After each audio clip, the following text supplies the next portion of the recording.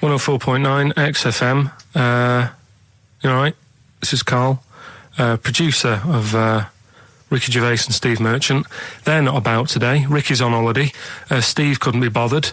So I'm left here with all the DATs. That's a digital audio tape of all the shows they've done since they've been here over the last, I don't know, year and a half or something. So we'll play you some of the best bits. Alright, so here's the first bit. I had some exciting news this week, Karl. You'll be pleased to find out. I'm worried that you might get a little bit jealous because it's obviously going to impact on your world quite strongly. Because I know you think you'd like things to be quite samey. You like the status quo to be maintained. You like the fact that in the past, we've had some crosswords. Because I remember. What did you think of me when I first walked in? When I first came in on the first day of XFM? I don't know why you're making a big deal out of it. Because I'm just being honest, though. I'm just being honest about a lot of people who see you for the first time sort of go, well, he's a bit weird. I know that, Steve, that you brought it up, and then you're again. But I'm sure that wasn't what he said before. No, did he say before? He's a bit weird. Yeah, he looked at you, and I could see by the look on his face. You know when your kid and your kid's sort of scared of something, and they go, "Why's your kid?" And goes, "Oh, he doesn't like pigeons or spiders." Right. It was like that when I saw Karl, and I brought you in, and I went, "What do you think of that, Karl?" I could see the look on his face that he was disturbed. Sure. And then, as he said, you get used to it, don't you? Yeah, you get used to it. And you have changed a little bit. Your hair's a bit smarter now, and you got some nicer glasses and that, I think. Or I might have just got used to it. Whoa, don't bring it up, Steve. Don't look at me like that. So you say that you think some other people in the office thought the same? Do you know that for sure? Karl. Did you discuss it? Karl. Yeah, I think they do, yeah. Okay, leave it there then. But not just in the office, as you walk through the building.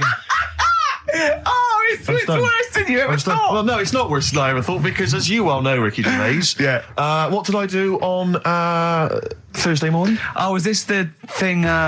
For those that perhaps are not of the female persuasion listening, there's a magazine. Apparently it sells quite well. It's one of the sort of female, issues magazines. I think it's called Company Magazine. It's like your sort of, I guess it's a bit like your Moore or your Vanity Fair or whatever.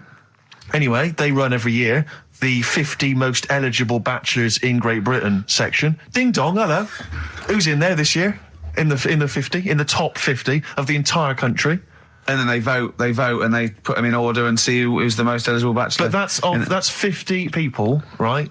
It always annoys me slightly because bachelor, it kind of seems like a more sophisticated word for loser. Yeah, doesn't it? Which always sort of unnerves me slightly. And also they try and do a different 50 every year, so they're getting pretty desperate to get different ones. No. Because also a lot of people who are sort of like successful, are married, so there's very little to... No. There's a huge... I don't know if this is international. It could even be international. I'm not sure, actually. So I could be up there with the likes of Justin Timberlake, etc. So Fred Durst... Yeah, that sort of person, So anyway, this is what's exciting, right? Although I'm slightly frustrated because they were telling me that last year, all right, because what happens is the readers of the magazine, they vote for who they think is number one most eligible bachelor, right? Last year, the prize was a 2-week trip in the Bahamas. Okay, this year, I'm rather annoyed because all I'm going to win is a moped. That's the prize this year. That's the prize this year, a moped. Whoa, backtrack. What? Sorry? Last year was a 2-week trip to Bahamas, and this year just a moped. All I'm going to get is a moped. All you're going to win is a moped. Yeah, you've got no chance. You've got no chance. Who else is in it? Well, I mean, I don't know lots of people you've never heard of. I know Duncan from Blue. Ding. So you're second to him at least already. I imagine you're going to come behind the other 49. No, because there'll be people voting for me. They get to vote for me. Yeah, Steve. They'll see my photo and then they can vote for me. Yeah, according to Heat, I was 22nd most sexy man in the world. I better take that helmet back. I would. Rick, you may remember that last week we opened with some quality knob news. Knob news, yeah. It was Hitler's knob. Hitler's knob was one of them. That just sparked off into a whole bunch of other kind of knob-related discussions. Yeah. And I'm pleased so far to see that we're almost at the halfway mark for this first hour. And so far we've only talked about nudity and/or Todgers. Yeah. So excellent work from us. Well done, lads. Yeah. I'm looking forward to Dr. Fox and the rest of the Sony award committee listening to this one. Yeah. But more knob news. I don't know if there's a jingle for that, maybe. You nearly had the eye out. Knob news. Knob news, excellent. This is an extraordinary story. A woman tried to sue her bosses for £210,000 after finding a cooked penis in a canteen stew. Hospital cleaner Sophie, something, I can't quite pronounce that name, was eating goulash for lunch and could not cut one of the lumps of meat. Oh, you can see where it's going. I've got so many questions already. I know. She picked it up and tried to chew it, but it was too tough. Then she inspected it with workmates, who all agreed it was a penis. Imagine that discussion. Yeah. Miss Matlata said she vomited for the rest of the day, instantly became a vegetarian, and had to have psychiatric help. It's not known whether the organ was from a human. The case continues. Well, it can be found out, so that's one thing. Obviously, the doctors aren't confused. They're not going, I don't know, I've never seen one like it. Yeah. Also, why is she eating goulash? I know. I mean, that's my first question. Why? Yeah. Lunch. What do you want? I don't know, I fancy some goulash. Yeah. Oh, some gooly lash. Gooly lash, Thanks very much it. Indeed. Lancashire cockpot. Oh, is on the menu. Brilliant. Only £5.50. Wangers and mash. I'd love some wangers and mash, please. Coq au vin. Coq au vin. It's already done for There's you. there's wangers and mash, coq au vin, Lancashire cockpot. That's just off the top of our brains. Yeah. So if So you've got if any you of your wanna- own, keep them to yourself. We're not interested. What do you make of that knob news? And he's in a hospital. Oh, yes, it was. it- No, hospital cleaner. You're right. Hospital Oh, cleaner. God. I know how your mind's thinking already. There's been a mix-up. That's been a mix What kind of mix-up? I love that. What, some bloke's gone in, some lesbian's gone in wanting a sex change. She's got a carrot for a cock. Bit of stew and steak. Stewing steak. Oh, that would be great. So on then, do a film review, quickly. Right. Well, today on film review, we're doing classic films, and today we're looking at Elephant Man, John Merrick, one of his better pieces of work. It's a sad film. I've never really been able to watch it all the way through. Sorry, John Merrick's better piece of work was him being the Elephant Man, played by John Hurt. Yeah. Go on then. Sad film. When I was younger. Tell us a bit about it. What is it about? Who's John Merrick? It's about a fella who's got a funny head. Right, tell us this. And, he lives in, I think he lives in London, in like about the 1930s or something like that. And he's being picked on all the time and stuff. And first time you watch it, you'll probably cry a bit. And then the second time you watch it, you're just sort of thinking, God, that would be bad. Sort of having a head like that being picked on all the time. Then the third time you watch it, you might think, how does he get his jumper on?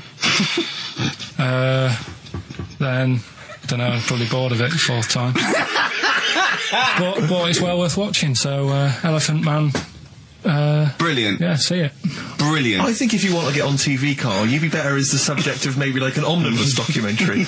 Living with Carl. XFM 104.9, Ricky Gervais, Steve Merchant, Karl Pilkington. Tell us about this monkey, Carl. You're going to love this one, Steve, right?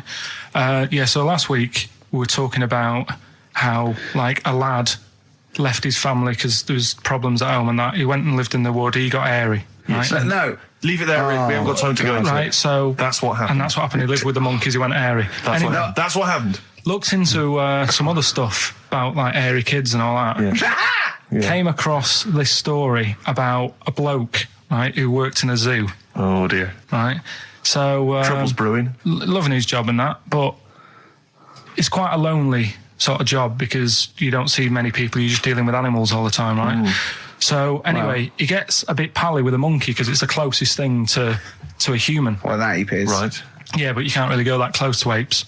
It's dangerous. What do you mean? What type was it? Do you Just mean let him tell the story. Was it a chimpanzee? I reckon it was a chimp, yeah. Yeah, it was you a don't chimp. even know, so it was that's a an chimp. ape. It was a Okay. chimp. Yeah, but it doesn't matter, does So it? he It's the gets story. pally with him. Right, so he gets pally with What, him. did they go on and holiday together? Well, no, I mean, it starts On the off. pool together. It starts off just checking each other out and probably sharing lunch and that together. Yeah. Right.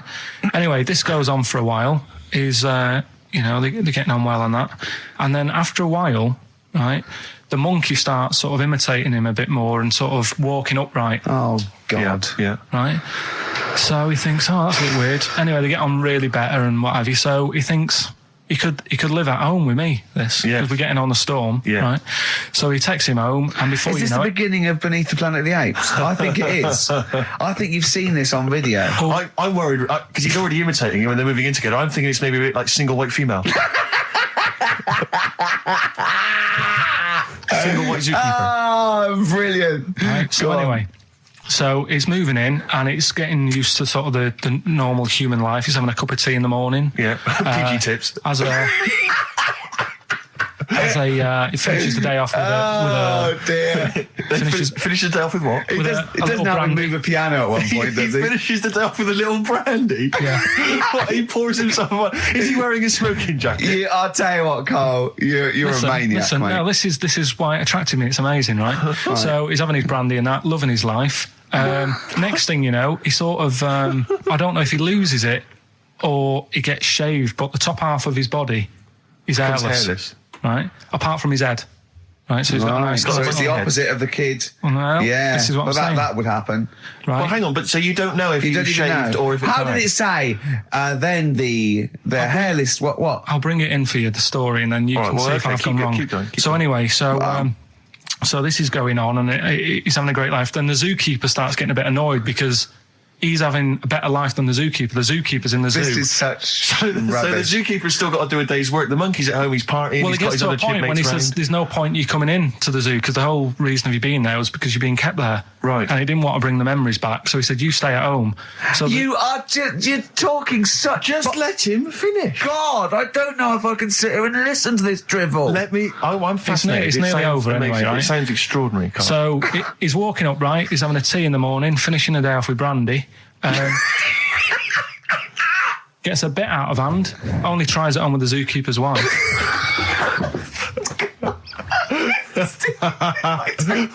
Make him go away, Steve. How does he do that? Well, because he's around humans a lot, he becomes a bit of a charmer. And, But what is it that he could do to seduce her? Pick fleas out of her? he didn't say. He was built. Yeah, he was well done. So what about that? What do you mean, what about it, Carl? It's obviously not true. I don't understand how... I love the fact he becomes a charmer. He's got better taste in brandy. Exactly. And what was it that he was doing that seduced her? I don't know. I thought maybe because he was at home more than the zookeeper was. But what would he be doing, Carl? He's not going to be talking with her. They're not going to be playing Trivia Pursuit. Maybe she liked the silent type. He didn't go into that. He just said that's when the trouble started. Carl, play a record. Right. Is that what Suzanne did when she brought you in? That was Radiohead, and they're there. We're not here. All right, pre-recorded. Coming up is one of Carl's little things. Enjoy it. Something else we're giving away. The Shining. It's just more throwing away, isn't it? Once again, is it on video? Once again, it's on VHS. Just because you buy it out of your own money, Carl, stop being so mean. And I want to watch it tonight because it's one of those films that... So you're going to watch this video and then you're going to send it to someone as a prize? Yeah, it's one of them films that... Sorry, you just said yes to that without blinking. Well, yeah. You don't think, like, Les Dennis doesn't have a quick go in the car on Family Fortune before he gives it away? It costs $5.99. Jim Bowen has a go at those his and her towel racks. It costs $5.99, Carl. Okay, this is Carl in the classic The Shining. And what's the question? Well, we might ask that afterwards. Okay, then. Fine. Still trying to write the book, then? Yeah? Yes. Good. Funny, someone told me the other day, weird thing about a typewriter, the top row of letters, the longest word you can write is typewriter. I'll just show you. That's weird, isn't it? It's just the typewriter being... You're not in the mood, are you? You're in one of those grouchy moods again, like you get into when you're writing. I'm not being grouchy. I just want to finish my work. Yeah, just being a bit funny, a bit offhand and that. Let me explain something to you. Go on. Whenever you come in here and interrupt me, you're breaking my concentration. You're distracting me. And it will then take me time to get back to where I was. Understand? Yeah, but I just was coming in to try and cheer you up. You know, if you... I mean, I'm full of ideas as well. You know, if you're having a problem coming up with stuff, got loads of stuff, loads of ideas you could write about. The other day I read about this airy Chinese kid. What do you want me to do about it? No, it's just that it could make a good book. Do you know what I mean? Sort of following round. That's swell. Well, I'd buy it. You know. But if you don't want to know, we'll have to... Don't bother doing it, but... Do you know what I mean? It's just airy Chinese kid. It's weird because they're not normally that airy over there. Yeah, this kid caked in it. But if you don't care... I wouldn't touch one hair on his goddamn little head. You don't have to touch any hair on his head. Like I say, he's covered. Leave the head alone if you want. Touch his hands. He's totally covered in it. But I love the little son of a bitch. Well, don't go that far. You haven't met him. But I can sort it out. I'd do anything for him. I don't think you'd expect that much. Just take him to the barbers 3 or 4 times a week. You know, he's a good little kid. In fact, I'll do it. I think I'll write a book on him. Yeah? Do you think you can handle that? Yeah. You're not too busy, are you? Well, yeah, I'm pretty busy. I've got to sort out some monkey facts for the show this Saturday, but I reckon I can still... Why don't you start right now and get out of here? All right. I will. You're going to be like that. Couldn't borrow a pen, could I? See you later. There you Haunting. go. Haunting stuff there. Karl Pilkington in The Shining. You know, in the film, Jack Nicholson goes crazy because the suggestion is he's maybe possessed by demons that maybe are in the hotel. But, you know, if I was stranded in a desolate hotel, removed from all human contact with Karl, I'd go mental with an axe without being possessed by demons. That's more chilling to me, trying to get some work done and you keep wandering in. I'm trying to get Karl to spend a couple of days in the caravan with me, just for the hell of it. And he won't. I've offered him money, won't I? I think it'd be a great laugh, wouldn't it, Karl? Oh, yeah, great. That would be terrifying. No, I want to film it. I just want to film it. Like a little video diary. There's Karl there, he's just waking up. Well, if I was stranded in that would be like being... I may as well be with Freddy Krueger and Jason Voorhees. That's more scary. The thing is, Ricky doesn't mess you about as much as he messes me about. No, you see, you've given him an inch. You've given him an inch and he's taken a yard. 12:30 you got in today. In 30 minutes between 12:30 and 1. The old bin lid on the head. He wanted to do that again. Yeah. Squeezing my head, think he had a go at. And a karate chop on the back of the neck. Yeah. All in 30 minutes. Yeah. Who else can say that? Anyway, Karl, look, you almost let it slip then as you were talking about your filling out that application form. There's some big news that everyone needs to know, which we were stunned by in the week, although the more we sort of talk to you, the more it starts to fall into place. Yeah. But, Karl, what's the story? That I haven't got me exam results from the GCSEs. He never turned up to get his exam results. I was working. And so, how many did you take in the end? Because you weren't even sure about that, were you? You think you took maths and English, don't you? Yeah. And you think you've handed in the artwork for art, don't you? Now, art was continual assessment, wasn't it? Coursework. And what was it that you made? I made a man sort of putting his arms into a car. You've made a model of a man putting his arms into a car. What was this? So that one's passed. Was that this is a homage to break-ins in Manchester? Was this? What was this? Oh, look, he does what he sees. Yeah. So you've got that. That's safe. You've definitely got that one. So you've taken art, you've taken English and maths, you think? So this is what we're going to do, listeners. We're going to try and find out his exam results for him and tell him next week. Live on air. We're going to call his school, we're going to try and track him down, and we are going to have a little envelope, and we are going to give Karl, at the age of 29, his O-level results. GCSEs, yeah. Now, Karl, so you took maths, yeah. You think, you took English, do you remember turning up to do those? Do you remember sitting in the room filling in the forms? Yeah. Okay, and how did you feel you did? I don't think I did well. You don't think you did well? Did you revise? No. Why didn't you revise? Because I don't really believe in it. Okay. Well, it's just that if you don't know it, then you don't know it. You shouldn't have to start looking at the book. If I went to like the hospital, yeah, and the doctor said, "Oh, you need your appendix out," but hang on a minute, I've just got to read up on it. Yeah. that isn't good enough. Okay. He should know, and that's the way I feel about it. To be fair, though, He did do the revision beforehand. yeah, they don't usually pass on, maybe when they're in practice. Yeah, 7 years information down they the took in line. by osmosis. Yeah, yeah, and they bloke comes in and goes, "Can I just see what you did with that?" And I goes, "You've passed." Yeah. Phew, that's a good one. Yeah. Good job I watched Casualty. You don't talk to anyone, do you, in the week? You just hide in your little sound booth thing, and you really don't talk to anyone, do you? Much? Not really. No. I mean, you might call up. Yeah. But no, I keep myself to myself. Yeah. Then you don't get bogged down in the office politics and stuff. Yeah. Is there a lot of office politics here? I don't know. I don't get involved in it. Oh, yeah.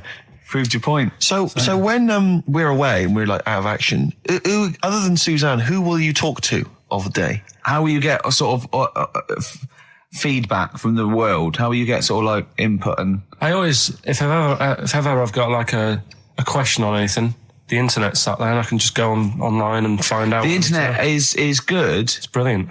But it's not all verified. It's not all necessarily factually accurate. Anyone can put things onto the internet. It's it's freaks and things that put on things like... Here's one that I read in a week, right? Go on. About this woman. Yeah. She was a bit of a punk.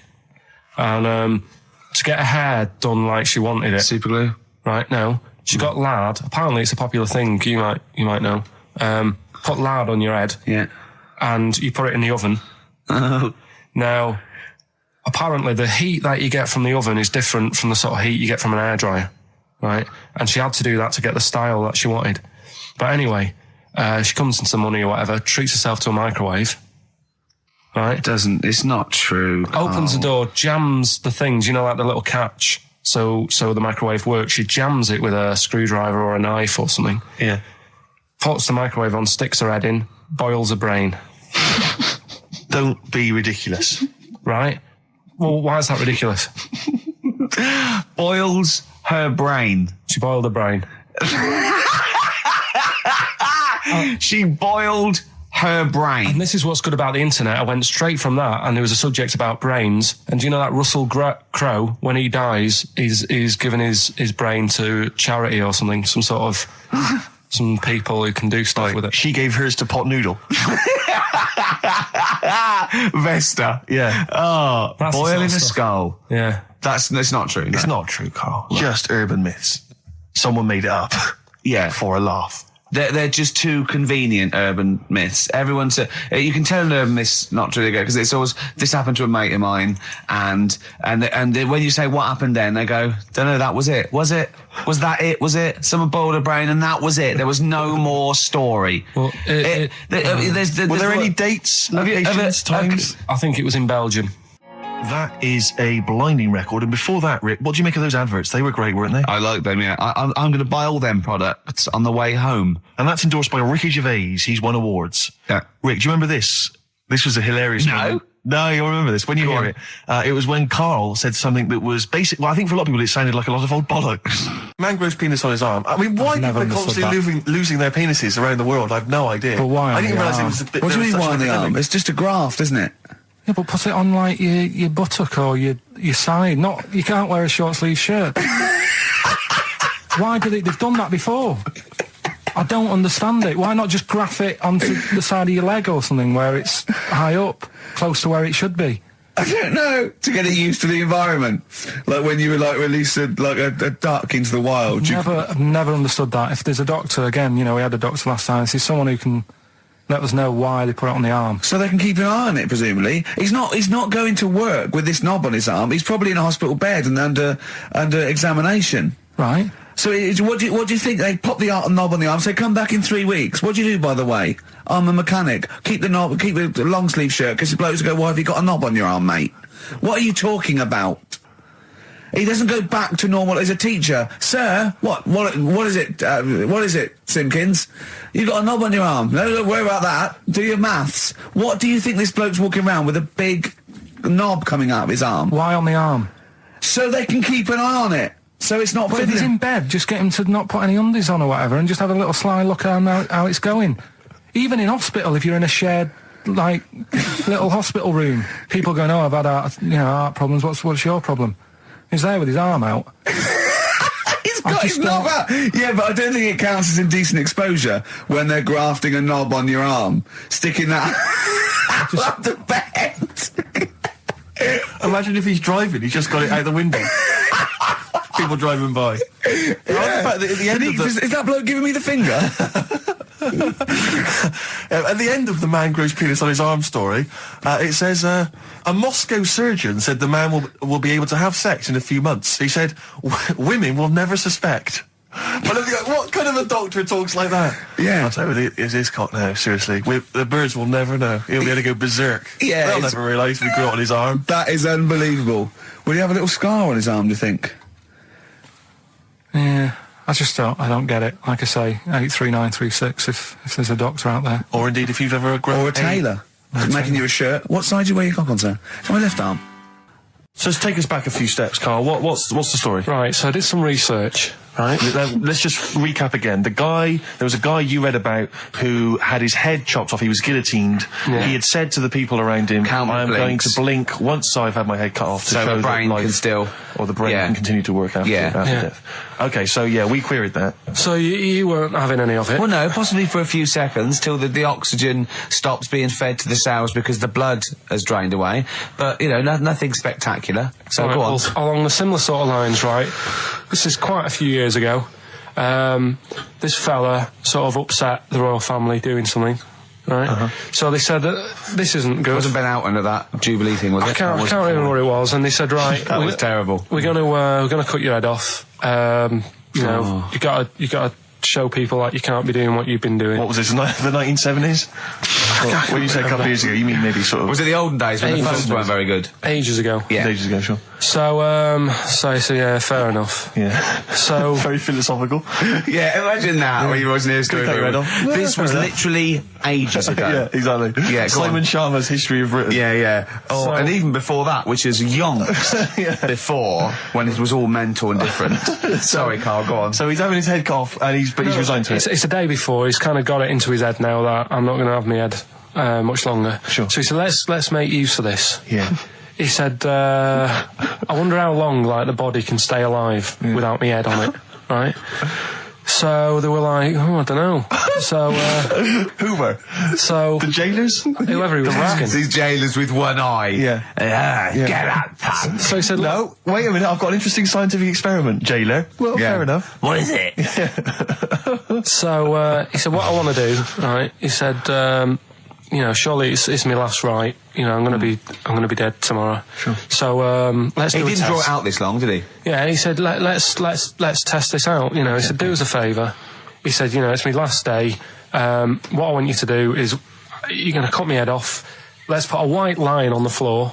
Right. And see if, because there's no point asking how far he can sort of walk without an head if there isn't a line, because you don't know what to count. Do you know what I mean? If he loses his head and he's running around all over the place, you can't really count That's that. not impressive enough, yeah. So they said, let's make a white line. Sure. Yeah. Who said this? He did or they did? I think they started to join in with him and saying, well, let's make this a... Sure. You guess it. Go on. So, They got Norris McWhirter down. The Guinness people. Oh. Yeah. so they said, let's get this white line. Yeah. And Dedication's all he needs. we'll do this tomorrow. And he said, all right, then I'll see you in the morning.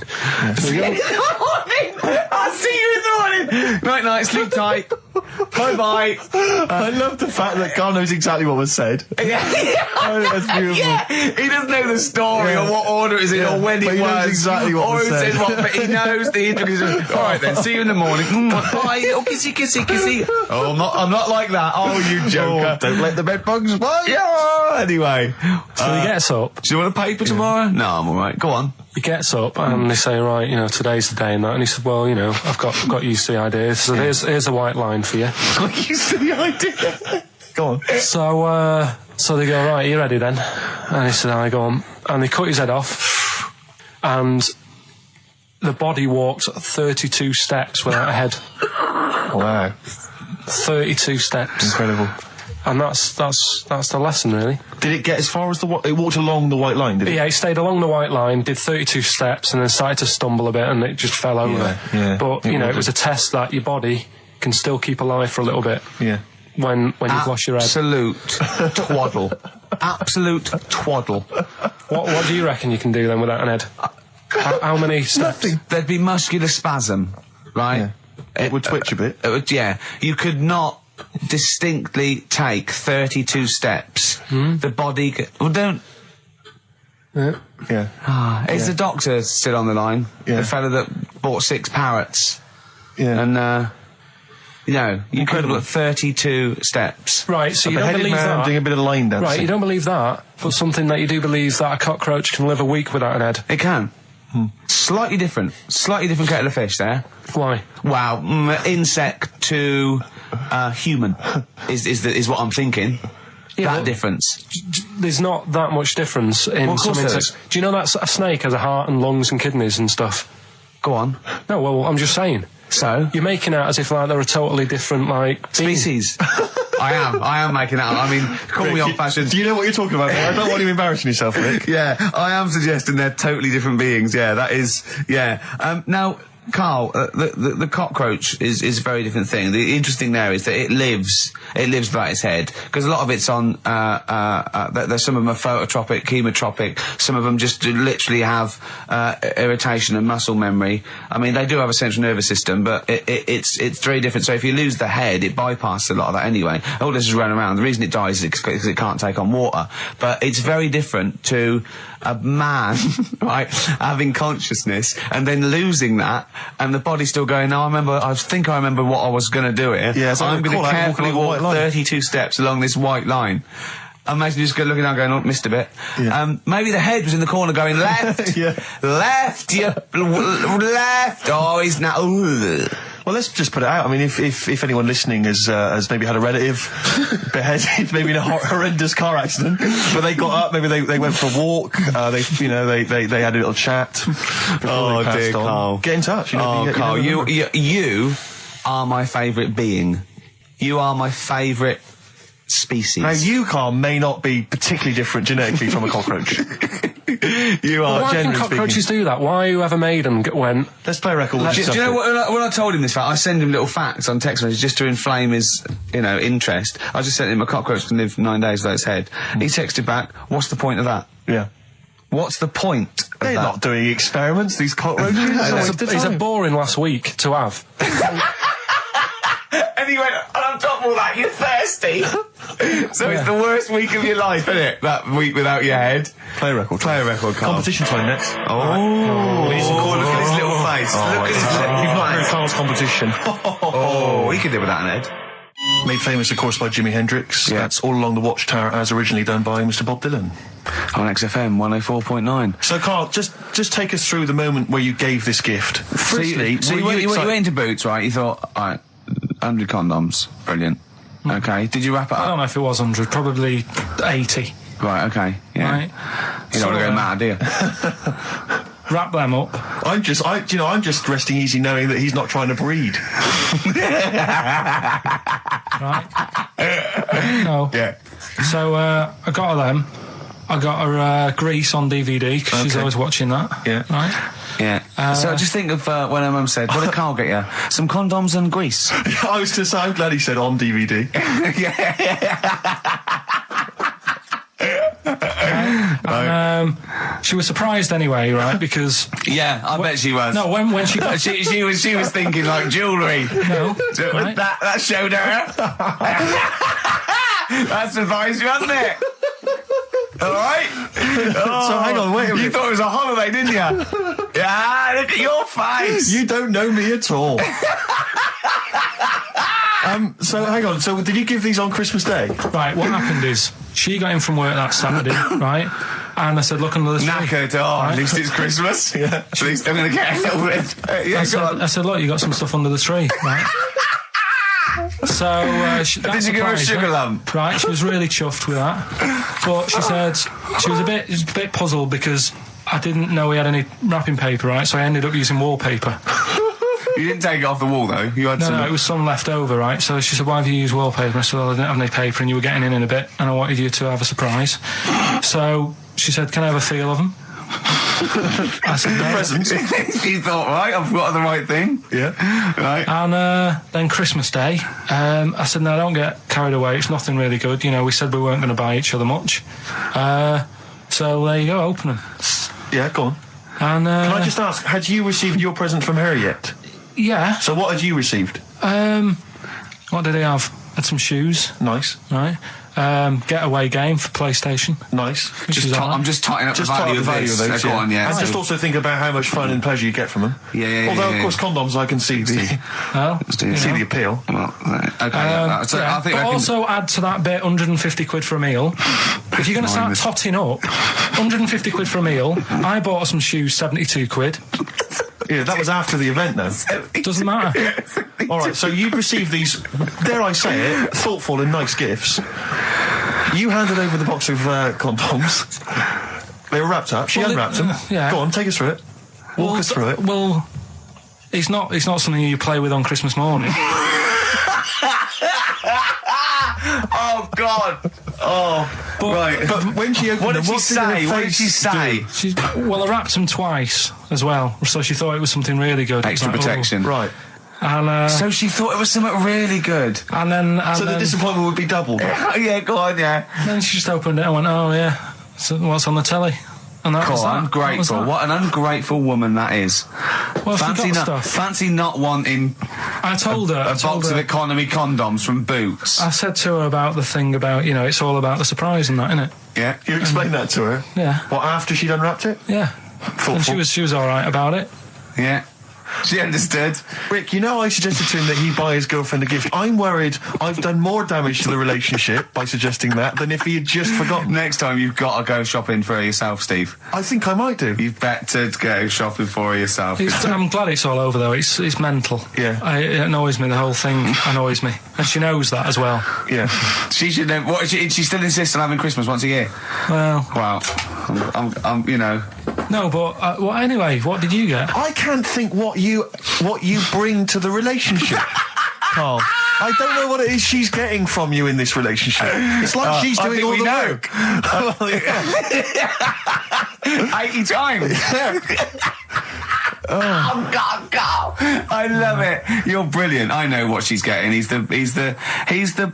What? No, he's not thoughtful. No, but he's thoughtful. He's the best he can do with the brain he's got. Do you know what I mean? Right. He's doing his best. He's absolutely doing his best. There's no. He's working at the limits of his powers. Do you know what I mean? Though he's done as well as he can with what he was given. Sure. Yeah, and that's admirable. Yeah. It's like, I think he's done better than you'd expect. I bet his teachers didn't even think he'd get this far. Do you know what I mean? What, find a girl? No, well, yeah, a job, a girl. Yeah. Do you know what I mean? Clothe himself. He's done really well. What do you think, Carl? You think you've done well? I think I've done all right compared to some of my mates. What are they doing now? Probably not that much. Do you know what I mean? Mrs. Matthews said I wouldn't be an high flyer. I think I'm doing all right. Yeah. Do you know what I mean? I have a holiday every year. Got somewhere to live and that. Yeah. Got a new flat, haven't you? Yeah, so where are they then, the condoms? Did she show them to her family and friends? No. Take them into work? Look what Carl I'm surprised she told Ricky, actually. I was a bit disappointed in that. Yeah. Because I didn't go shouting around. Well, she was so excited, Carl, clearly. She was just so pleased and proud. Yeah. All right, play records, we'll come back to it. No, that's it now. All right, XFM 104.9, Ricky Gervais, Steve Merchant, Karl Pilkington, not here. It's the best of. You've been voting in all week, sending your emails. So here's the clips that you wanted.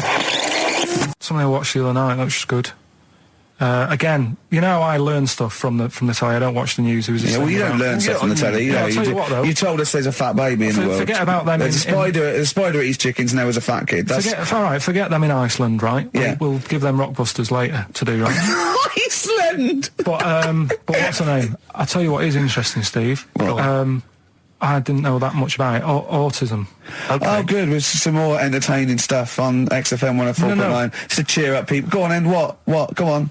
No, right. Have you heard about it, Steve? What autism? It scares me to death when he comes up, when he touches on a serious subject. We've been talking about wheeling a dead pope round, the Chinese don't age well, and ginger people are hated. And now we're going to touch on a really... I mean, no, I said, my heart's in my throat. Go on, Carl, then. Tell me your insights to autism. Right, well, there was this... Again, Channel 4 coming up with some good stuff at the moment, right? It might have been Channel 5. But what's the name? It's the attention span that I like. Oh. These people who they've got like this autism thing going on. Yeah. And they sort of take in a lot of information. They get sort of they get so into it that they know everything about that subject and what have you, right? And there was this lad who, he knew everything, right, about EastEnders. Right. He sort of, the cameraman was saying to him, so, you know, why EastEnders and that? And he said, I don't know, I just like it. And he said, I remember when I first watched it, it was a Thursday, it was 5 to 8, Pauline Fowler walked in, she had a pink jumper on, she said, all right, love. And he remembers everything from that moment on. Yeah. Right, and everything, which is great, but then the way the programme was making out, it was almost like they were saying it's a disability. Right. When in a way, it's more like a superpower. Sure. Like Rain Man. But if you can take It's Rain Man. No, I'm he not. has special autistic powers. Oh God! We must send for Rain Man. I don't know what to do. So I you don't know mean what to so do. he would be a But great there's contestant other on Mastermind, things. sort of autistic Sorry. Mastermind. He'd be Well, what I'm dynamite. saying is, don't be watching EastEnders though. Sort of, why didn't they give him an encyclopedia and say, get into that? Sure. That'll be useful. Yeah. Keep him away from EastEnders. Wasting his time there. But I don't think it is a disability. No. Yeah, I well, always- there are other things, and they're not. It's also autism is a matter of degrees. From what I know, and I'm sorry to have to do this, but I feel that I have to at least be the voice of reason, as ill-educated as I am on the subject. But I think there's degrees of autism. I think some are higher performance than others. There's other issues with it. It's not they're just got good memories. They don't go around doing tricks for people because they can remember stuff. There are other issues with it. Do you know what I mean? Right, well, I mean, they seemed a bit... But you watched the programme. What did you learn? That he knows when Pauline Fowler came in. Yeah, I mean, there was other bits where they couldn't control her emotions and stuff. Oh, But- that other little bit, yeah. But the main bit of it was he can soak up information and stuff, and I'm just saying it didn't seem really bad. Do you know what I mean? There's disabilities where people say that's a bad disability. It's Go like on. how people say about... This is I don't brilliant. know. This is just like this is amazing to be in a room with this man. It's incredible. You just wind him up and listen to what comes out. And I'm going to sit back now. I'm not going to defend you or explain anything. Just go on and tell me about the other disabilities that are worse. What I mean is how people can sometimes easily get mixed up. How people are scared of like a cyclop. When at the end of the day, he's got a disability.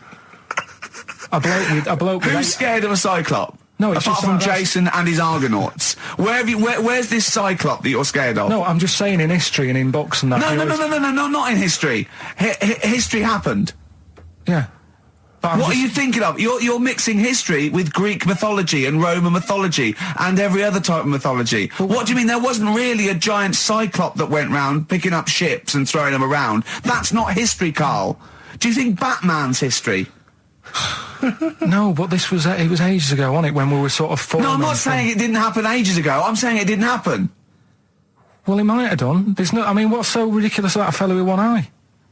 In the middle of his head, and he's big and scary and lives in a Why is he cave. scary? Because he's got. What if he had 8 eyes? I'd be scared of him. At the end of the day, he's got a disability. Oh, we'll talk about it in a bit. That's the sort of thing I think we need now, right? We've covered a lot of stuff. What, education? Teaching, yeah. Well, okay, what do you want to know? Don't know. Have you got just- something? Can you educate us on anything? I've been reading bits So and could we bobs. bring back just for one night only, educating Ricky? Oh, I'm excited. Yeah. Do you think it warrants that? I don't know enough about it. Do you know what I mean? About what? It sounds perfect. Play the jingle. Oh, educating Ricky. He's getting smarter. A couple of things happened in the week that I read about. Okay. Keeping up on what's going on and that. Sure. Yeah. One was about that Galileo fella. Okay. Was it about 1636? Was it? I think it might have been not earlier. bad. Go on. Did some stuff with light and that. Is he, Yeah, he did lots of physical experiments, yeah. Is that it then, Carl? Is it? He did That's some sort stuff of- with light and that. What did he do with light? What was that? Well, I think he invented the first... Telescope. Telescope. So I think it's a particular lens, though, and he did experiments where he dropped famously two different weighted balls from Pisa, and they hit the ground at the same time, showing that it doesn't matter, the weight doesn't matter, but air resistance does and stuff like that. I think he probably He explained it a bit better than that. Yeah, but I'm talking to Carl. Sure. Did they need to know He's stuff? just thinking about pizza. Yeah. Did they need to know stuff like that back then? What do you mean, did they need to know stuff like that? It's just... There weren't people going around going, I've got to drop these 2 things off the bleeding tower of pizza. I just don't know which one's going to land first. Yeah, I need to know. Why do you need to Bring me know that? Galileo. Yeah. It's for a bet. Yeah.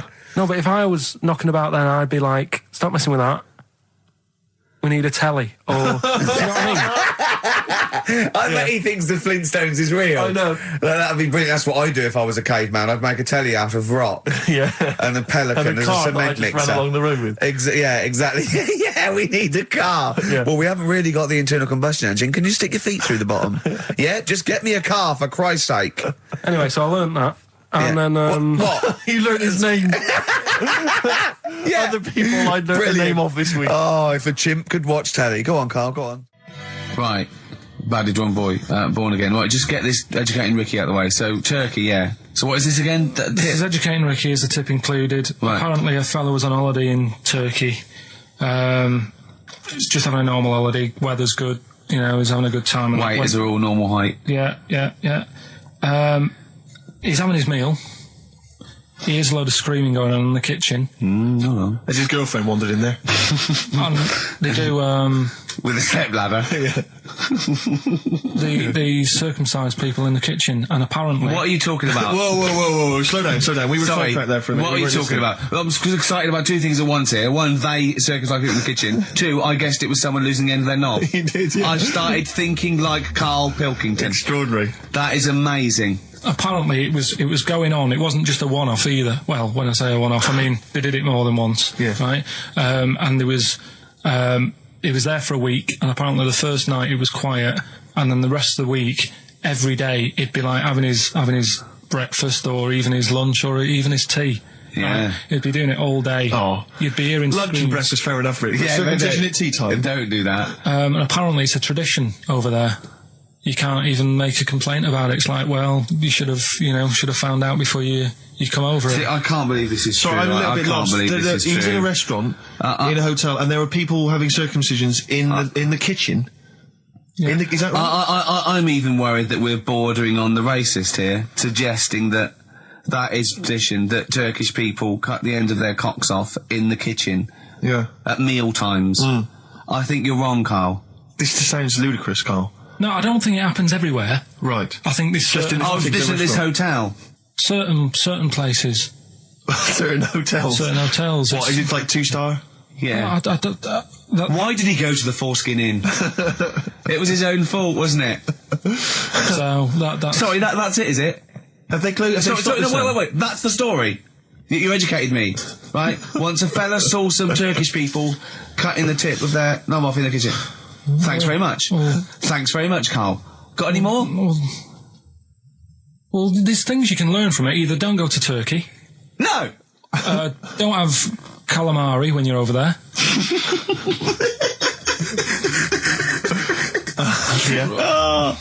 Carl, you've done it again. Well, I'm Ricky Gervais, with me Stephen Merchant and Karl Pilkington, Yep. our producer. In inverted commas, heat put. Yeah. Yeah, they know. How you doing, all right, Carl? yeah, didn't they also write something about me bald round head? Yes, perfectly round little Yeah. bald man head, they said, so... Because you need to know that when you listen to the radio and that. Really matters what my hair's doing.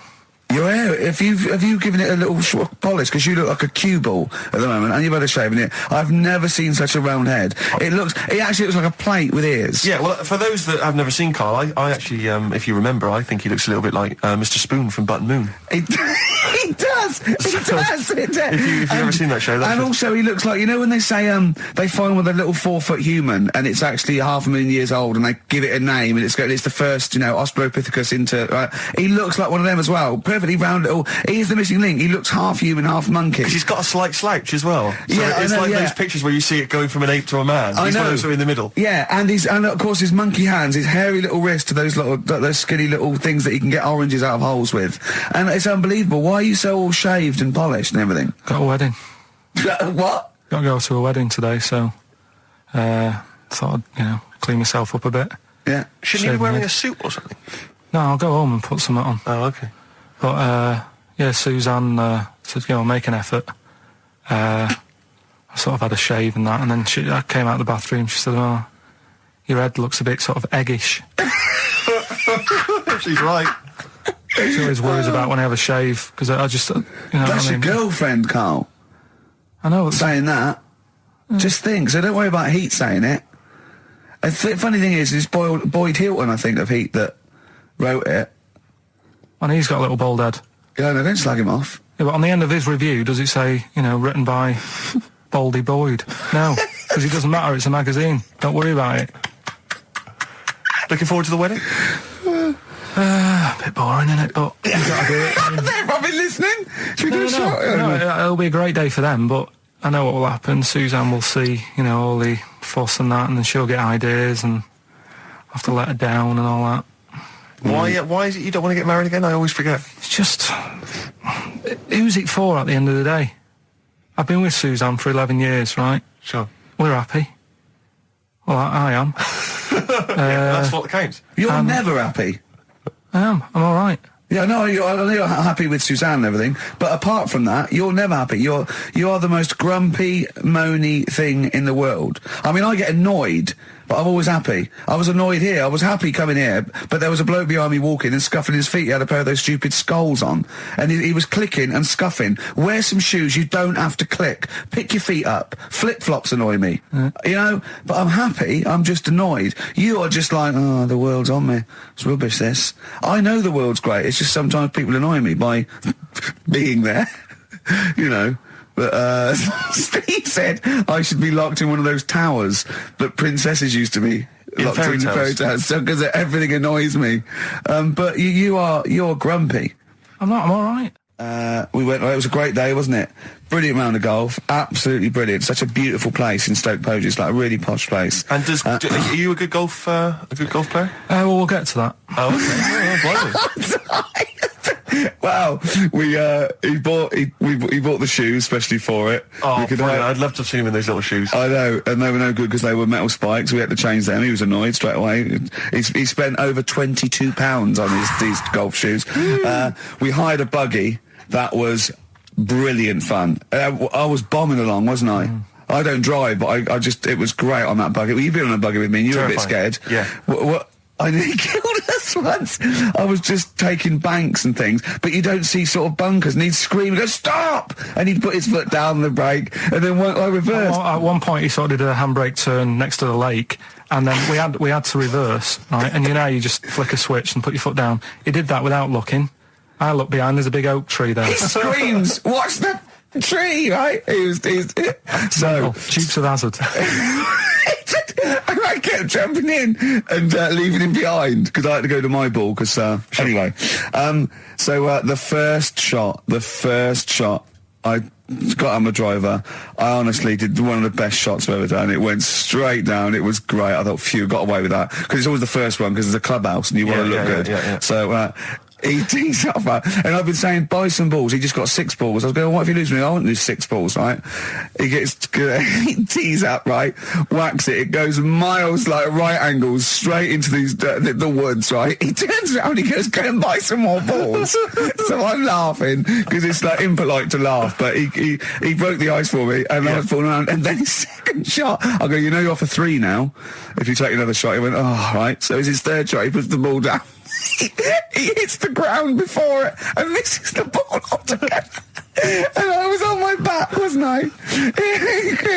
Unbelievable. Actually rolling about on his back. I was rolling about. And we were terrible. I went round 107. He went round in like 119 or something. Sure. It was just rubbish. How long did it take? 5 hours. Of course. And there was no one around, luckily.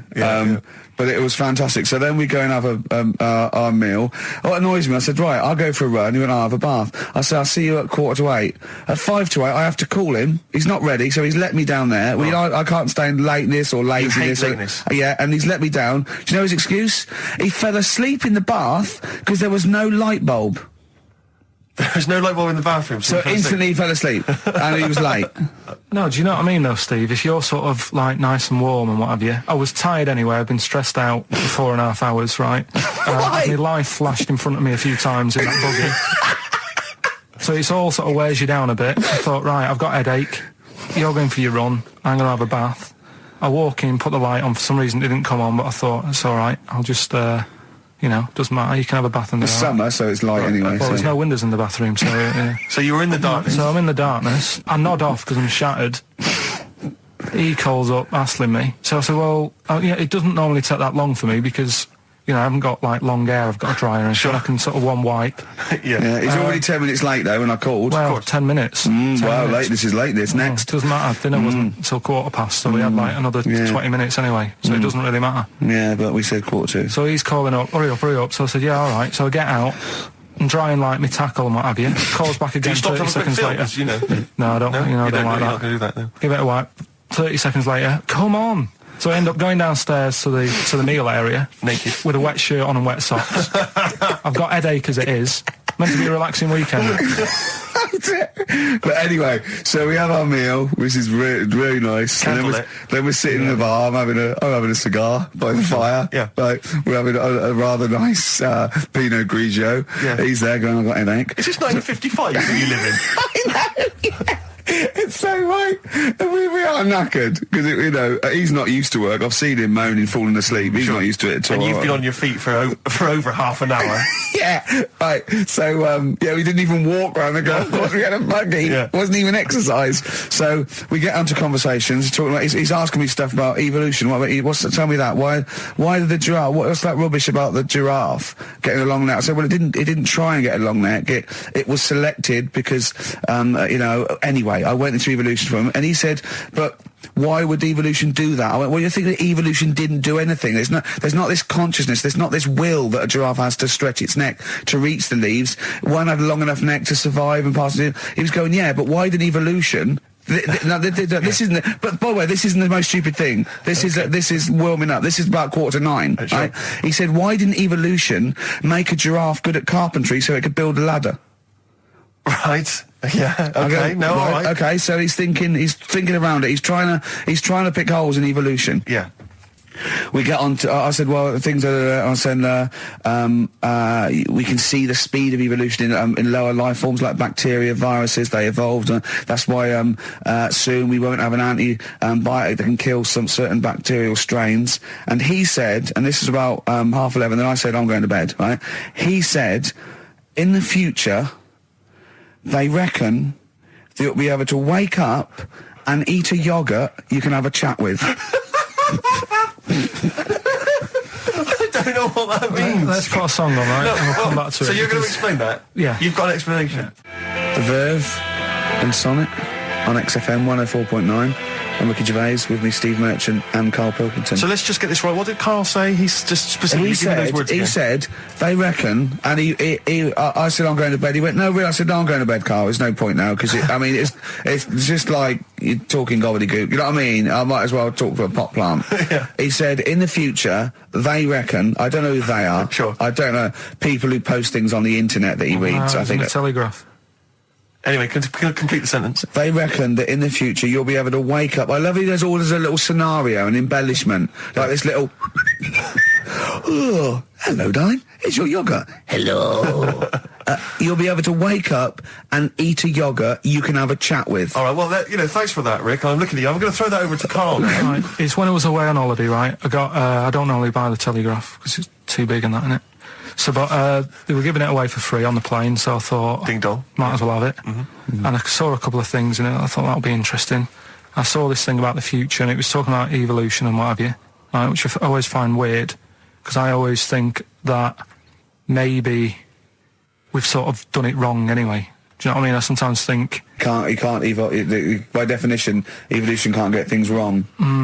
Things change, that it's not successful, it can't pass on its genetic material, but if you're around, it's working. If you're around, it's working. Slugs are as evolved as they need to be. Slugs are as evolved as you and me. That's true enough. Yeah. No disrespect, but it works. It works. Sorry, they're around. Anyway, what's your point, Carl? No, I mean, I think we probably would have been better off staying as a fish. Just because there's more water than land, isn't there? Right. And you wouldn't drown. This is why I went to bed. No, I'm thinking of dozing off now. Yeah. No, but do you know what I mean? From, what was it? It was bacteria, it was fish, mermaid, man. onwards and what have you. So anyway. Oh God! No, there are a few knowledge gaps in your theory of evolution. All right, You generally got it right though. So yeah, But I mean, basically, yeah, it went bacteria, fish, mermaid, man. What's next is the big question. So it was telling you all about this and what have you, and saying how, like, we shouldn't have interfered, because maybe if we wouldn't have invented planes and what have you, maybe we'd be able to fly and what have you if we really needed to and stuff like that. Okay. So we've interfered with evolution, you see. right. Well, then it was saying, well, what's the future got? Well, yes, in one way we have interfered with evolution. Yeah, the evolution of the human being in society is changing. It's no longer based on the strongest or the fittest, because medical science can keep us alive long enough. People can pass on their genetic material where without this civilization they wouldn't have been able to. So yeah, there are different parameters, there are different pressures, there are different things that say whether we're going to pass on our genetic material or not. Okay, so in that sense you're right. And that, Rick, as far as I'm aware, has led to a yogurt that you can eat and have a conversation with. So this is what it was saying. It was just saying, you know, we're living in mad times and that. You know, there's a lot of weird stuff going on.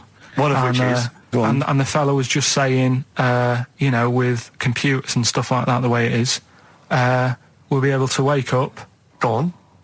have a chat with your yogurt and have something to eat. What do you mean, have a chat with your yogurt? Because of the amount of, I mean, you have them yogurts already, those friendly yogurts, those bacteria-friendly ones, so this is just a really friendly one. Yeah, they don't... Oh, God! I might burst! Do you know what, sometimes, Carl, I think that we're having a chat with a yogurt. Do you know what I mean?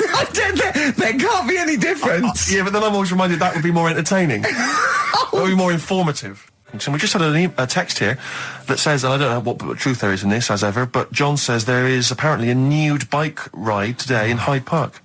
Now, I can't believe that's the case, because I don't think it's allowed, is it? You can't ride around with your veg, can you? I don't know. Why would you want to?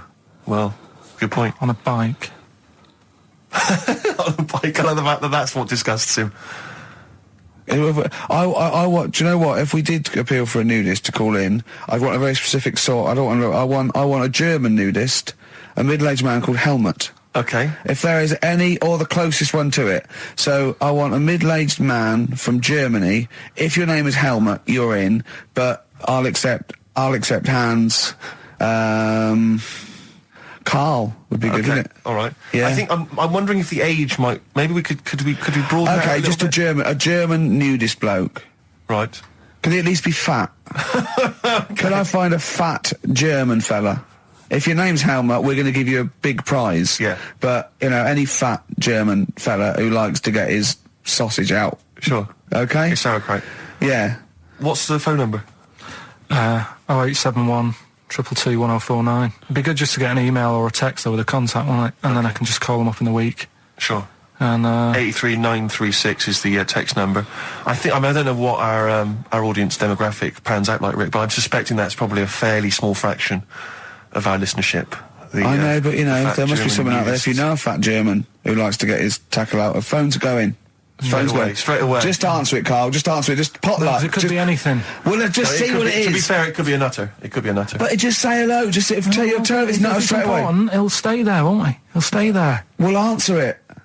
Let's Answer it. Leave it. Answer it. Oh, you see this? It's gone. It's gone. There you go. He bottled it, so just as well.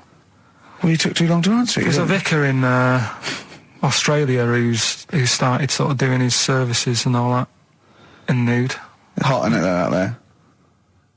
Yeah, Where'd but you get the churches aren't. Churches are pretty cold. It was on some website. Of course it was. Yep. Just saying about a vicar and that who's there's a lot of nudists and that who want to get married. Do it, you know. Don't mess about with the wedding dress and that. Just snip up. Cheaper, isn't it? Well, I suppose it's so. I suppose if you believe in God, you believe that that's the way to be, innit? Because Adam and Eve and that. Yeah, but then in Adam and Eve, the shame made us dress up, didn't it? Yeah. Eating the apple and things. Yeah, but God didn't want that, did he? No, he wanted to see it all. He was loving it. He was having a whale of time getting a life full of all of that, and then the snake said, cover yourself up. Stitched him right up. Yeah. So if you believe in God, which clearly I don't, do you believe in God, Carl? Don't know, I don't really worry about it. It was ages ago, wasn't it? So, you know, if it's about, whatever. Not that bothered. Adam and Eve's pretty interesting, though, isn't it? It's not. Well, how was it interesting? He made man out of dust. Then just because he could, he's having a laugh. Then he made her out of one of his ribs. Again, he'd like to vary it a little bit. Then they had 2 sons, which gave rise to the entire human race. What was going on there then? What would have happened if they didn't get on? That's interesting. Sometimes with pandas, they don't fancy the other one, do they? They go, well, that's my choice. One. You've brought me one panda from Lisbon Zoo, and I've got to shag that. What if I don't fancy it? What if they bring in a right slapper? Do you think What if it's the equivalent of, like, Love Island, Well, I whatever it's imagine called? it was like Celebrity Love Island. Yeah, and they're going, I am not shagging that slapper. Every panda in the world has seen that dirty old mott in magazines. Why am I meant to mate with it?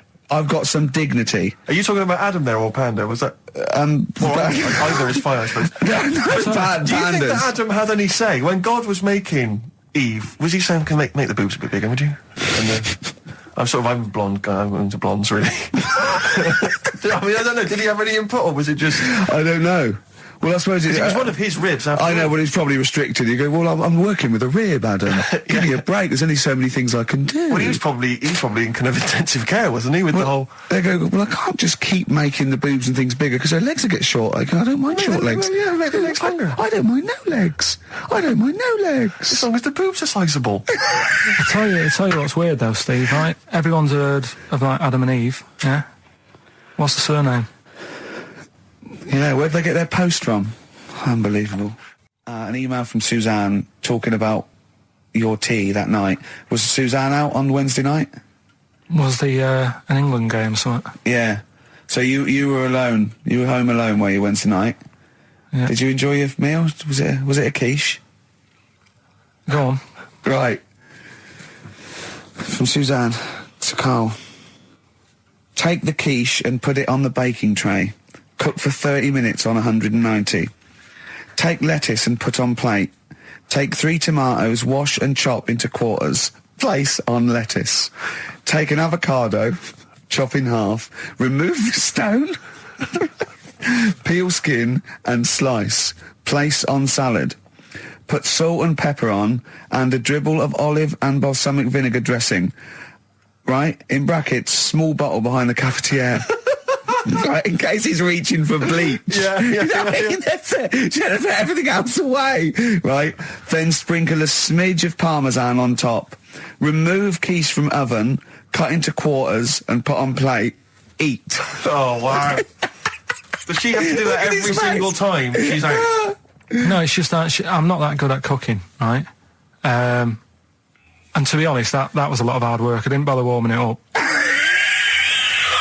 And I did without the avocado. Why? Too much messing about. He didn't even do that with instructions. It was too much. But yeah, I'm not that good at cooking. And Did you that's not cooking though, is it, Karl? That's heating up a slicing. quiche. That's cooking it is making the quiche. Yeah, but I'm just. Could you have figured that out if she hadn't left that note for you? Why does she have to tell you what the olive oil and balsamic vinegar was? Because I've put sort of cooking oil on my food once, and I said, oh, it's a bit. It's ever since, right? Years ago. I'm gonna die. Years ago, leaving Mr. Magoo at home. It was ever since I put sausages in the toaster that. What do you mean? I nearly set the flat on fire. Because do you know, like when you're grilling food in a pan and all that? Yeah. Sort of sausages spit and it goes everywhere, doesn't it? And it makes everywhere greasy. In the toaster. So I thought, well, just want to warm them up. Yeah. Bung them in the toaster. Yeah. What happened? And she sort of caught. Well, they got stuck and they got caught on fire. I imagine. She came in just as I was sort of plunging it, and might have came in from work. Said, "What are you doing? I said, I'm in sausages." Well, the oven isn't on. I know they're in here. What? You turn it off? Panicking and that. But I've never been into it. I've never been into cooking and that at school and stuff. I didn't bother doing it. Oh Every time Suzanne comes home, she must think, please be the house still there. Yeah. Please not let me hear a fire engine as I come round this corner. Oh, God. She comes and goes, oh, God, thank God. I bet she's always happy to see you when she gets home and you haven't burned the place down or introduced some howler monkeys or something. Unbelievable. What I find extraordinary is there are people who are in sort of care in the community who don't need instructions on how to prepare food. Oh, they do. They can do it. Yeah, you show them once. Yeah, they do. Whatever you do, don't put sausages in the toaster, Johnny. Do you know what I mean? Yeah, and they've don't- learnt it. They don't put sausages in the toaster. Yeah. What did they put their fingers in? But, yeah. Chris Campling Yeah. did a review of the show. Right. And basically said that Karl Pilkington is a creation of Gervais and Merchant. Well, if only that were the case. He said he started off saying he liked the show. Yeah. He was excited. Said it was a good show. A lot of the jokes. I'm already questioning his critical faculties. Yeah, exactly. And basically said that we didn't contribute much, or seemingly didn't seem to contribute much, and we couldn't sort of like ad lib or anything. We just laughed at, particularly me, laughed at Karl Pilkington, who was coming up with some, quite funny stuff. Yeah. Right? But then he does a twist on it. He goes, but the thing is, we're the puppet masters. He's a created person. We've created the persona Karl Pilkington for our own amusement. Right. He bases this on simply that we talked about... What was it we talked about?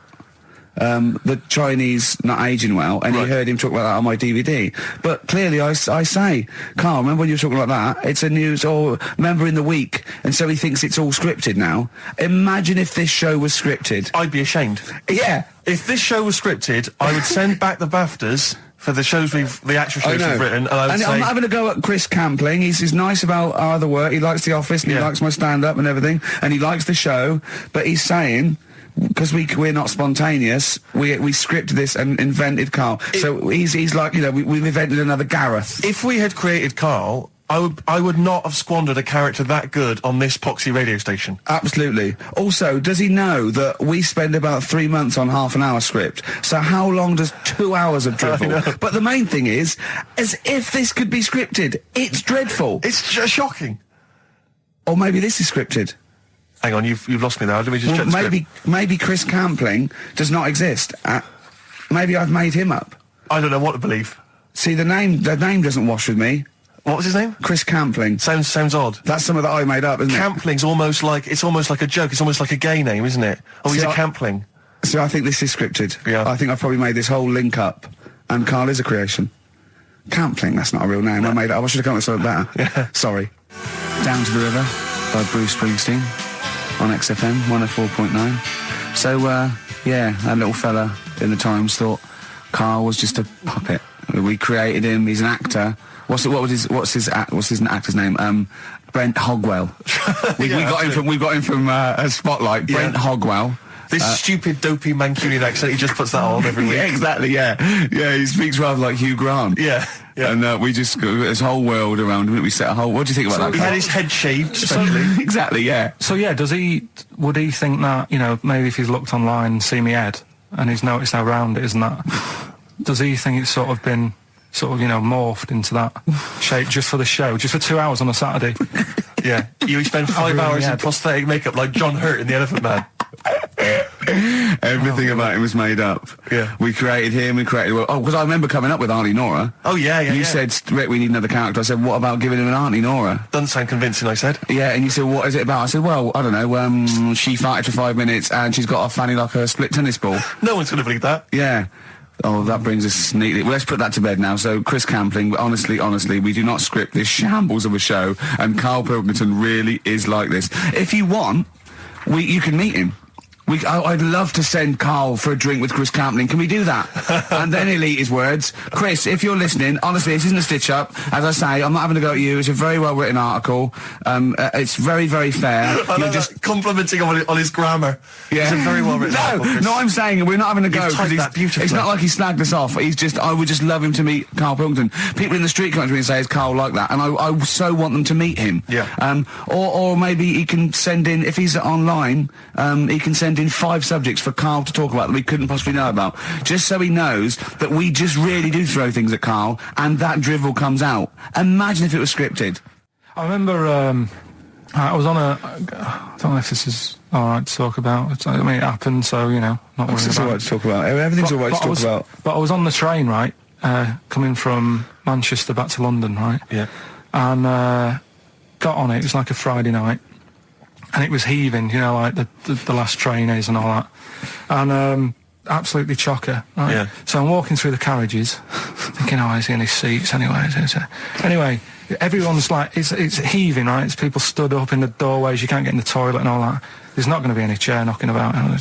Walking through, and anyway, I see this one empty chair sort of in front of me, right? I think, oh, why ain't anyone sat there, right? I'll just rush to that, get to that, I'll get myself a seat, plonk myself down, right? And sort of turn round, you know, see who I'm facing, you know, see who you're sort of having a chat with. Little fella there, right? Little, Down syndrome kid, Right. Sat there, and he goes, all right. And I thought, oh, right, not bad, but do you know what I mean? They're always talking, aren't they? You ask a lot of questions, right? So I was like, oh, here we go, 2.5 hours, and I couldn't get up because the thing is, that's obvious, Sure. right? So that's like mean. I'd never want to be mean. Do you know what I mean? No. At the end of the day. So anyway, so I think I know. I'll go to sleep. Clever. Right, so I shut my eyes, and he leaves me alone and all that. So then my phone goes, and I think, right, what do I do? Do I ignore it, or do I open my eyes and see what it is? Anyway, I open my eyes. It's Ricky calling about something, about nothing probably. Actually thinking about it, wasn't even worth answering. Right. So anyway, but I'm awake now, aren't I? So he's like, hello, and I'm like, all right, mate. And he says, you're muscly. You're right. Oh, God! And I said, yeah. And he goes, you know, why? So I said, no, just am. It's, again, stressing me out, because I was thinking, why am I muscly? I don't go to the gym. And, you know, I mean, I'm not muscly, I'm in good shape and that. Well. So then he wants an arm wrestle. On a crammed train from Manchester, so I've got another hour and a half of this. When you talk back, he'd soon have got up and left.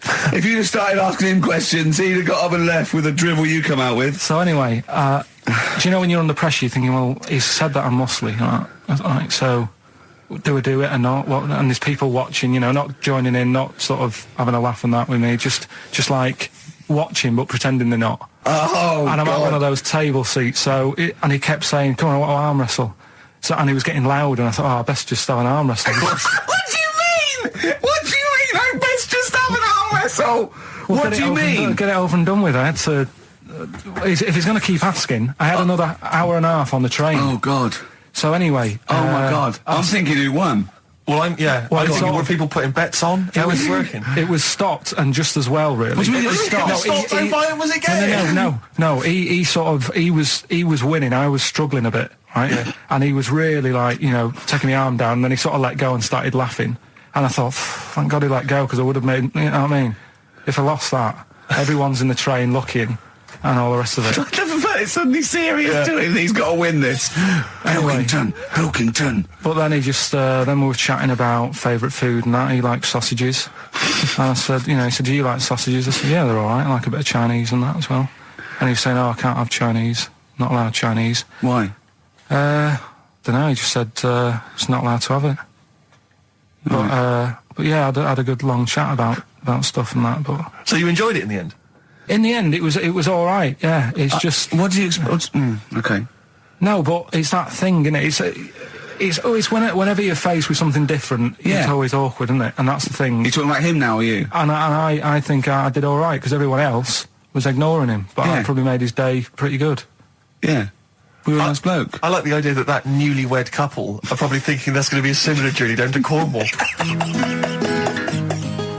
Did you have to have that thing done where they say, what side do you wear your member? What side you dress? They don't say what side you wear your member. That would hardly be a euphemism, would it? So they say what side you dress, sir. It means what side your little John Thomas leans, doesn't it, on rest, usually to the left, isn't it? Your little left testicles. If I say to you now, what side do you wear? Hang on. Do you know? It would be left. It would be the left. That's what I mean. If standing there, right, with nothing restricting it or holding it in or holding it up, right? It sort of leans, your one ball is sort of like slightly back and lower, isn't it? And your little John Thomas rests there, so it's left. And the reason they ask it is so they don't put the tape measure up on the left and squash your willy or touch your willy. So it's nothing to do with like, well, you'll need a bit more room of sort of more material on that side, or... Well, no, I don't think they compensate. It's just when they put when they stick that up into your groin, they don't want to come in contact with your little... The thing is, I don't know what side I wear stuff on. I just sort of pull my pants up and wherever it wants to go that day. But maybe it's not big enough to sort of make any, real decision. But, like now, I'm sat here, right, with my jeans on. I don't know where I am. Well, that's clear from hearing you talk. No, but what I mean is, if a fella said to me, what side are you, what side do you member on? Member? What is this the use of the word member suddenly? I'd go... Well, it's usually not appropriate, and also, I imagine in the old days they had big baggy pants that used to sort of like hang down, and now, like with those stretchy boxers and briefs, it's sort of held up in a nice neat little parcel, isn't it? So it's probably not appropriate. It doesn't come in contact with your little snake. So, Did you ever? Have you ever heard that? Are you telling me a tailor has asked you that and you went, "What do you mean, mate?" No, I've never. I've not really had one made to measure. I had one made when I was a kid, but since then I've sort of bought a suit off the hook. But when you were saying about buying a suit, I know that question sort of crops up, and I don't know what the answer is. It just annoys me the way I don't know. There's no surprises anymore. Do you know what I mean? People know. What do you mean? He's going to go, right, I'm going to measure you now. Which side shall I measure? Go, well, pot luck, go on, have a look. Right, there you go. Oh, you got it. You check me out. What do you mean there's no surprises anymore? What are you talking about?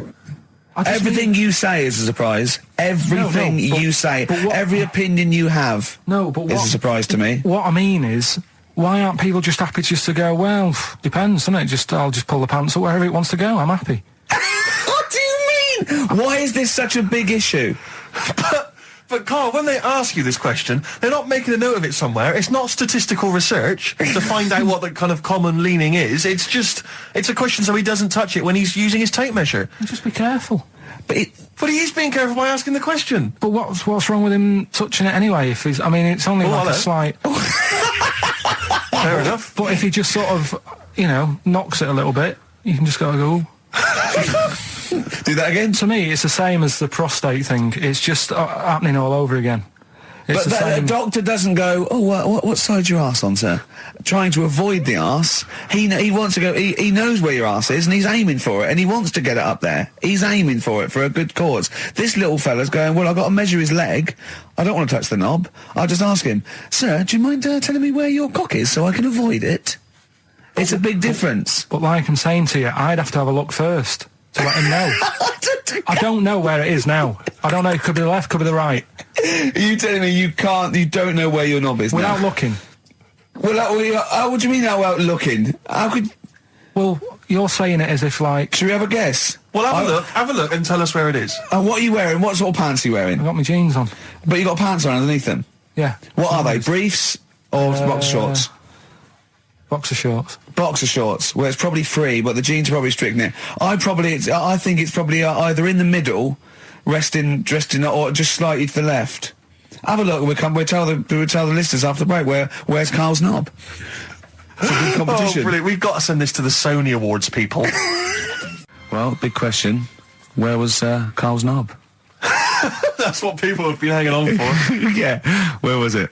Well, I can't believe people have been texting in. Hey, what, guessing where it is? People saying, is it in the middle? Is it in the left? It cost them 10p. It cost them 10p to find out. Just wait, I'm going to give out the answer. You don't win anything, right? Like, strike it lucky.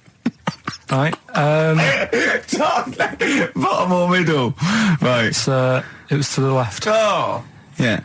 I went with the right. That's annoying. See, I thought it would be to the left. If not, maybe if it was all scrunched up, sitting down on your lap, right, it might just pop up to the middle. Just pop out, like, Well, next week we'll be finding out where yours is. Where's Ricky's bollocks?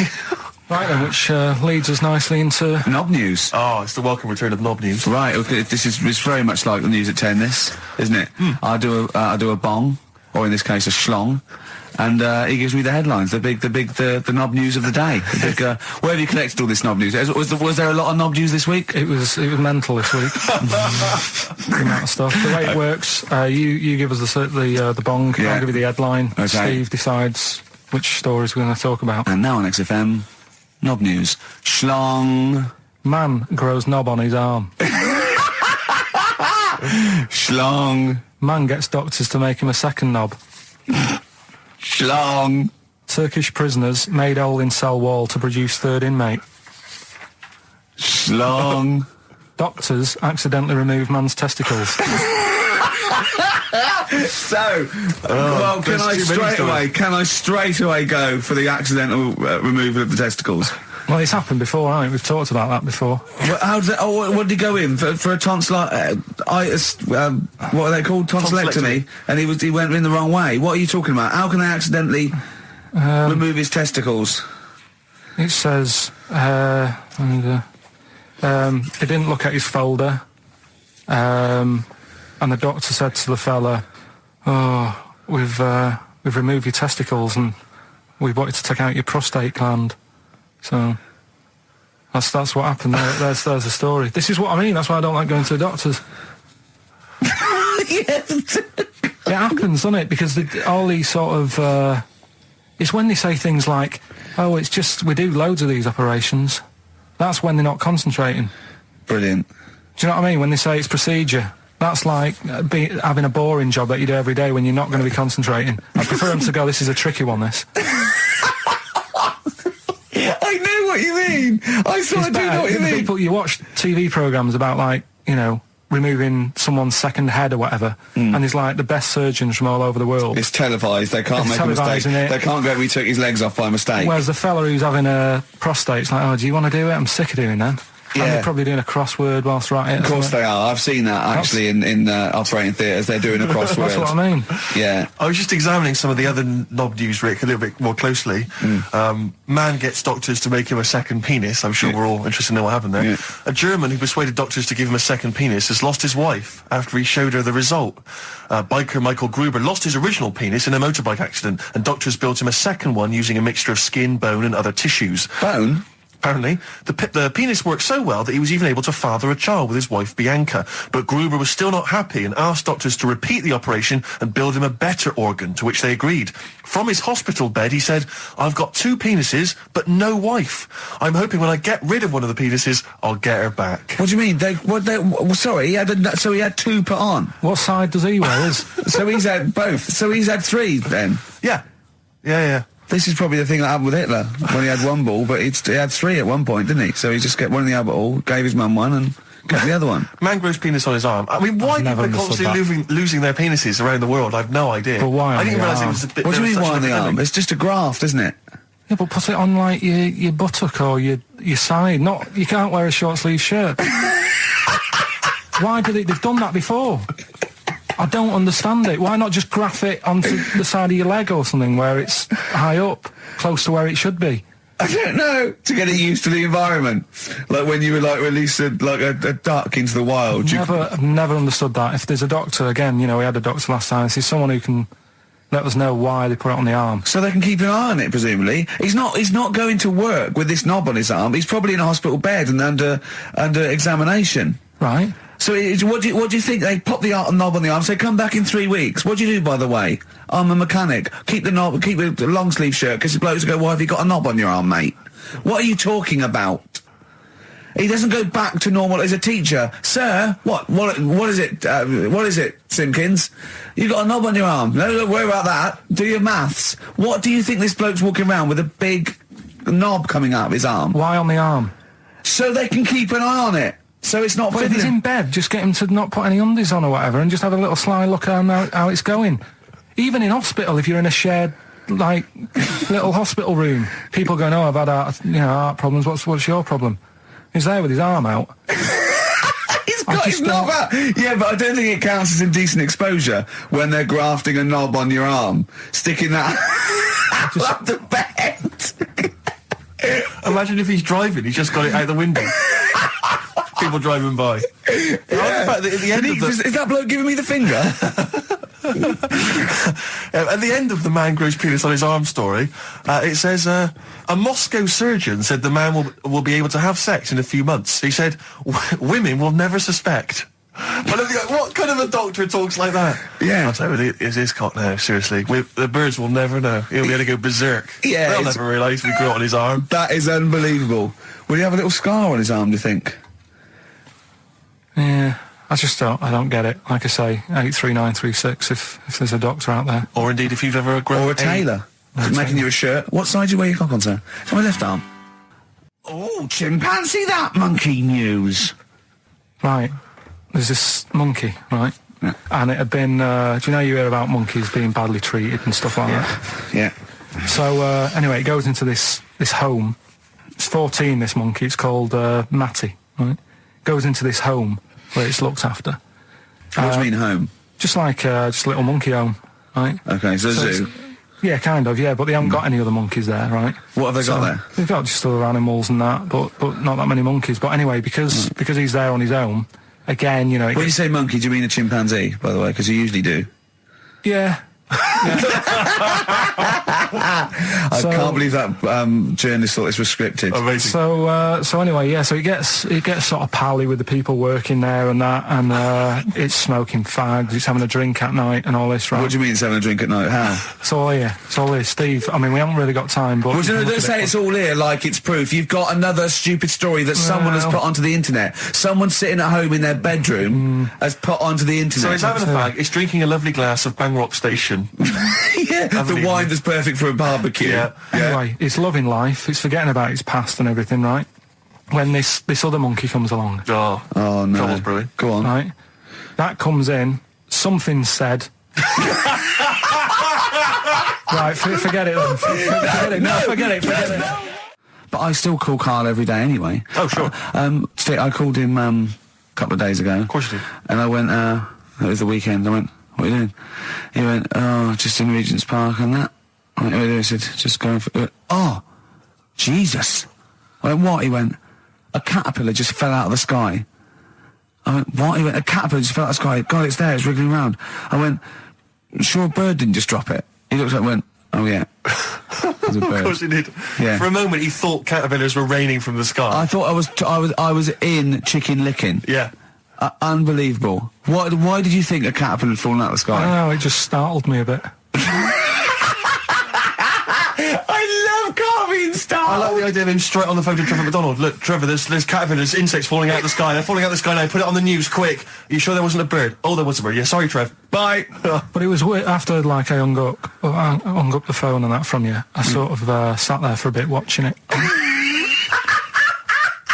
I imagine him cross-legged, just in front of it. But do you know what? Because of his shape, the shape of his head, and his sort of IQ, I bet the caterpillar was thinking, Mama. Yeah. Do you know what I mean? Yeah. It's unbelievable. Go on. And it was sort of running about all over the place, right, Steve? So the caterpillars have loads of feet and that, don't they?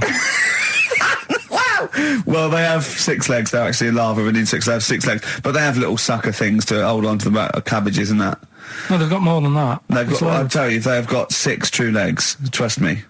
Trust me, I'm a scientist. And you were thinking what, Karl? Well, but they've got little pods. They've got little pseudo pod legs and little suckers. Yeah.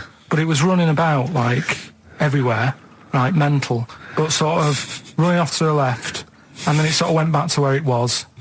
Then back, went right and what have you. I'm just thinking, whoever gave them the legs, right?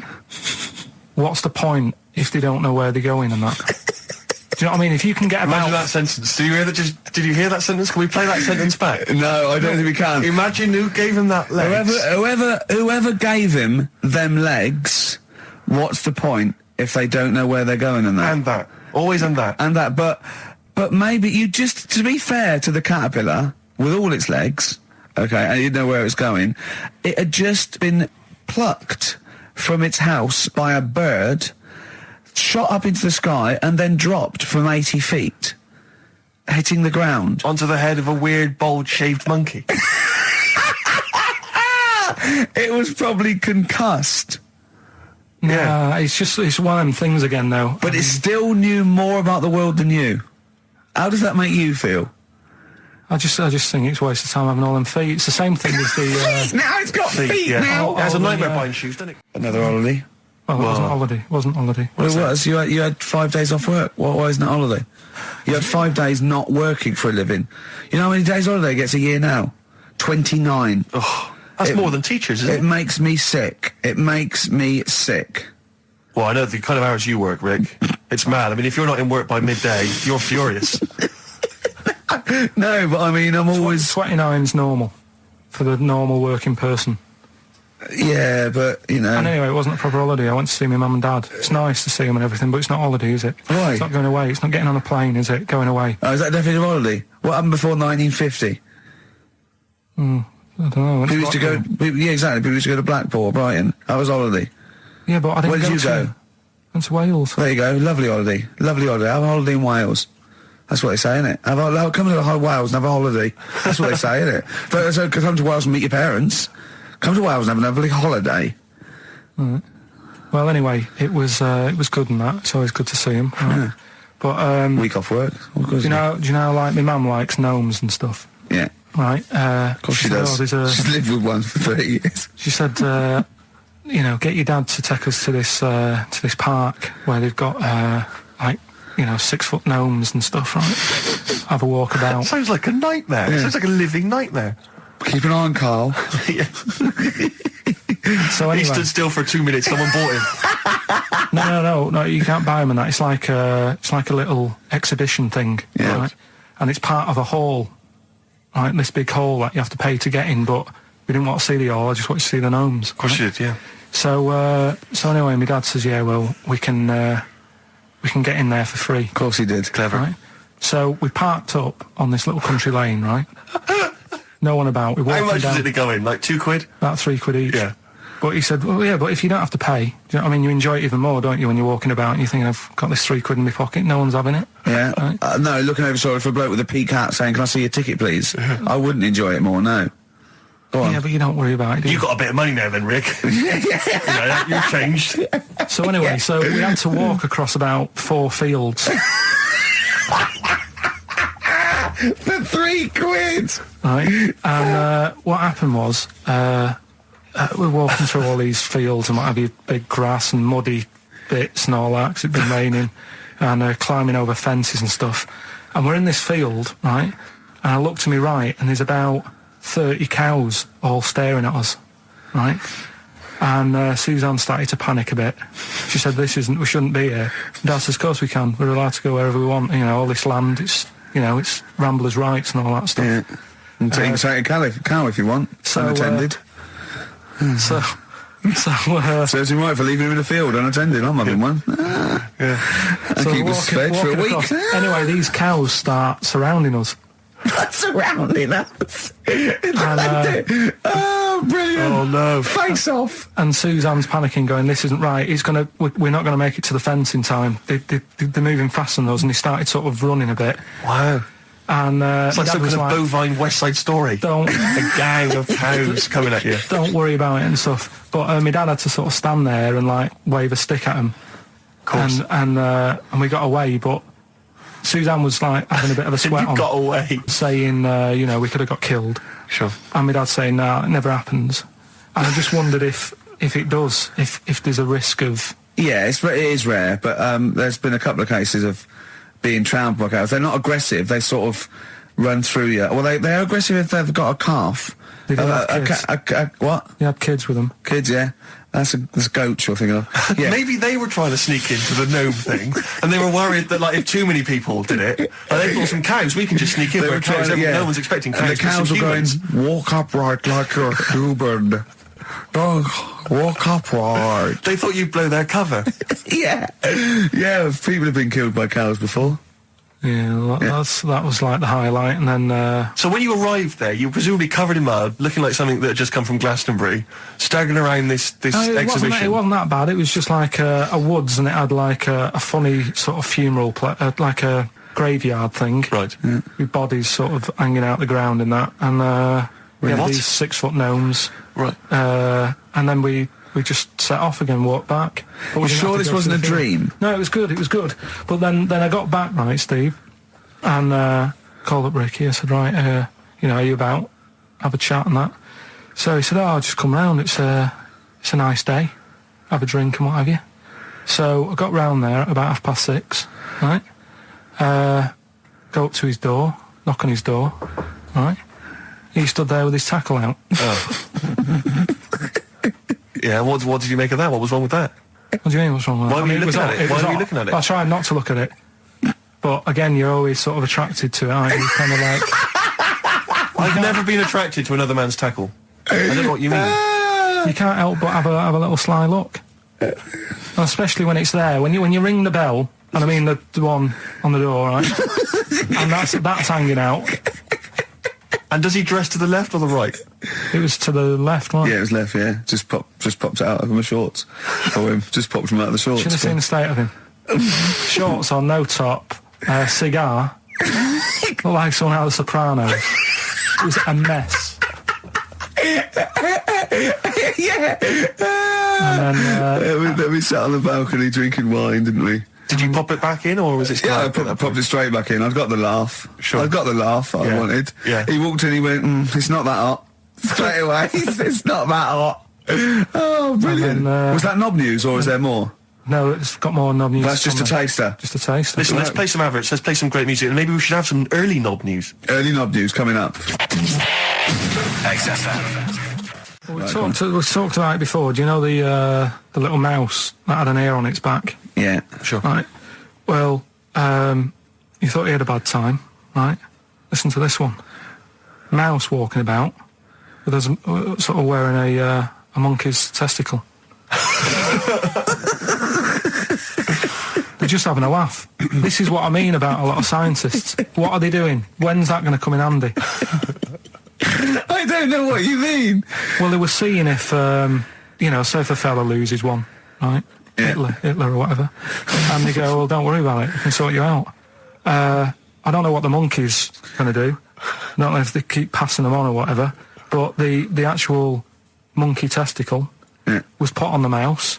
And it worked. It worked for the mouse. But isn't it... I mean, isn't a monkey's testicle quite large in relation to a mouse? Would it not look like the mouse was on a space hopper or something? Oh, yeah, it didn't look good. Well, they didn't put it where its testicles would be. No, they did. They put it... Well, how could it walk, then? The ear was on his back, so he could just get about. Well, I don't know. But you don't know, do you? You just guessed. Did they grow the monkey's testicles where the mouse testicles would... Well, it looked stupid anywhere else, though, wouldn't it?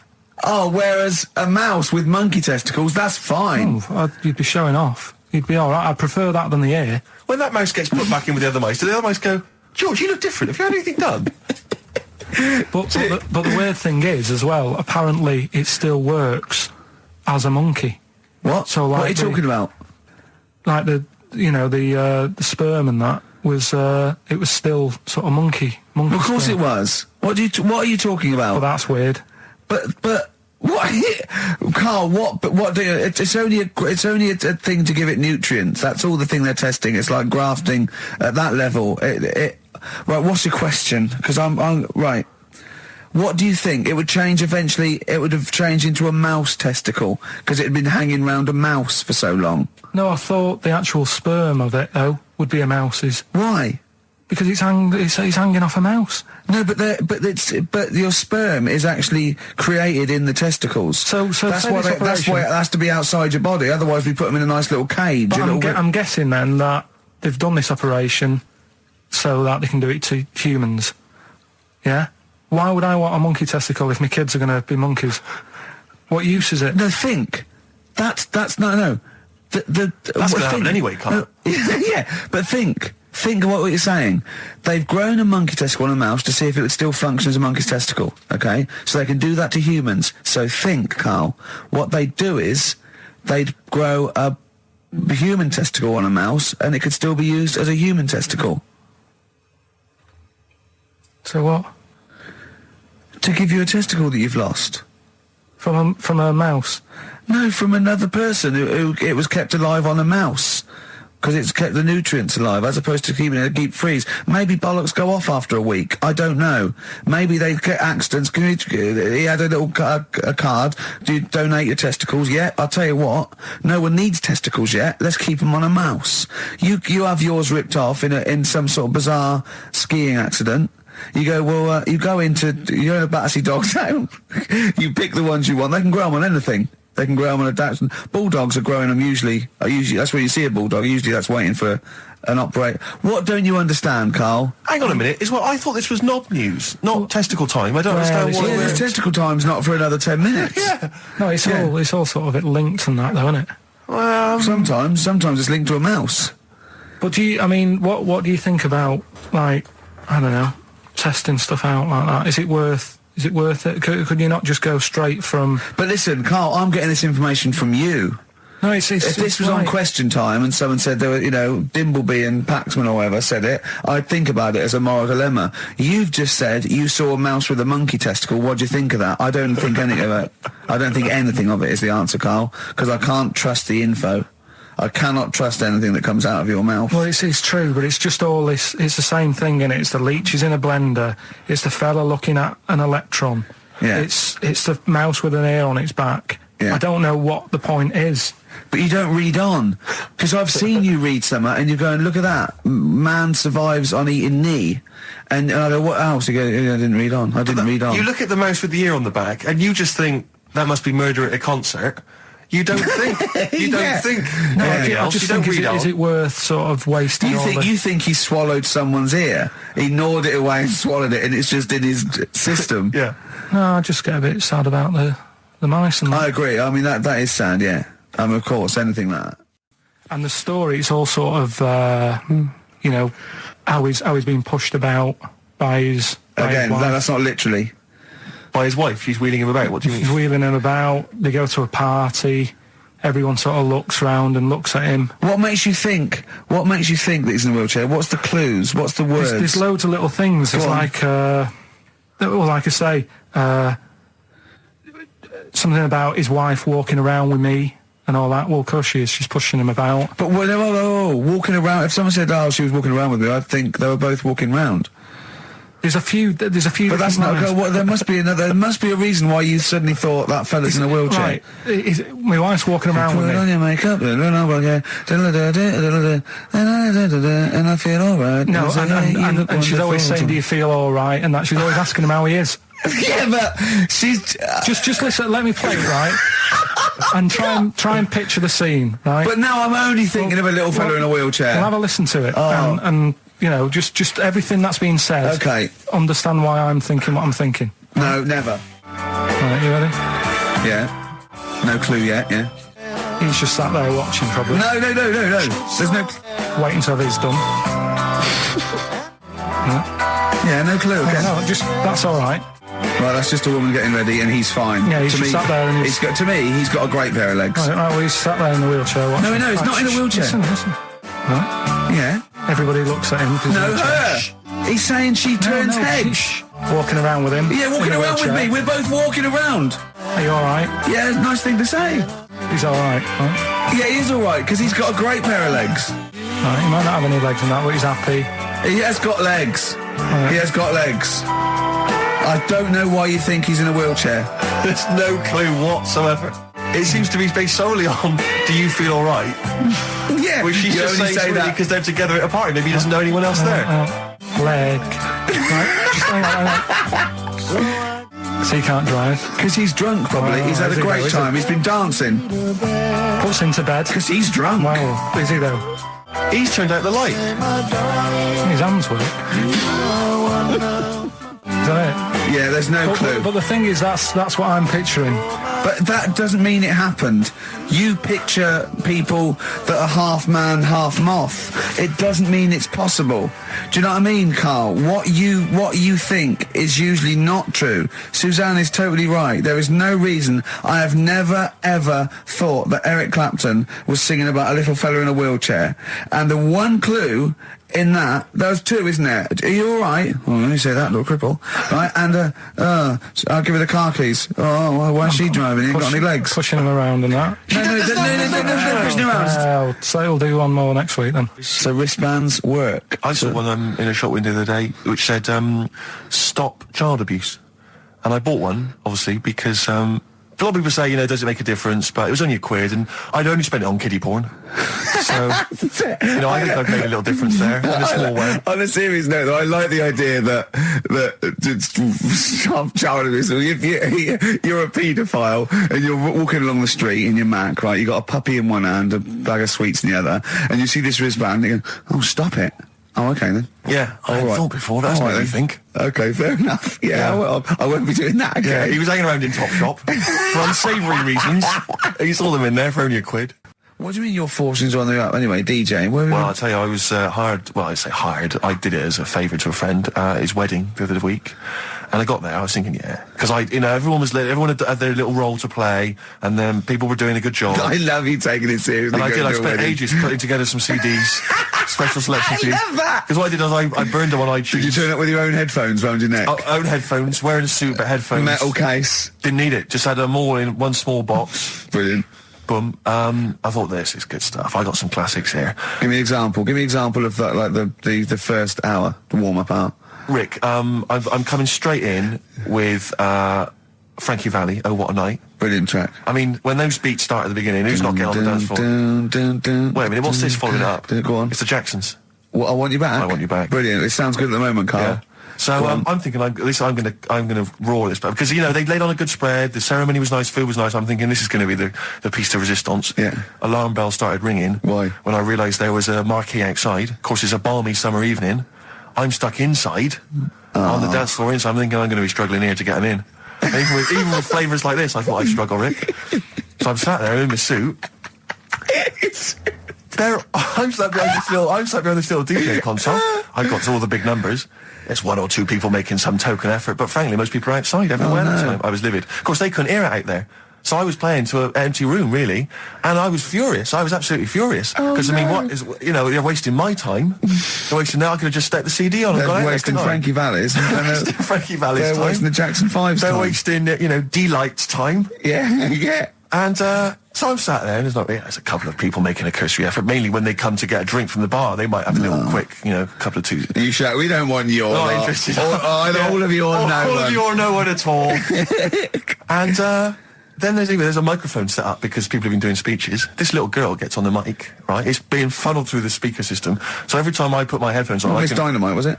It wasn't, sadly, Miss Dynamite. Although she decided to have a little go at MCing. She was screeching her little head How off. old is she? Oh, I don't know, 8 or 9. At their most annoying. When children are at their most annoying, because they got a bit of confidence there. They're a bit cocky. They're not shy anymore. They're a bit arrogant. Yeah. She's screeching her head off, so I'm playing, and she doesn't know it. Your face! I'm playing into the groove. No one's getting into the groove because she's going mental. She's just going, what's this? I don't know what this is. Play something I know. I'm thinking I haven't got any bloody DJ Otsu or Crazy Frog. I'm not going to play what you... So she's just screeching along, ruining it for everyone. And I say everyone, there was no one there. So she was ruining it for me. I bet you were really angry. I'm furious. But of course as well, every time she screeched, it went through my headphones. So So, of course, and then her dad comes along, right? And I'm thinking, all right, he's seen what's happening. Just imagine you in your suit, sweating, getting annoyed at someone ruining your set that no one's listening to. I think, her dad's coming over. He's going to put pay to this. He's realised that, she's causing a disturbance. He comes over there, joins in. No. Sits her on his lap. He's just saying, hey, she's having a well of a time. I'm thinking I'm furious. I'm thinking it's his responsibility to shut her up. He's not going to do anything. What can I do? I can't step in. No. And I know very well that if I interfere, he's going to say, oh, well, she's enjoying herself and no one's dancing anyway, and we've just got into a fracas. Yeah. And I didn't want to start a fight. No. Because I don't know, but he'd have knocked you out, wouldn't he? Someone would have got knocked out. And I'm not saying who it would have been, but, but there would, to bear in mind, Rick, there would have been 2 of them. And, so I didn't want to get into a fight with him. And, anyway, so I'm playing. Anyway, so my friend came along. He realised what was happening, and I didn't have the guts to unplug the microphone because he'd have known. You see. Yeah. So I got my friend to do it when she had her back turned. So he pulled the plug out. The microphone went dead. She went, "What's going on?" I went, "I don't know what you're talking about." I said, "I don't know." She said, "Where's the microphone?" I said, "You must have broken it." I don't know what's going on. Someone will probably make you pay for that.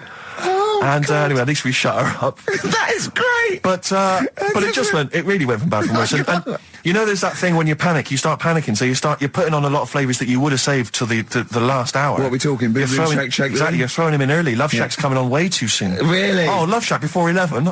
It's heresy, but I had to do it.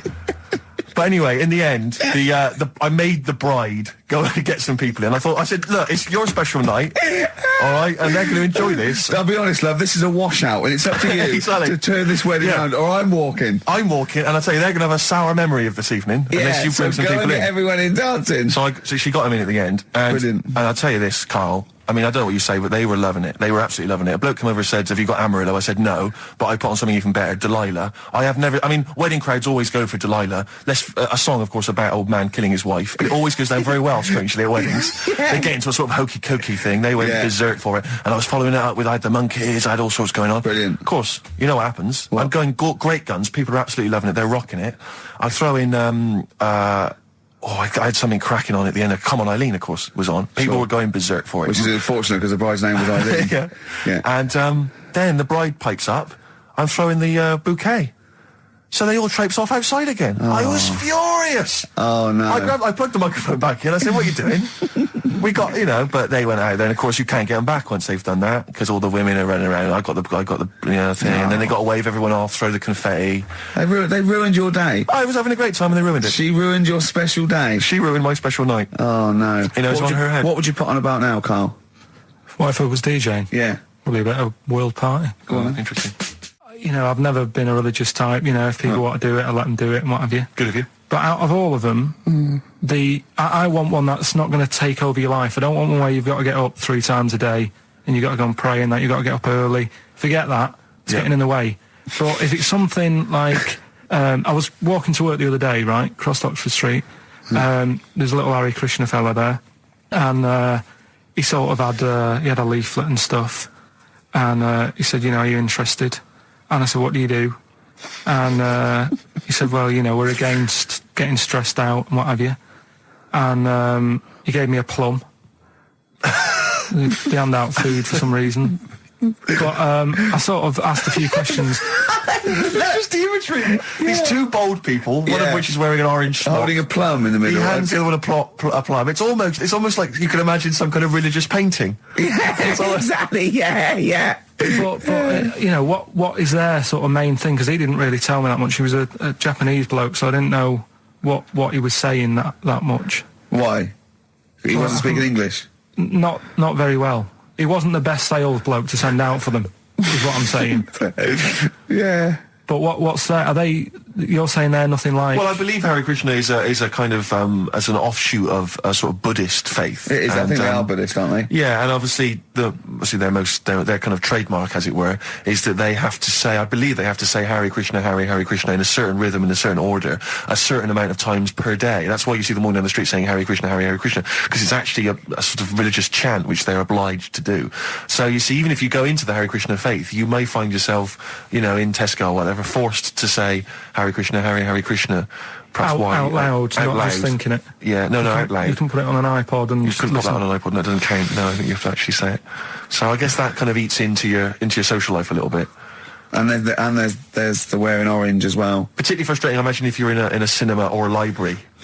A little bit awkward there, midway through. Or Star you Wars, live next door to a bloke called Hare Krishna, who constantly thinks you're calling him. Yeah, that probably. Yeah, so that's in essence. I mean, I don't think we've quite done the Hare Krishna faith its full service there, but so interesting to you. I mean, you got handed a plum. You've been treated well by them. Yeah, well, but he couldn't tell. I just wanted to know how much time it would take up.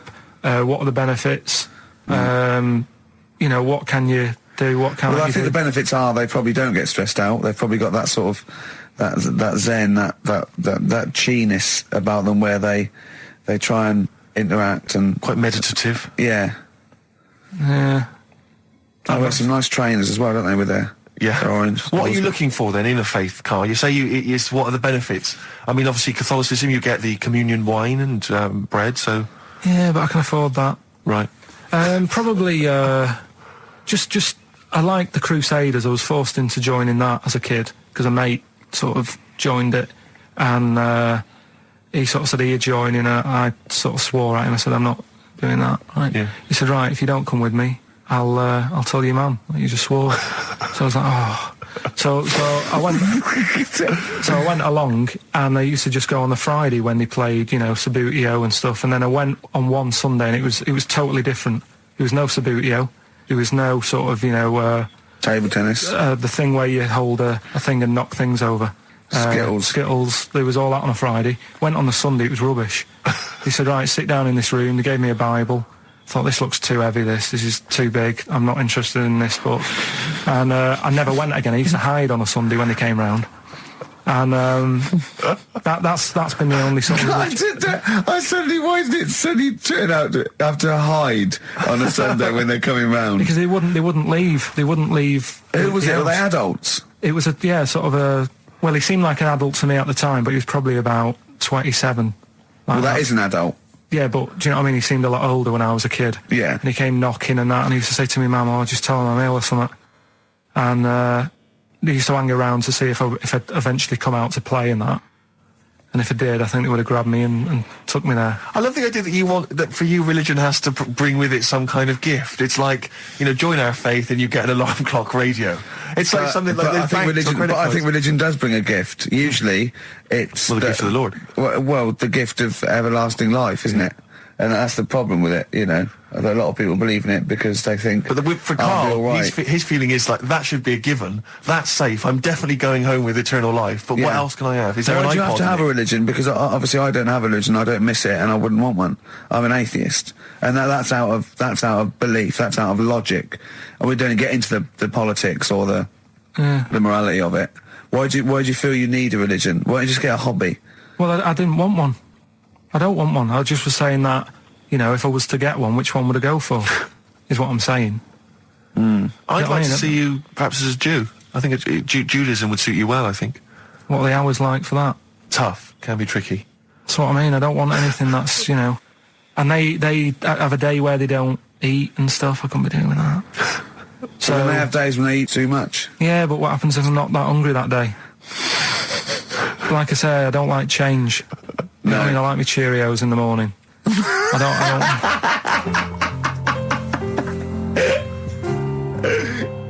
feel drained today. Do you? Go on. This is the strangest radio show in the world. Yeah. Isn't it? Yeah. Because when we can do that, we can talk about this and go, I feel drained today. Just like he's not... Like, no one's listening. Because that's the sort of thing you say socially and no one listens. Like, just when you're watching up, I feel drained today. It's rhetorical. Yeah. You're not expecting anyone, not even your loved ones, to go, oh, really? They just go, that. But to do it live on air, no one's listening. What I mean is just give us a jingle. But the exactly. But the truth is, the contempt we have for our poor listeners is unbelievable. But the truth is, the listeners aren't listening, and we don't want to be here. So this really is one of the most pointless things ever. No, I would have been quite happy to do a full show. But you know what? The flow of it's just. I would love to listen to this back in 10 years. This actual show. Let's keep this forever. Let's keep this show forever. The show we went early. We were bored. It was a day we're trying to save Africa, but we're a little bit annoyed that no one's listening. Yeah, right.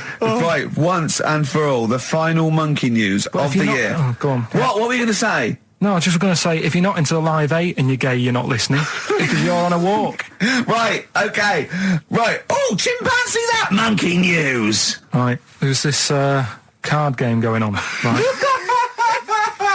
in the big hotel in Vegas. Right. The Luxor Hotel in Vegas. Yeah. It was a major card game. All the big players and that were involved. Right? They're all invited.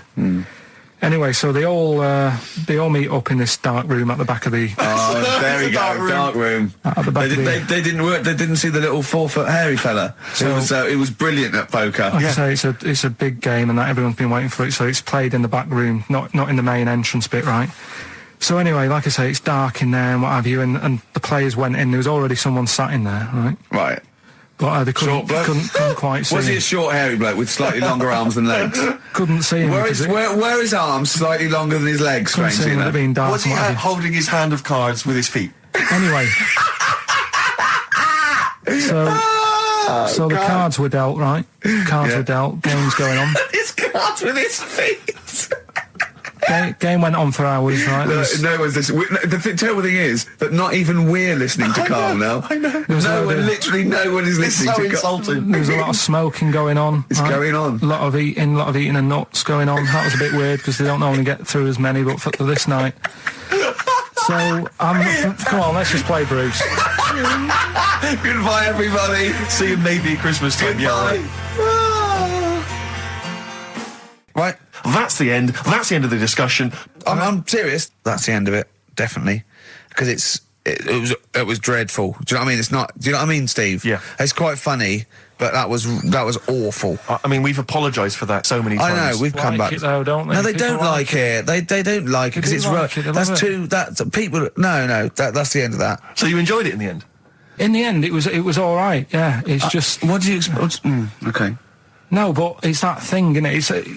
It's whenever you're faced with something different, Yeah. it's always awkward, isn't it? And that's the thing. And I think I did all right. We were a nice bloke. Carl, say goodbye and say it nicely, like you're happy. See you later. Oh, is that the best you can do? Goodbye. Yeah, see you Goodbye. next time. Bye. Well, have I ever? This is probably the most embarrassing of those entrance stories. Yeah. I was down in South London once, went down to some party that was taking place in some kind of swanky bar where there was a doorman on the front and a charge. I think it was something mental, like a tenner to go in. It was crazy. It was ludicrous. I don't know what I was doing down there. And I was in the queue. We'll establish what you mean by swanky later, because that could be. And it was a posh place. Was it? And so there's a queue outside, and there was one of these doormen who thought it was like kind of Studio 54. He was like sort of, choosing people who could come in. Yeah, you two come in now. And I've been there for ages, obviously. I was on my own because I got there late. And clogs. Exactly. I've dressed up for this. And there were these two girls next to me. I'm thinking, if I'm in a queue, I've told you before, if I'm in a queue and if I'm stuck with two girls, I'm thinking, what a great opportunity, use the old merchant charm. Yeah. And so I'm there, and I'm sort of thinking, I kind of give them a nod or whatever, a wink. Yeah. They're loving it. Yeah. They moved to the back. They're putty in my hands, Rick, as you can imagine. Yeah. And I thought, well, to really seal this off, I'll get us in. Like, I'll sort of skip the queue. So the guy sort of coming along, he's picking people off, the doorman, and I just grabbed him. I just grabbed him like that. And I said it so everyone could hear. Right? And I thought this was brilliant. I said to him, how much is it?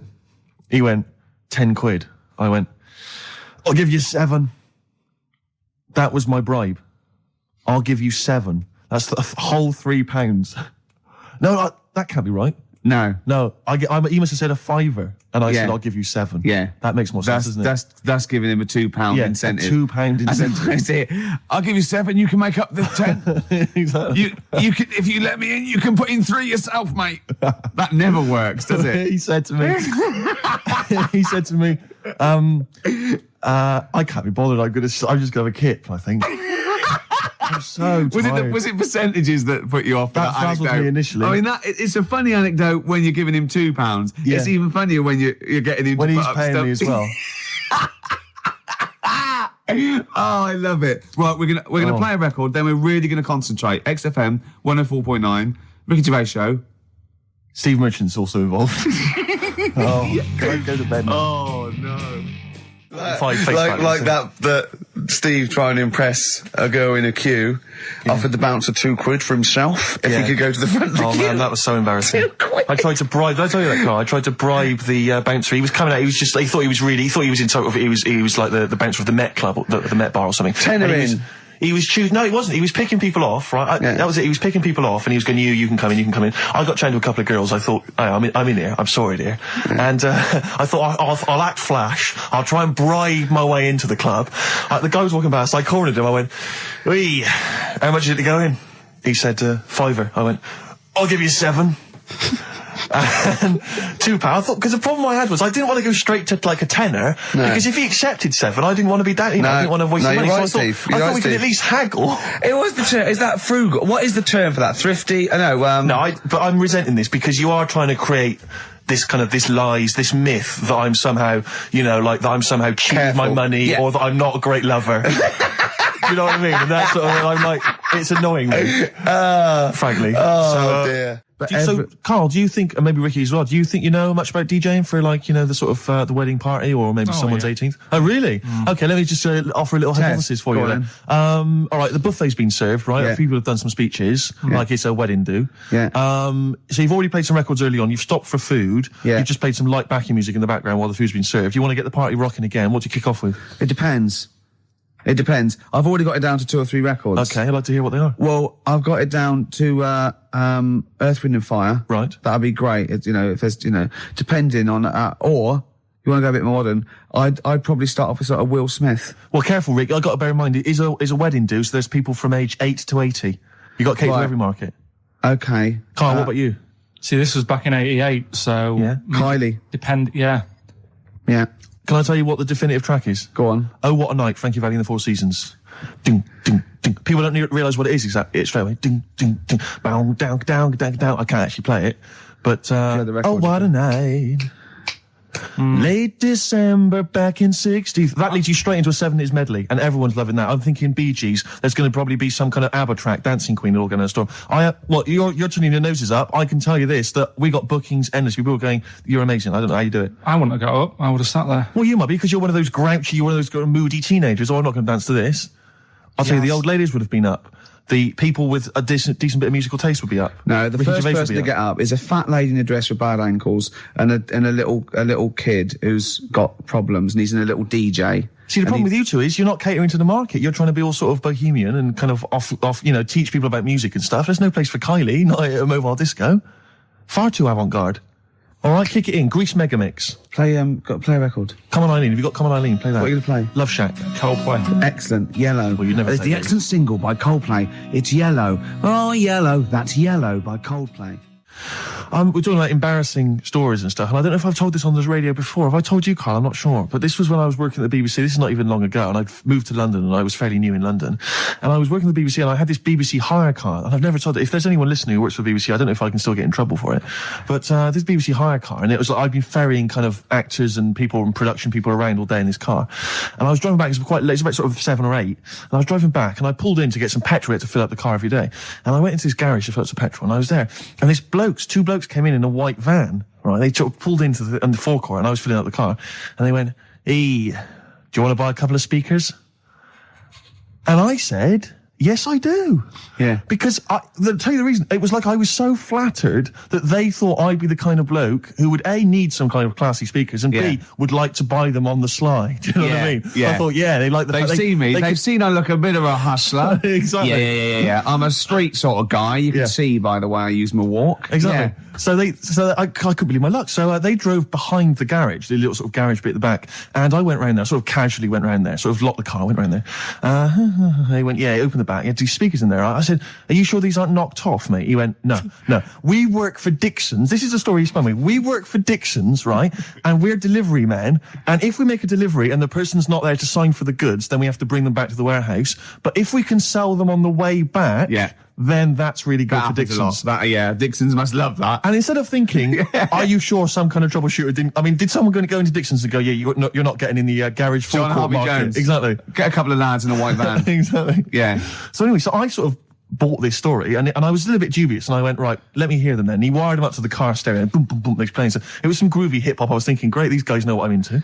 Yeah. And he's giving me the talk and stuff. And I said, I'm a bit worried these are knocked off. He went, no, listen, we got a bloke at Dixon's who can confirm this is fine, right? Phone him up, use my mobile, right? And quote this reference number, right? So I phone out, they go, and I goes, I go, hi, some guys here in the garage forecourt trying to sell me some speakers. Just wanted to check. He went, it's fine.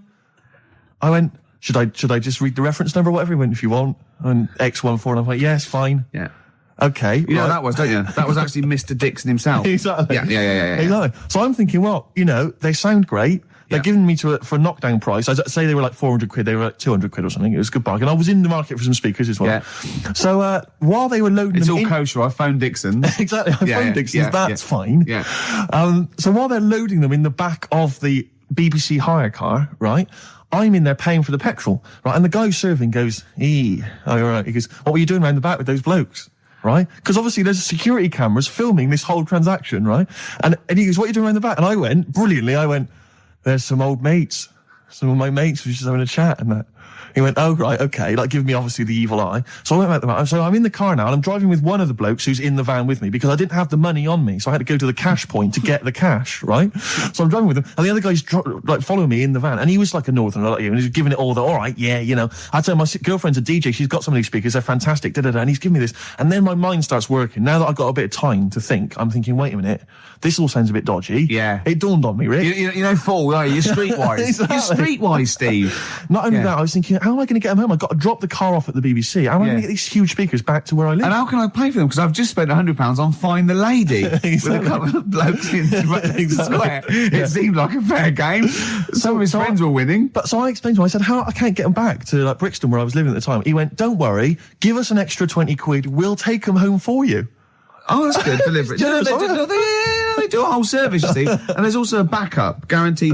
Did they have the guarantee, the 3-month guarantee? They didn't. No. But so I said, I'm not sure about that. He went, well, why don't you put them in a cab, send them back, and your housemates can collect it? I was like, oh, no, there'd be no one in.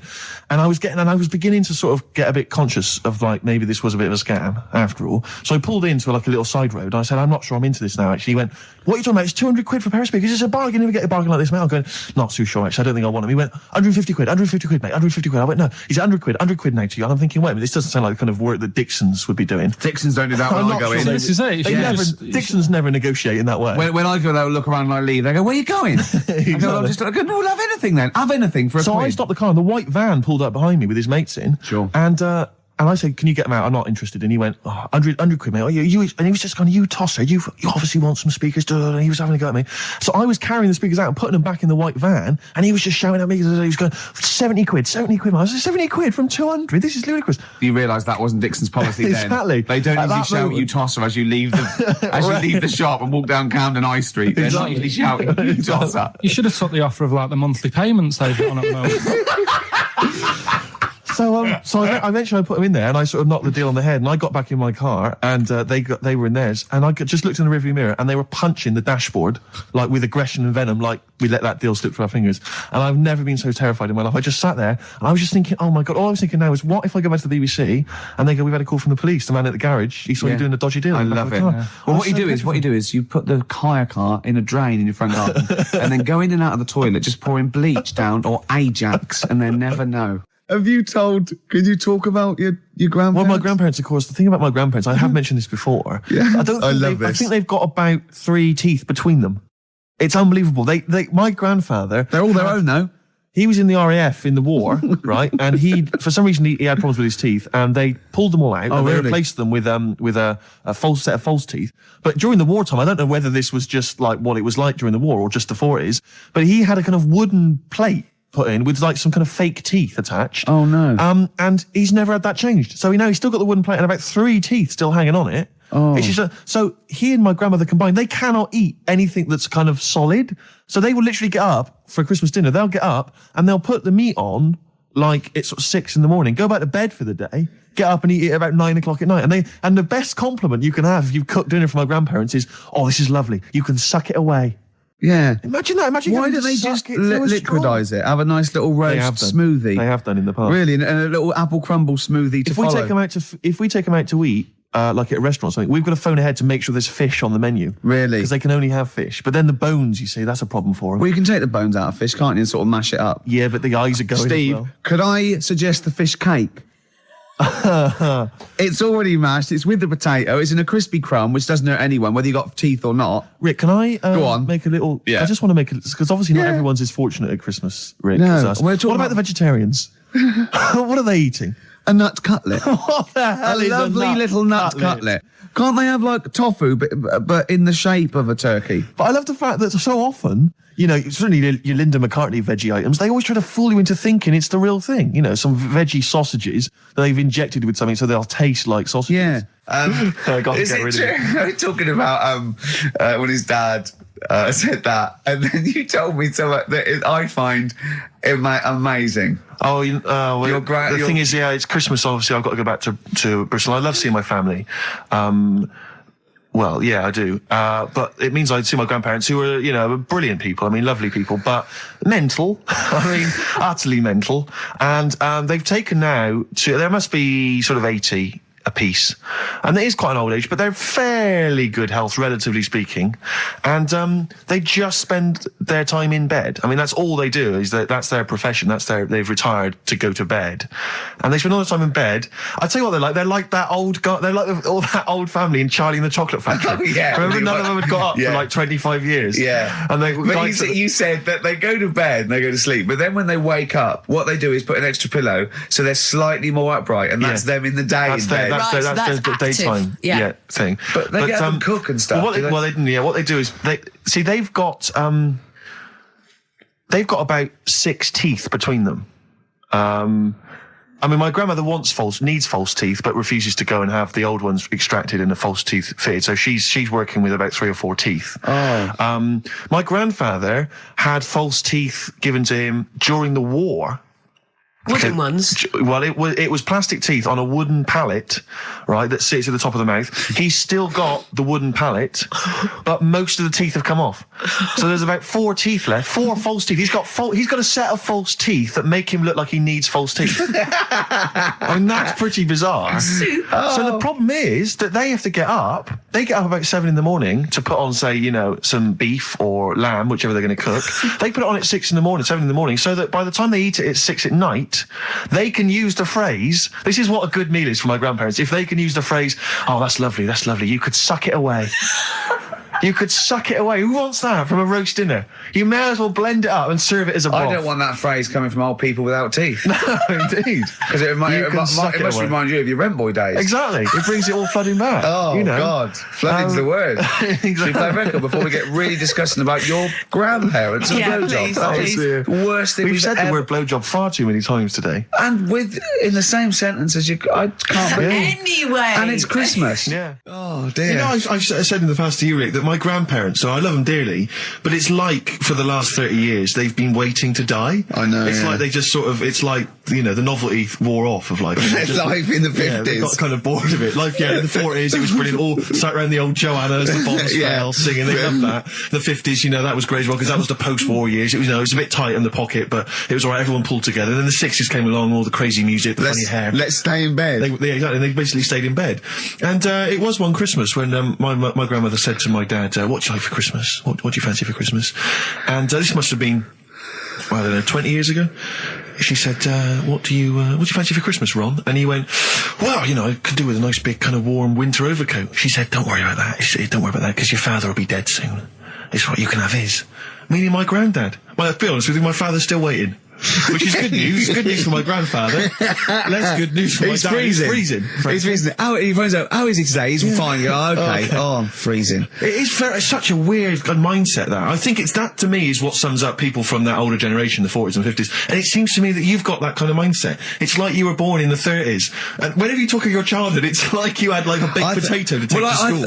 And a hoop and a stick as a Christmas gift. The other thing is, I think that that sort of generation, it seems that the man is dependent on the woman. There's a total dependence. Oh, absolutely, If she dies, he's done. Yes. He's done for. Just pine away. If he dies, she's got 30 years of pottering. Absolutely, yeah. Do you know what I mean? And going to the youth club and the church. It's sort of like that. It's sad. Of course, it's sad for them, but it's sort of not the end of their life. No, sure. And it sort of is the other way around. I don't know why that is. Yeah. It's terrible. That's a little melancholy thought for. I know. I've really you brought it down. You've brought it down. This isn't a nice show at all. This is terrible. Well, we're going to have people just killing themselves. Yeah. Listen, let me just tell you briefly, this is another example of how people can just exploit you and make fun of you when you're tall. Yeah. I was quite tall. I've always been like about 6'7" for quite a while now. And when I was about 16, I went to a big New Year's celebration in Bristol, where I come from. And everyone kind of congregates in this big sort of part of town, and there's all people dancing around, like in Trafalgar Square. And I was there, and somehow I just picked up a balloon somewhere along the line, one of those kind of helium sort of balloons, and I was holding that, sort of dancing around. And these 2 girls came up to me, and I was thinking, yeah, okay, it's New Year's Eve, brilliant, that's my kind of party. Yeah. They came up, they went, hey. Once a year. And they said, you going to be here for long? And I went, well, maybe. And they said, it's just that we've arranged to meet back at you in about an hour. I went, what do you mean? I went, well, it's just because we can see you wherever you are. Don't worry, you can move around and stuff. We'll see you with the balloon. Just arrange to meet some friends. I love that. A landmark. So, like, pilots use that. Oh, we're just coming in. There's where we go. When we see Steve Merchant, we'll be descending to Bristol Temple Mead. What's really funny is New Year's Eve, Trafalgar Square, you got a huge column, but they use Steve as like the meeting point. Steve's got a huge column. Brilliant, Rick. Well done. Award-winning comedy from Ricky Gervais. Weren't you in a car park once? Oh, no. It was New Year. And we were all gathering up. You know, like in Trafalgar Square at New Year, everyone gathers and they have a big kind of party and stuff. Well, in Bristol, they do something very similar on a smaller scale. And I was there one New Year's with my friends, and for some reason I picked up a balloon during the evening. You know, I don't know where I got it from, but I was holding this balloon, and these girls came up to me, and I thought, yeah, nice, you know, maybe a little New Year kiss. They came up, they said, hey, are you going to be here for a while? And I said, well, yeah, I probably will. They said, it's just that we've arranged to meet back at you at midnight. What do you mean? Because I was so tall and had a balloon, I was towering above everyone else. I said, what? They said, we're going to meet back at you at midnight. They said, don't worry, you can go about your business because we can see you wherever you are. This is where Nelson's column is. No. No, this is in Bristol. Oh, right, okay. Yeah. And so I'm sort of wandering around, and then at midnight these two girls turn up again, and some of these lads come and meet them, and they're sort of laughing and joking. I'm thinking, they're probably going to invite me back to a party. I watched them get in a cab. They went off. They had a wild night. But then I did have a balloon, so it was a great New Year for me. I did have a balloon. Oh. You were going to tell us a little story about just past my test. Yeah. My parents had a big Volvo estate, and there's quite a big car to drive. My parents didn't have a car. But I know you don't drive cars, Rick, but it's got a big car to drive if you've just passed your test. It's safe though, isn't it? It is very safe, that was the thing. Yeah. And I come from the West Country, obviously. There's quite a lot of windy lanes. No, you're joking, do you? They have cars there. Well, here he comes. Blimey, Carl. Learned on a tractor, automatic it was. Do you want me to tell it or not? Oh! Don't go above the accent! Oh no, I'm not a word. Go on.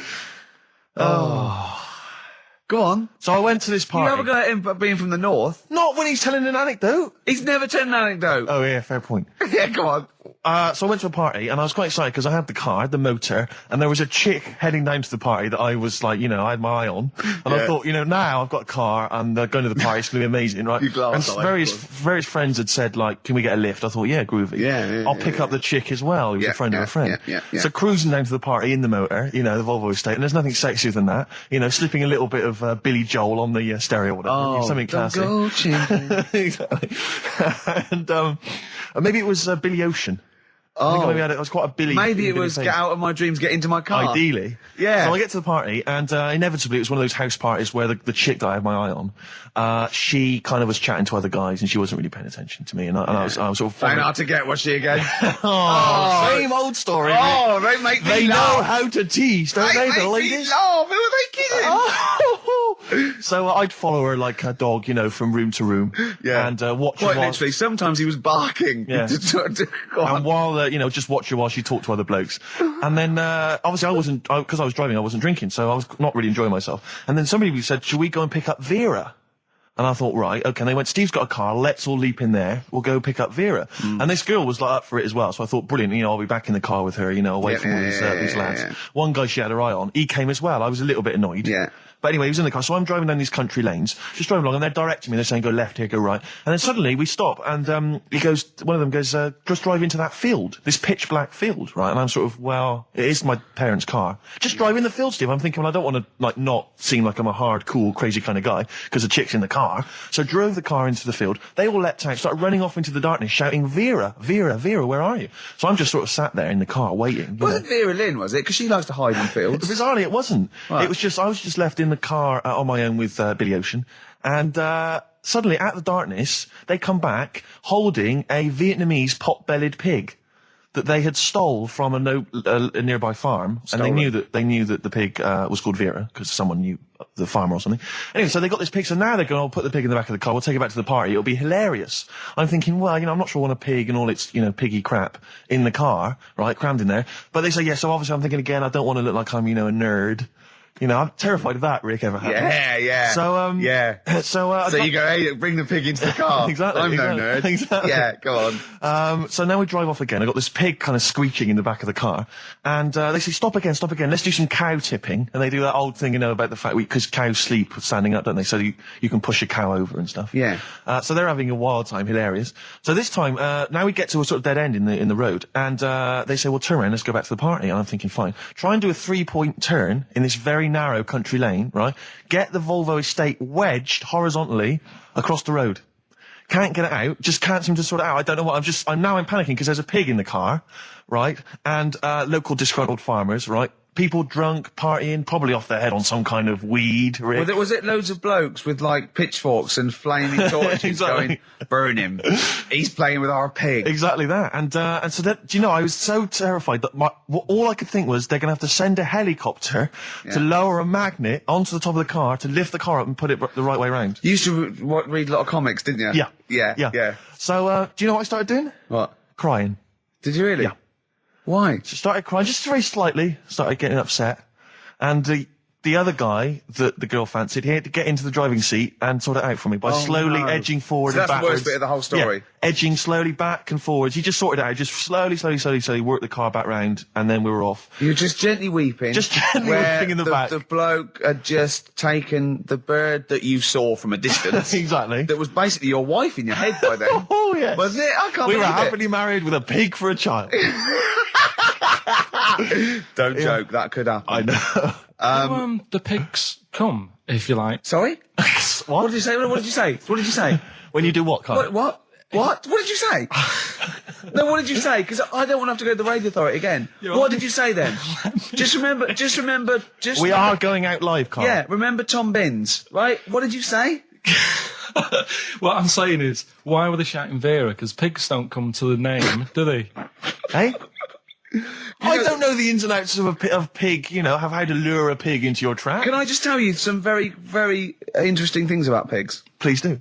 Right. One, everyone knows they have a corkscrew-shaped penis, right? A corkscrew-shaped Yeah. penis. That's the tail, isn't it? Two, they can't look up. They can't put their head back and look up, right? Three, they can have a 30-minute orgasm. Rick, is it only pigs that have got a corkscrew-shaped penis? No, and landlords. Okay. Very handy. Right. No, but you know, you agree with me on that people who just, like, I can't stand noisy eaters, people who go, No, like that. I and, do agree with that. and people eating crisps, as I said before, people eating crisps in cinemas. Anyone who's making noise in the cinema, it's an I know. absolute Are crime. they must be mental. They've gone to see a film. There's people they don't know there. Everyone's paid £8. And they're crunching away. Oh, leaving their phones on. I was in the cinema, there was a 16-year-old girl, took a phone call in the cinema, the film was running, she went, hi, yeah, I'm in the cinema, started having a conversation on the phone. I was thinking, how important is this call that you've got to receive? Oh, it's Tokyo ringing, Mr. Yakamoto's there, the deal's going through. It's Saturday afternoon, you should be up there hairdressed. I was in the cinema. Oh, by the way, Mr. Yakamoto's coming round tonight, and we can't use my pad, so you've got to make him a meal. Yes. Don't you and your wife muck things up for me? But I was in the cinema, this was not long ago, and I went to see that. I think I was off to see that film, Crouching Tiger, Hidden Dragon, or whatever it's called. You know, Well, they could be on the phone for that because it's subtitles. So it's not going to ruin it, is it? Yeah, it wasn't her. I was sat next to another woman. She was crunching, a big fat woman. No, but he's got a good point there. Loads of people could be on the phone in there and it wouldn't sort of niggle you. Fine. Well, at least we've cleared that one Imagine if that was true. Well, it's like when you go on the tube and read a paper. There's loads of noise, but you can still concentrate, can't you? He's got you. Do you know what That's I mean? such a great point, isn't it? Right, yeah, because it's so easy to lose yourself in that magic realism world, you know, with all the sound effects and music and surging, exciting noise, and there's a woman clattering on going, yeah, well, I'll probably meet you later, Stange. Should we get some Diamond White in and around by the park? Yeah. Switch off. I do it. Yeah, but we know what you're like, Carl. Yeah, you can switch off, Carl. It's like you can turn your ears off. That's the skill Well, you it's have. not the ears, it's the behind the ears. Yeah. It's the process between the ears and the brain that you can switch Exactly. off, so we can still hear all these things like a cat. But I was in there was this woman sat next to me. She was a big fat one. She was crunching on some popcorn. Again, that's a crime. Why they're selling popcorn in cinemas? I don't understand why She the needs to noisiest. eat regularly, she's Why fat. have the noise? Why the noisiest food in a cinema? Yeah. I don't understand why that's come about. Yeah. Really makes me angry. Yeah. She's sat there, right? This- Smoothies. We want smoothies without straws. Exactly. The trailer for that film AI, Artificial Intelligence, came on. Remember that? And the tagline was, David is 11 years old. He weighs 60 pounds. He's 4'6" tall. He has brown hair. His love is real, but he is not. Oh, yeah. And she just went, how old was he again?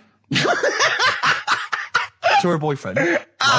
Just ruin it. War film trailer comes on for some Pearl Harbor or something. She goes, yeah, I don't fancy that. Just announcing this, don't fancy that. Too many war films. So then the trailer, then the opening credit comes on for Crouching Tiger. And before that, you know that thing that comes up that says it's signed by the BBFC and it has the kind of certificate and everything, and that certificate to say what age you have to be to see it. That came up, and it said Crouching Tiger, Hidden Dragon, in brackets subtitles. She went, it's not subtitled, is it? I thought this was the most famous foreign film for years. It won Oscars. It was a huge film. Everyone knew it was foreign. She goes, it went, and so the credits begin. It says Crouching Tiger, Hidden Dragon. She went, stupid name for a film. What? She just wanted paid to see it. She was with her boyfriend. So then it starts, right? And obviously it's in Japanese or Mandarin or something. She's like, yeah, and they're all talking in Japanese. Japanese or Mandarin. Whatever it is. So they're speaking in this, Japanese language, Oriental language. And she's going, don't they sound stupid? Don't they sound stupid? She's going, and then the subtitles come up, and it's quite a weird kind of strange language they're talking. And she was going, can't make the subtitles out either. It's both gobbledygook. Just wittering on every step of the film. I totally agree with you. But what I like in your telling of it, I know you're getting quite emotional. I'm genuinely livid. But she went Mandarin or Japanese, some Oriental language. And well, I don't know what else. It's a strange language. It's a strange language. Well, anyway. Oh, dear. So then I moved. I climbed over several seats, made a big huff of, make a big show of moving. Yeah. Sat next to a guy on the phone, just chatting on the phone. Oh, I'd have gone mental at that. So now I hate that film. I didn't enjoy it. I don't like seeing it. I don't want to even think of it. It's subtitles, isn't it? Well, rubbish. That's why I get videos. Yeah. Yeah, I should have thought that through, Carl. You're absolutely right. Lamb Chop? Yeah, let's play Lamb Chop. This is brilliant. This is from this CD that came out recently with Uncut magazine. Occasionally they put out some quite interesting free CDs. And this was one that had various covers of Rolling Stones songs. And a lot of them were, quite shoddy. But this was a brilliant, specially done, I think, for the CD. It's Lamb Chop doing a version of quite an obscure Rolling Stones song called Backstreet Girl. It's just beautiful. Let's hear it. Steve, you got any other toilet-related anecdotes? Rick, my life is just full of toilet trauma. Yeah. And Carl, you may not realise this, but a while back I used to host, this is bizarre, I used to host a radio show on the BBC World Service, right? Now, if you want someone who's the voice of integrity, the voice of intelligence, the voice of a nation, you're going to come to me. That's obvious. And I was broadcasting, so now they've got listeners of something like 50, 60 million people around the world. It's mental, the listenership of the World Service. And I used to host this show with someone It's a big place, Steve. The World? Yeah. You're absolutely right. And anyway, so I had to be into Bush House where they broadcast from 10 o'clock every Friday morning to broadcast around the world to 50 million people, right? And one week, I went to the toilet in my house, right? Everyone had left. I got there a bit late. I got up a bit late.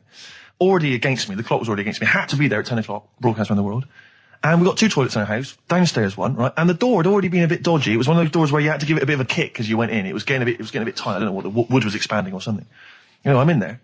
And same thing again happens. No toilet paper. I think, oh, God, I'm going to have to somehow kind of make it up. Why don't you check first? I normally do, Rick. It's just on certain occasions when I'm bleary-eyed or something, I forget, or occasionally I forget. Normally I do check. Right. And you've got to bear in mind that it's not like this is happening every week. This is over the course of many years that these incidents have accumulated. So you've condensed them. For the purposes of this anecdote. Sure. Yeah. Yes. And great. You're just brilliant to keeping the pace up of an anecdote there, Rick. You've just drawn in. I don't know where I am now. Anyway, I know where I am. I'm trapped in a toilet with no toilet paper. That's where I am. And I'm thinking maybe I peel off some of the wallpaper, things like that. But there's nothing I can do. I got to go upstairs. Well, exactly. But I'm going to have to go upstairs and find toilet paper. Was there any? There wasn't. There wasn't. Oh. I'm going to have to go upstairs and maybe find a notepad or something like that. Oh. And so I try the door. Right, the door's wedged. And I'm pulling on the door, and I can't get the door open. It's just like it won't come open, and it's already. And I knew it was going to come to this at some point. Like this is like the clock's ticking. I'm trying to pull the door open, trousers around my ankles again, and I'm thinking, well, what I could do is I could open the window, I suppose, and try and climb out, but not really because I got the trousers around the ankles. And that's or if it was raining, just stick your ass out. 2 birds with one stone. Sadly, it was a beautiful day, Rick. I call it the World Bee Day. And so. So what I'm thinking is, I got my mobile phone in there, luckily, because it's in my pocket. I'm thinking, well, maybe I can phone, I was seriously... Kleenex. Maybe I'll phone the fire brigade. By this point, it just dried. No, it hadn't, it was... Hold on, was that little puppy not around? Because sometimes you can call that, it's got a little bit wrapped round it. Listen, Or just use the puppy itself. There's 50 million people around the world going to need to hear my voice in 30 minutes. Exactly. And where's Steve? He's not locked in the toilet again, is he? Exactly. Oh, no. So I'm thinking about phoning the fire brigade, and I'm thinking, like, if I do that, it's gonna be the first call that goes straight on the speakerphone. Yeah. For like the entire fire brigade service With everywhere. a butch hero carrying you down over his shoulders with your trousers around your ankles. Can I just not pull him up? No, you've got to be learned to taught a lesson. Yeah. But I imagine the idea of phoning up and going, hello there, I'm trapped in a room in my house. Oh yeah, which one is it? Oh, I don't need to know. It's quite small. Is it? Yeah. It's not the toilet, is it? Because we don't want to come and rescue someone who's trapped in the toilet. Which service do you require? Paper? So I think I can't find the fire brigade, the clock's ticking. So then I think one of my housemates is still in the house, but still asleep. So I phone the house number. Right, phone rings and rings and rings for ages. And eventually he answers the phone, right? Gets out of bed, answers the phone, yeah. Hi, it's Steve. All right, what's wrong? What are you doing? What are you doing? All right, yeah. I didn't wait. I don't know. What are you doing? Just in the toilet. Just downstairs in the toilet. Oh, yeah, what are you doing? Well, I've finished what I'm... Have you got any toilet paper? Any bog roll? Yeah. So he had to kind of scrape together a few bits of paper, and sort of tinfoil or whatever he could find in the house. A cactus. Come down no. Pass it underneath the door, right? And then I said, can you move away from the door because I don't want you to hear me as I'm, wiping the... And so you didn't say that? Yeah, well, I didn't want him to, that's embarrassing. Sorry, that's embarrassing. What were you wiping it with? Not tumbleweed. What do you mean? What noise? I know what you mean. Yeah. No, exactly. Right. So then I say, right, can you smash... Why was he hovering? Why didn't he want to walk away? Will you keep your... What was it? Outside with a glass to his ear? Yeah. Thankfully, there was a window in the door, but it was frosted glass. You could just see my semi-naked body moving around. And, so eventually I said to him, look, listen, I'm going to need you to sort of kick the door in. He said, well, I don't want to kick the door in because you're going to have to pay for it, aren't we? I go, yeah, but I got to go to the World Service. Well, yeah. And he was a lovely man. He's the weakest man you've ever come across. It's like if there's one person you don't want to have to throw their body weight against the door, it was him. He's like, he'll snap before the door will. So he's smashing against the door. This sounds like a fetish to me, then. He went in there and there you were naked with lots of toilet paper. And you go, oh, you've broken the door down and there I am naked. Again. Oh, you've rumbled me, Rick. I wish I'd not told that embarrassing story on the radio. Like it wasn't embarrassing enough, you've just got to make it slightly more seedy. Oh, so did he get it down? He did it, yeah, and I got to the World Service with minutes to spare. Oh. And interestingly, I told that story to 50 million people around the world. You're joking. Yeah. Did they understand? I think so. I mean, is that a bit of a problem when you're on the World Service, like thinking of things that everyone can understand? Yes. Because you can't. It's a bit like when talking to you, Carl. Yeah, exactly, Carl. I think you're on thin ice there, worried about people understanding what you're saying. No, but you can't talk about stuff that's on the telly and that, because some people will say, well, we haven't even got a telly here. Oh, yeah, you're listening to XFM 104.9. Yeah. So let's carry on. Let's continue. Well, absolutely. Well, obviously, Carl was out with me last night, and he saw that I'm, he knows I'm a ladies' man, and that was obvious. Carl, you could see the vibe around me, couldn't you? When the chicks were talking to me, and just remembered recently, actually, I was on a train coming back from hometown Bristol, and I was on the train, and this girl walks on, good-looking girl. I thought, hey, up, a largely empty carriage. I'm thinking, my luck's in, because I take every opportunity, Carl. That's the thing about me. I don't choose. She was a good-looking girl. She sat down. I thought she sat down right near me. I thought, brilliant. As this guy comes up behind her, and says, I think it's probably a boyfriend or something, sits down next to her. And I listened in on the conversation, obviously, because I'm pretending to read. It was very clever. I read the same page for hours. So I was pretending to listen. I was listening, but pretending to read. And I realised that it's not her boyfriend or anything. It's just some guy she's met on the platform. And I'm thinking, brilliant. If she's the kind of girl who's just going to start talking to someone, on a platform, on a train, brilliant. I'm going to be in here. Because he was only going one stop. So I'm thinking, what's the worst that can happen? He'll nick off. I'll get chatting to her. And who knows? I could join the... is there a train equivalent? Foot High Club. The Foot High Club, brilliant. And so I'm excited, I'm listening in. And it turns out that they're both kind of graduates who've just finished university, or they're coming to their finals or something. And they're chatting away, and he's making a couple of witticisms, and she's kind of tittering at his jokes. I'm thinking, well, I'll tell you this, if she's laughing at this kind of material, I am going to blow her away, with my kind of anecdotes and wry observations, Yeah. It was weak stuff, I got to be honest. Really? He was coming out with nothing. He was running on empty, as far as I'm concerned. Yeah. And she was loving it. So I'm thinking, brilliant, I'm going to be right in here. And then they get moving on to higher brow things, and I think she was going to study kind of Marxism or something like that, or communism, something. And she was asking him, by way of conversation, she was asking him what he knew about Marxism, And he was fumbling for his vague knowledge of it that he had in his life. And I'm just sat there thinking, come on, love, in any given capitalist environment, the proletariat will revolt against their oppression by the bourgeoisie, and after a brief period of socialist rule, emerges as a classist society governed by community cooperation. Well, if that sort of talk wouldn't get a woman hot, I don't know what you'd use then. If Marx and Engels is not going to get a woman sweaty down below, then nothing is. Then my name is not Steve. You're just biding your time. Exactly. I'm just going to go in for the kill any minute. Yeah. So anyway, it comes to his stop. Right, he gets up. I'm thinking this is a piece of cake, and he gets off, and off he goes. He walks off, and I'm thinking brilliant. And I thought, I'll wait till the train's pulled away. I'm not going to leap in straight away. No. And he comes back along the carriage, and I'm thinking, hang on a minute. He goes, listen, do you mind if I give you my email address? Oh. Right, and if you want to get in touch, email me. I'm thinking, come on, you loser, get off now. Save your face, please, before it's too much. And she accepts the email address because she obviously doesn't want to hurt his feelings, whatever. I'm thinking, fair enough. She's a good woman. I'm liking her. I'm loving her. I'm thinking that's my kind of girl. So anyway, he gets off. I'm sat there, the train pulls away. I'm thinking, I'll wait a few minutes, I'll just, give her some time. Her phone rings. It's her friend on the phone. And she starts saying, and I was listening in, and she was going, just met a guy on the train. I'm thinking, that's true enough. She goes, he was a good-looking guy. I thought, you're having a laugh, love. To be honest. Because I was looking at him, and she said to her friend, he looks a bit like tennis player Boris Becker. I thought, you should be so lucky, frankly, because I saw him. He had awful facial hair, if that's what makes him look like Boris Becker. Terrible little goatee beard. It was laughable. I thought, I don't know. And then she goes to thing, and she's like, I met him, we got chatting and stuff, and she was going, it's not often that you meet someone, generally in life, who's, kind of thoughtful and intelligent and funny. I thought to myself, I'm not even going to waste my time with you, love. Frankly, if that's what you thought of him. You just walked away. And I'll be honest with you, I didn't even bother talking to her. No, I didn't even waste my time with her. If she thinks that bloke is not only great looking, but funny and intelligent, and she got on well, and he was polite, and it was a chance meeting, and he thought, and she thought that you were like a freaky looking dog who didn't even have the nerve to speak. If that's what she thinks, then I don't want to know her. I couldn't. You walked away, and good luck to you. And I have my dignity intact. Yes, and she's nothing. Well, but no, I have to just say once though. This is my DJing credentials. I was once playing music at a scout jamboree. Yeah. When I was about 16, 17. Big gig. There was 1,000 scouts there. Yeah. Right. Yeah. And I tell you this, we were playing on stuff. They were loving it. They were dancing. It was in a big marquee. Right. I slapped on Smells Like Teen Spirit. Yeah. Right. They went mad. They went mad for it. They were moshing. They were climbing up the poles. The organisers were going, switch that off. Right. They're going crazy. And I was there going, no, that's what they like. I'm going to do it. And it was like Footloose. It was unbelievable. It was just like Footloose. Then I came in with Rage Against the Machine, Killing in the Name of. The place went wild. Yeah. And they were trying to get me off the decks. It was like Bill Grundy interviewing the Sex Pistols. And then when the head of them had you killed, exactly. Like there was some sort of mafia thing, and it was all hushed up. The scouts went there one night with all candles, and they stood by a grave, and that was the end of the film. It was a film, I assume. No, this genuinely happened. I assume this didn't really happen. Yes, it did. I swear to God, I was playing Smells Like Teen Spirit, and it went wild, and the organisers were going, switch that off. They're going crazy, and I was going, no, it's what they want. Can I say something? It was brilliant. That to me, I've known you for about 4 years, and I've heard all those things.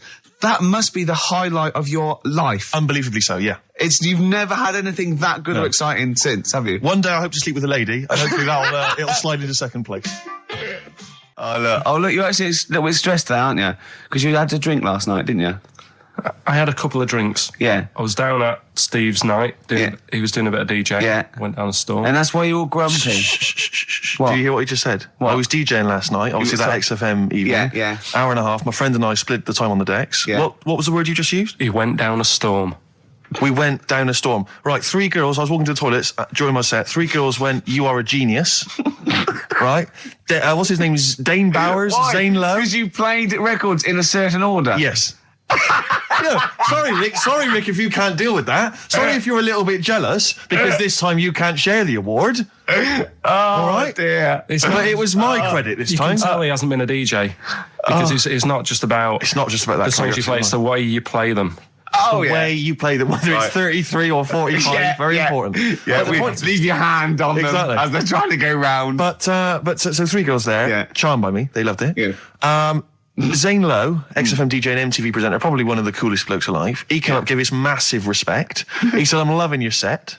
He actually used those words, right? There were people coming up, they couldn't believe their luck. It was roaring. We'd stick on a track, people would cheer, as it came on, right? My particular favourite, Carl, I think you'll agree, my particular triumvirate, LL Cool J, Mama Said Knock You Out, leading straight into House of Pain, Jump Around, then straight into that current Elvis track that's been re-released, remixed by Junkie XL. I played the original, which I'd already played on XFM before. I'm already there, cutting edge. Yeah. Right? Three old tracks, you mean? 3 old tracks. In a row? Yep.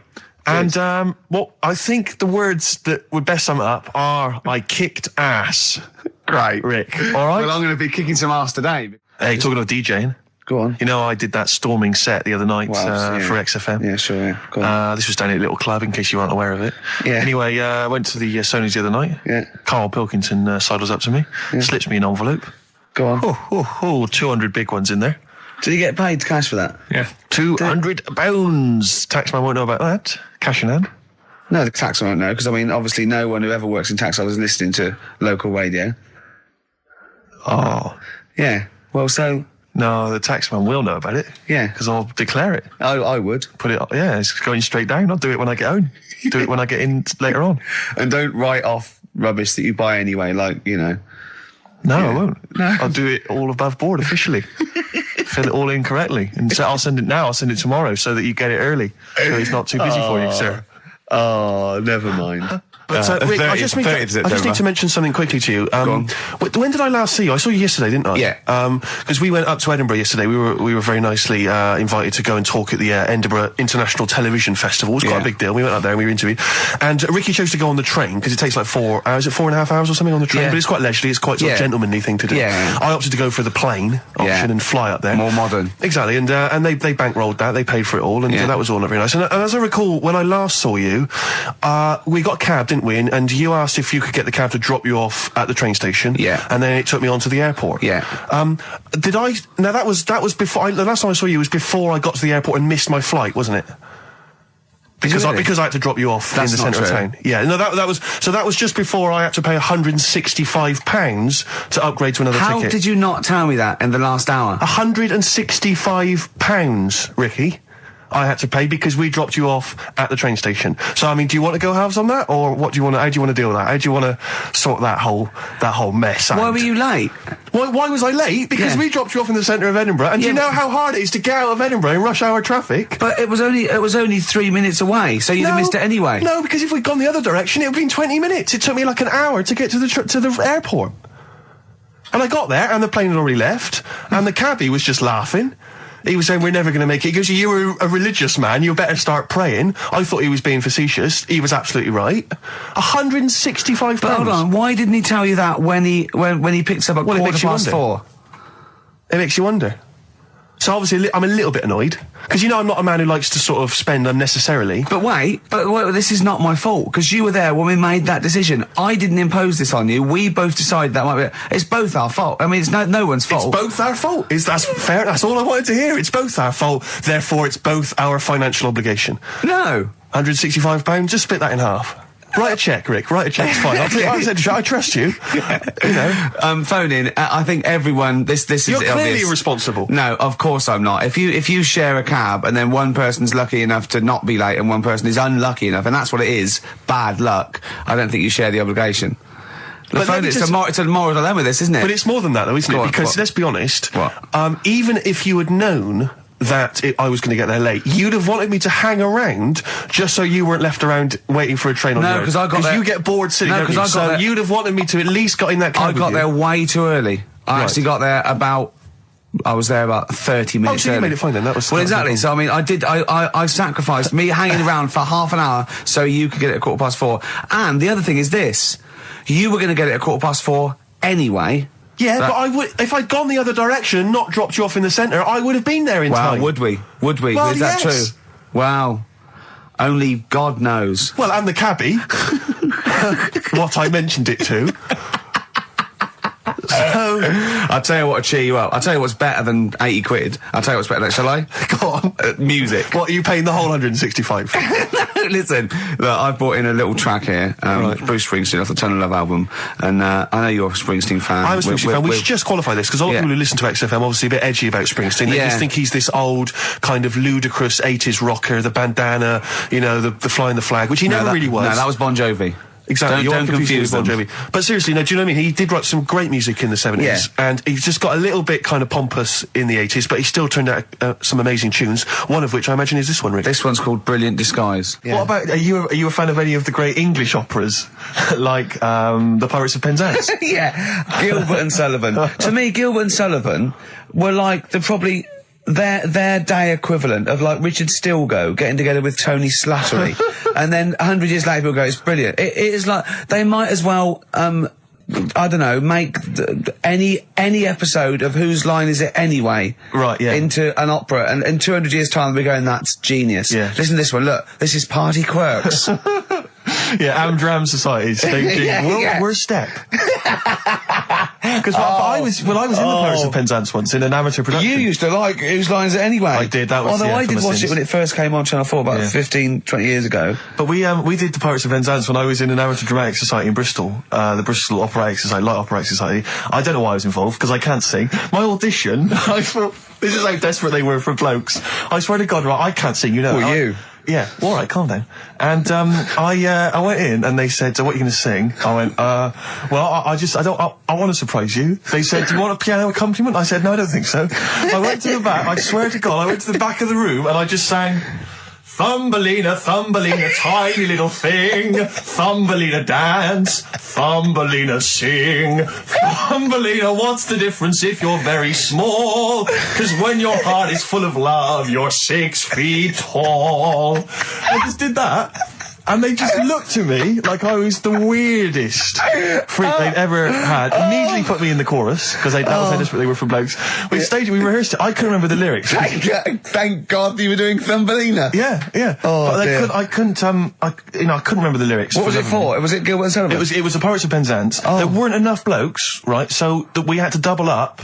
So some of the pirates had to double up as the policemen who were chasing the pirates. A little bit problematic in the scene when the policemen and the pirates have a fight. That was a little bit tricky. And the worst things, there's this sequence where like the daughters of the Major General all kind of like, oh beautiful, something like, you know, oh beautiful little girls are we, la la la la la la la. And the women they must have all been over 40. I mean, real kind of toothless crones creeping around in their 90s. Is it the sort of women that buy one of those sort of porcelain dolls from the TV and go, look, I've had a baby. It's not a real baby. It is a real baby. I'm going to stab you. Yeah. One of those. Exactly. It's the sort of women that you'd see maybe on TV's Bargain Hunt. You know, the kind of contestants you get on there. Those are women who sort of, they're in Amdram and they think they've clung on to their looks, but they've never made it in the guy who was playing there's a guy who's supposed to be an 18-year-old prince, 18-year-old pirate, the Pirate King. He must have been 40 years a day. He also directed the show though, so he got to prance around in these thigh-high boots. Ludicrous. It was so embarrassing. It was shameful, really. I'd love to go to Amdram. Amdram is a whole other world. It's such an incredible place. Because there's so much backbiting and envy and... Really? Oh, it's incredible. I mean, it's worse than the real world of theatre and TV. It's unbelievable. Because the same old people get to do it every year because they can hold a note. Can we go along? You would absolutely adore it, Gervais. It is film it, a secret camera. blinding. Did I ever tell you about the time that my father, when I was younger, we went on holiday, my dad he bought a little boat. A little sort of wooden boat, like a 3-seater, and he and a friend of his went out with me in the boat. I was maybe 12 or 13. Went out and we sort of went, so I think we were we had the little motor, outboard motor, chugging out. We just thought we thought this was real seafaring stuff. Brilliant. We'd lost sight of the beach because we'd gone round a corner of like a mountain, or like a, like a cliff. And so we were just round the corner, and there was this boy, just floating in the water. Not a boy, but you know, like a boy. And, very tricky to explain that on the radio. It's the same word, isn't it? Boy, a boy, and a boy. Yeah. And so we float past that and we're just chugging along. The motor conks out. Oh, I can't believe it. We have to row back in. So they're rowing away. I'm just sat there. And we noticed that every time we sort of think we've got past this buoy, it just seems to be back where it started again. And we realised that the tide is taking us but not taking us out, taking us towards these rocks. And we've got ravaged rocks. And we were a bit pretty scared because I can't swim very well. Or I couldn't at the time. I think when my dad had maybe bought, you know, he didn't, I'll be honest with you, I inherited a lot of things from him. One of which was his carefulness with money. just the one life jacket. How deep was the water? Which I I seem to remember he tore off my back and put on himself. So the water's pretty. I mean, I'm not saying we would have necessarily died, but it was pretty scary because the boat, we were going to crash into these rocks and stuff. It was getting pretty unnerving, and so they're sort of rowing like mad, trying to get. We're just not making any progress, and we're beginning to think that this might be the end.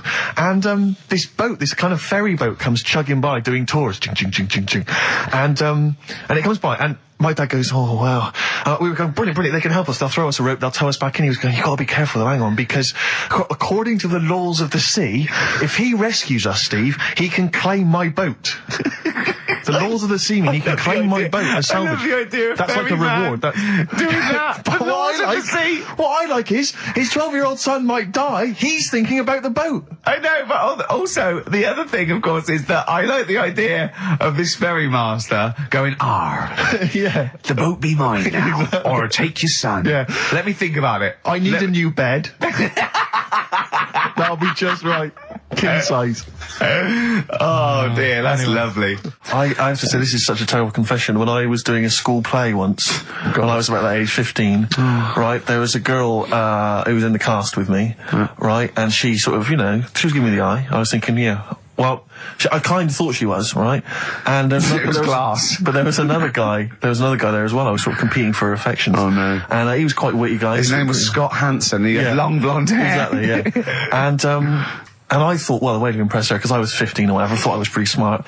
I sat in one of the adjoining dressing rooms, reading a copy of the philosophical book Zen and the Art of Motorcycle Maintenance, which I didn't understand, but I sat there reading it in the hope that she would walk in and think, my God, you're reading Zen and the Art of Motorcycle Maintenance. You don't go with the crowd. You don't want to come next door when we're talking about nonsense and people are flirting. We're talking about the bangles and curly whirlies. You're in here saying, look, just, if you want to come and talk to me, you're welcome, but I'm not... I'm a thinker. I bet you thought you were Kwai Chang Kane, didn't you? I thought it was like she'd think, Jesus Christ, I've never met anyone like him. That is genius. And I remember the one time she accidentally walked in, she went, oh, sorry, wrong room, and left again. And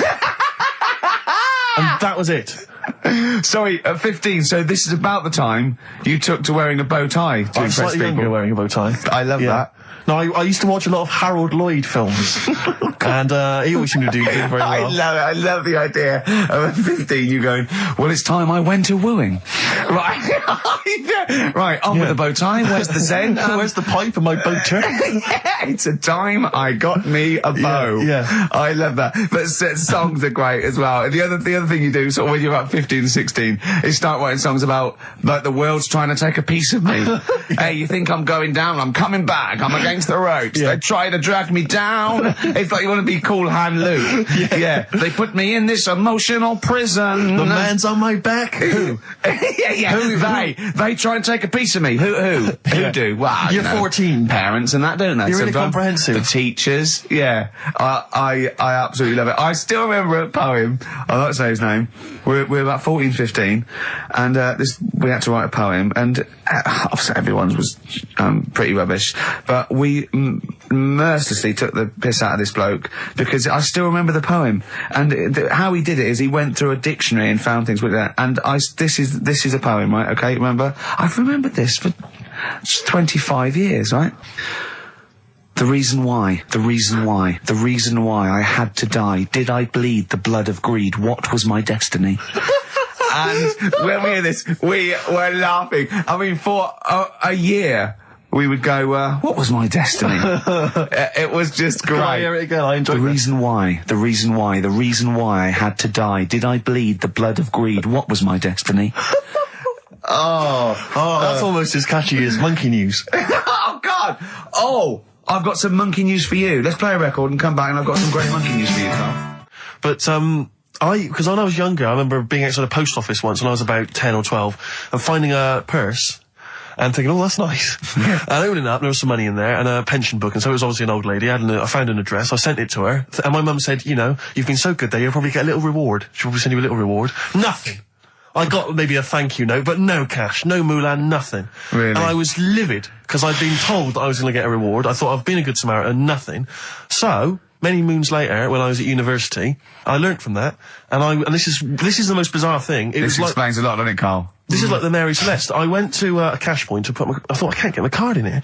And I realised there was already somebody's card in the machine. They put the code in, but then they just disappeared. They'd been kidnapped or something. So it was just there, waiting, sitting. It said, what do you want to do? And it gave you a number of options. I thought, interesting. Steal or go to heaven? Yeah, exactly. You went, oh dear. Yeah.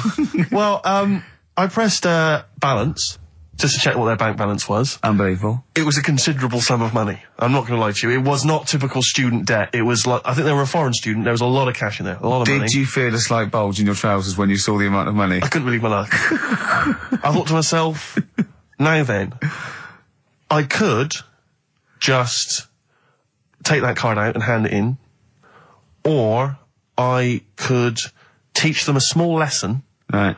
And maybe give myself a reward, because last time I did that, I didn't get a reward. So if I give myself £30, then I'll take the card out. 30? Give myself 30. You didn't really? Well, I thought that's a good reward. And I went in, I handed the card in, I took that. Steve, and that's a little reward for me. And I'll tell you this, don't think it's evil, because I went in and I bought everyone a drink. Well, brilliant. Yeah, I didn't tell them I got the money free. Well done. Excellent. So probably gangsters are quite generous with the money they've stolen from other people. Yes, but someone's negligence, Rick, has lent... the thing is this, Steve, right? I believe it, except that buying people a drink, Carl. What do you think? Well, I kind of thought that when he said it, but then I thought, but they'll be buying him back. So he's still... So in a way, he's still a winner. Yeah. Everyone's a winner in that situation, including the student, because frankly, if there had been a less scrupulous person who found it, they'd have probably helped themselves to a considerable sum. I cannot believe he did that. There was thousands and thousands of pounds in there. What if Beadle had jumped out and slapped you with his little claw and said, we've been filming this merchant? Well, so what? How old were you then? I don't know, 19, 20? Would you do it again, or was it just to get the world back for the old lady's purse? Possibly do it again, yeah. You're joking. Well, you've got to think of it this way. You've got to think of it as there was a lot of money in there, and someone less scrupulous than me would have taken a fortune. They'd have cleaned them out. Whereas I just took a small reward, which I thought was more than enough for someone's negligence. And I've returned the card. They've got the card back. Everything's fine. Think of someone else. I could have gone on a spending spree. I could have been buying stuff, all sorts. Yeah, but it wasn't yours at all. Yes, but they probably would have given me a reward. And because, sometimes people forget, or, they don't give you a reward, I thought I should take it myself. You had to go at your dad for nicking a loaf of bread out of a phone box. Yeah, but that's because it's for old people, geriatrics and stuff. How do you know how old was your people who you were robbing from? It was on a student campus. Well. Wow. I thought it was excellent behaviour. I thought it was good, honourable behaviour. That's showing another side to him, isn't it? What would you have done, Carl, in that situation? And tell the truth. I might have helped myself a little bit. There you are. I don't know what this is helping yourself a bit. Like you say, just sort of, send them back and sort of say, If you find a £1 coin in the street and you can be bothered to bend over for it, then have it. But someone's cash point card or personal belongings... I'd let them know, though. Did you send it to them and say, I've service charge included. I've took that out already. No, I handed it in to the... You let them know? What do you mean you'd let them know? I'd say, you're lucky here. Right, I just took, I'd probably say 20, actually. Because that's just like one note. Sorry, right, okay. You are winding me up. No, I'm not. I mean, not for once. I mean, I know what Steve's like. He is tight, right? He is. And you know that, don't you, Steve? Financially, you mean?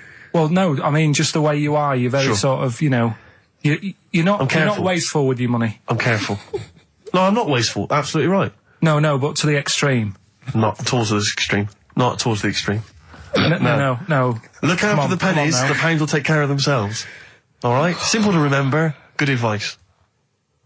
Yeah, all right? But the thing is, right, I know that I take the mickey out of you for, like, the way you look and stuff. Sure. Right? Well, I'm right back at you. But the thing is, you can't help that.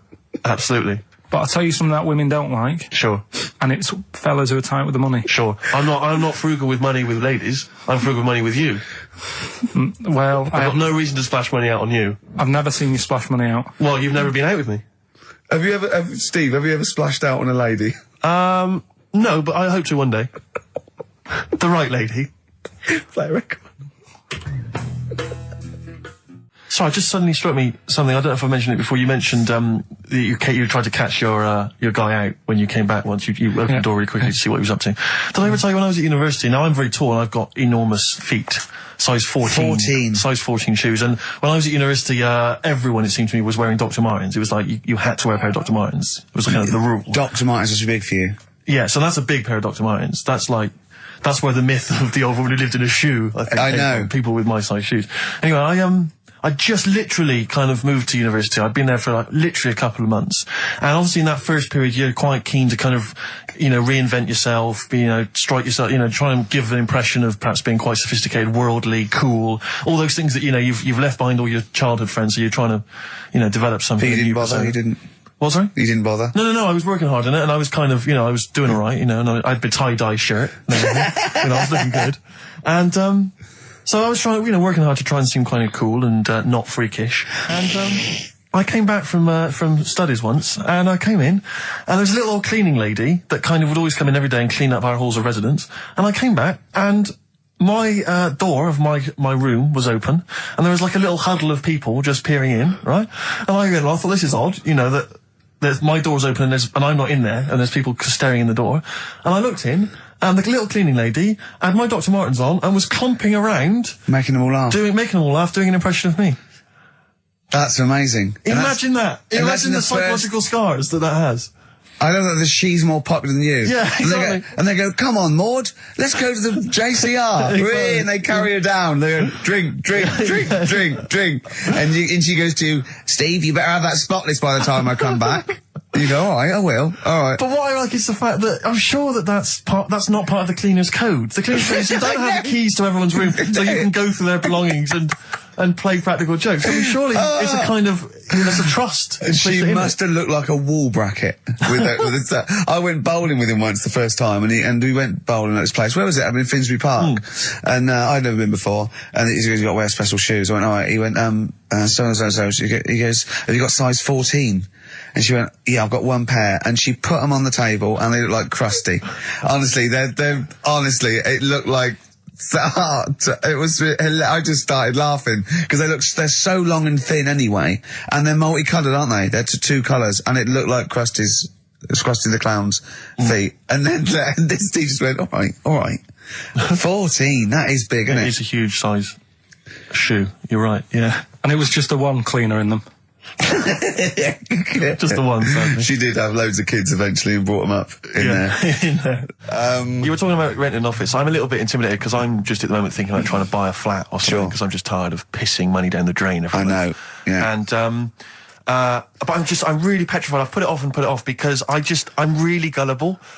When I'm confronted with anyone in a suit who sort of knows what they're talking about, they can sell me anything. I'm intimidated. It's like, you're supposed to go in there and you're supposed to sort of act like you're the guy with the money. This is what I want. This is what no. But I go in there and it's like I'm afraid they're going to say, clear off. I don't want to sell you a house. I'm not interested. Have you ever thought of like really putting on sort of like some sort of cool air? Like, sort of like kicking the door and going, what's that?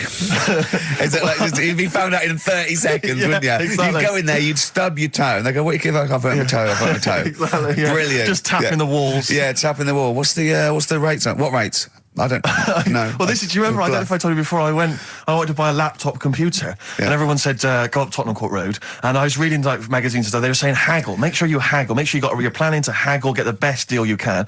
And I found a shop which was selling the computer I wanted, and I went in there, and I had this whole plan in my mind of what was going to happen. He was going to say, like, it's worth this. I'm going to go, well, look, I can get it cheaper here, I want to buy it from you, I'm going to haggle, and off I went. So I went in the shop, and I said, yeah, looking for this, interested in this Toshiba. How much is it? He went, it's 1,500 quid. I went, sure. Okay. I said, I'll give you 1,300. He went, it's 1,500. And I said, sure, but I'm willing to give you 1,300. He went, 1,500. And I was done already because he hadn't even begun to haggle.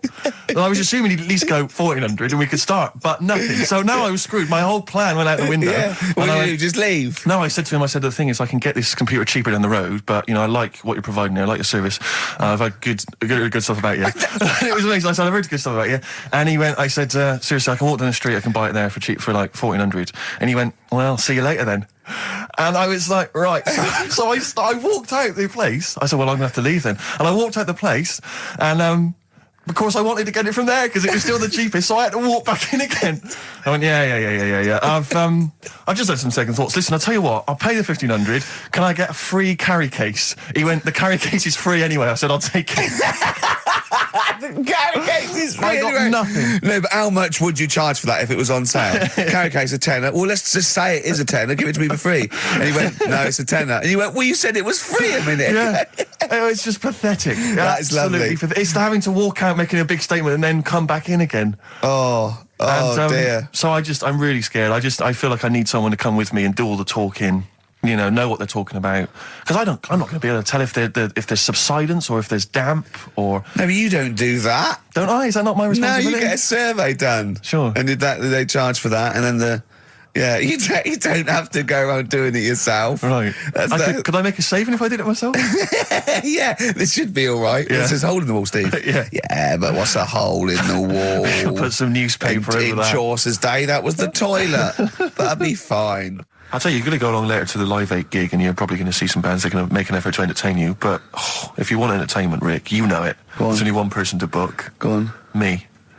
If you have perhaps something to do, because I'm obviously a top DJ on the radio, but where I really come into my own is DJing in any kind of club environment. Well, you told me you were DJing. I didn't go to it. DJing at a party, and you said the place was rocking. The place was roaring, and I loved it.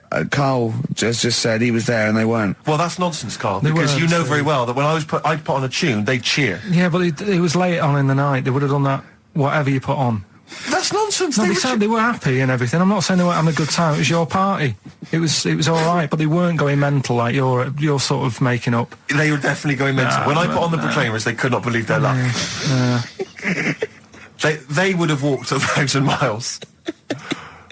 Was it good though? Were they really? What were they doing? They were dancing, were they? Dancing and that, but they weren't sort of cheering, going, more and all that at the end. What are you talking about? Oh, Take On Me came on, the big cheer went up. Oh, I don't know who to believe. I've been there, done it, Steve. I've been the DJ as well. Oh, it might be jealousy. It might be like professional jealousy there. Yeah. I think it's because my fortunes are on the up and these are on the down. We all know famously that he had Pilkington making music, his DJ outfit. Didn't happen. I did enough. I just wanted to do enough to pay for the equipment, and I did. And that was that. But I don't like crowds, do I? But you're safe, aren't you? You're behind the little thing with the flashing lights. But there's still a lot of people and that. Forced fun. Don't like that. Forced fun? It's not forced fun. They haven't got to dance if they don't want to dance. Yeah. Don't like it. What do you mean your fortunes are on the up? Anyway, DJ. Well, I'll tell you, I was hired. Well, I say hired. I did it as a favour to a friend. His wedding the other week. And I got there, I was thinking, because everyone had their little role to play, and then people were doing a good job. I love you taking it seriously. And I spent ages putting together some CDs, special selection CDs. I love that! Because what I did is I burned them on iTunes. Did you turn up with your own headphones round your neck? Own headphones, wearing a suit, but headphones. Metal case. Didn't need it, just had them all in one small box. Brilliant. Boom. I thought this is good stuff. I got some classics here. Give me an example. Give me an example of that, like the first hour, the warm-up hour. Rick, I'm coming straight in with Frankie Valli, Oh What a Night. Brilliant track. I mean, when those beats start at the beginning, who's not getting on the dance floor? Wait a minute, what's this following it up? Go on. It's the Jacksons. What, I Want You Back? I Want You Back. Brilliant. It sounds good at the moment, Carl. Yeah.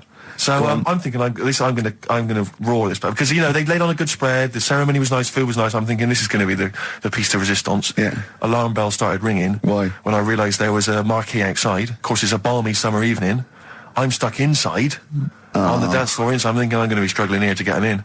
Even with flavours like this, I thought I'd struggle, Rick. So I'm sat there in my suit.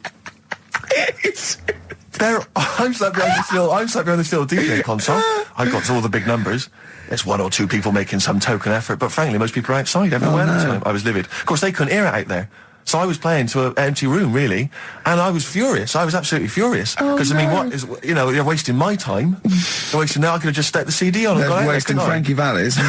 Frankie Valli's time. They're wasting the Jackson 5's time. They're wasting, D-Light's time. Yeah, yeah. And, so I'm sat there, and there's a couple of people making a cursory effort. Mainly when they come to get a drink from the bar, they might have a little quick, couple of twos. You shout, we don't want your not interested. All of you or no one. All of you or no one at all. And then there's a microphone set up because people have been doing speeches. This little girl gets on the mic, right? It's being funneled through the speaker system. So every time I put my headphones on, Miss Dynamite, was it? It wasn't sadly Miss Dynamite, although she decided to have a little go at MCing. She was screeching her little head How off. old is she? Oh, I don't know, 8 or 9. At their most annoying. When children are at their most annoying, because they got a bit of confidence there. They're a bit cocky. They're not shy anymore. They're a bit arrogant. Yeah. She's screeching her head off, so I'm playing, and she doesn't know it. Your face! I'm playing Into the Groove. No one's getting into the groove because she's going mental. She's just going, what's this? What's this? I don't know what this is. Play something I know. I'm thinking I haven't got any bloody DJ Otsu or Crazy Frog. I'm not going to play what you... So she's just screeching along, ruining it for everyone. And I say everyone, there was no one there. So she was ruining it for me. I bet you were really I'm angry. furious. But of course as well, every time she screeched, it went through my headphones. So of course I'm... And then her dad comes along, right? And I'm thinking, all right, he's seen what's just happening. imagine you in your suit, sweating, getting annoyed at someone ruining your set that no one's listening to. I think, her dad's coming over. He's going to put pay to this. He's realised that, she's causing a disturbance. He comes over there, joins in.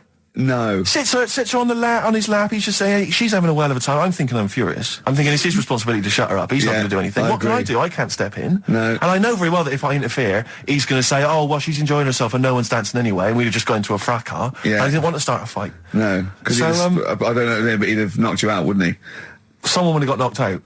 And I'm not saying who it would have been, but, but there would, to bear in mind, Rick, there would have been 2 of them. And so I didn't want to get into a fight with him. And anyway, so I'm playing. Anyway, so my friend came along. He realised what was happening, and I didn't have the guts to unplug the microphone because he'd have known. You see. Yeah. So I got my friend to do it when she had her back turned. So he pulled the plug out. The microphone went dead. She went, "What's going on?" I went, "I don't know what you're talking about." I said, "I don't know." She said, "Where the microphone's at?" I said, "You must have broken it." I don't know what's going on. Someone will probably make you pay for that. And anyway, at least we shut her up. That is great. But it really went from bad to worse. And there's that thing when you panic, you start panicking. So you're putting on a lot of flavours that you would have saved till the last hour. What are we talking? Boom, boom, shake, exactly. You're throwing him in early. Love Shack's coming on way too soon. Really? Oh, Love Shack before 11. It's heresy, but I had to do it. But anyway, in the end, I made the bride go and get some people in. I said, look, it's your special night, all right, and they're going to enjoy this. I'll be honest, love, this is a washout, and it's up to you to turn this wedding around, or I'm walking. And I tell you, they're going to have a sour memory of this evening unless you bring some people in. Get everyone in dancing. So she got them in at the end. Brilliant. And I'll tell you this, Carl. I mean, I don't know what you say, but they were loving it. They were absolutely loving it. A bloke came over and said, "Have you got Amarillo?" I said, "No," but I put on something even better, Delilah. Wedding crowds always go for Delilah. A song, of course, about old man killing his wife, but it always goes down very well, strangely, at weddings. They get into a sort of hokey-cokey thing. They went berserk for it. And I was following it up with, I had the monkeys, I had all sorts going on. Brilliant. Of course, you know what happens. What? I'm going great guns. People are absolutely loving it. They're rocking it. I throw in, I had something cracking on at the end. Come On Eileen, of course, was on. People were going berserk for it. Which is unfortunate because the bride's name was Eileen. Yeah. And then the bride pipes up. I'm throwing the bouquet. So they all traipse off outside again. Oh. I was furious. Oh, no. I plugged the microphone back in. I said, "What are you doing?" We got, but they went out. Then, of course, you can't get them back once they've done that because all the women are running around. I got the thing. And then they got to wave everyone off, throw the confetti. They ruined your day. I was having a great time and they ruined it. She ruined your special day. She ruined my special night. Oh, no. It's on her head. What would you put on about now, Carl? What if I was DJing? Yeah. Probably a bit of a world party. Go on. Interesting. Well, here we are again, XFM on a Saturday, just gone 1 o'clock, Steve, if I'm very much mistaken. But we're not here as such. We're away again, gallivanting around. We've got to do the special sort of best of again. Okay. Which we did a few weeks ago. So this is the best of the last 3 weeks. Which I think it's the best 3 weeks we've ever had. But I'd like it condensed into 2 hours. Yeah. Yeah, some great music as well in there. Yeah, there'll be some great music interspersed with fine chat that you've already heard. Yeah. Except this bit. This bit's new. We've actually, out of the kindness of our heart, we've come in last week. Yeah, yeah. And we've done a few clips just because we felt a bit guilty about shooting off. Yeah. And leaving. Even now, having heard this link, I'm beginning to wonder if it was worth our time. Yeah. Well, should we play a classic link? Let's play, what, from the last 3 weeks? After this is Feeder. All right, so here's the first bit.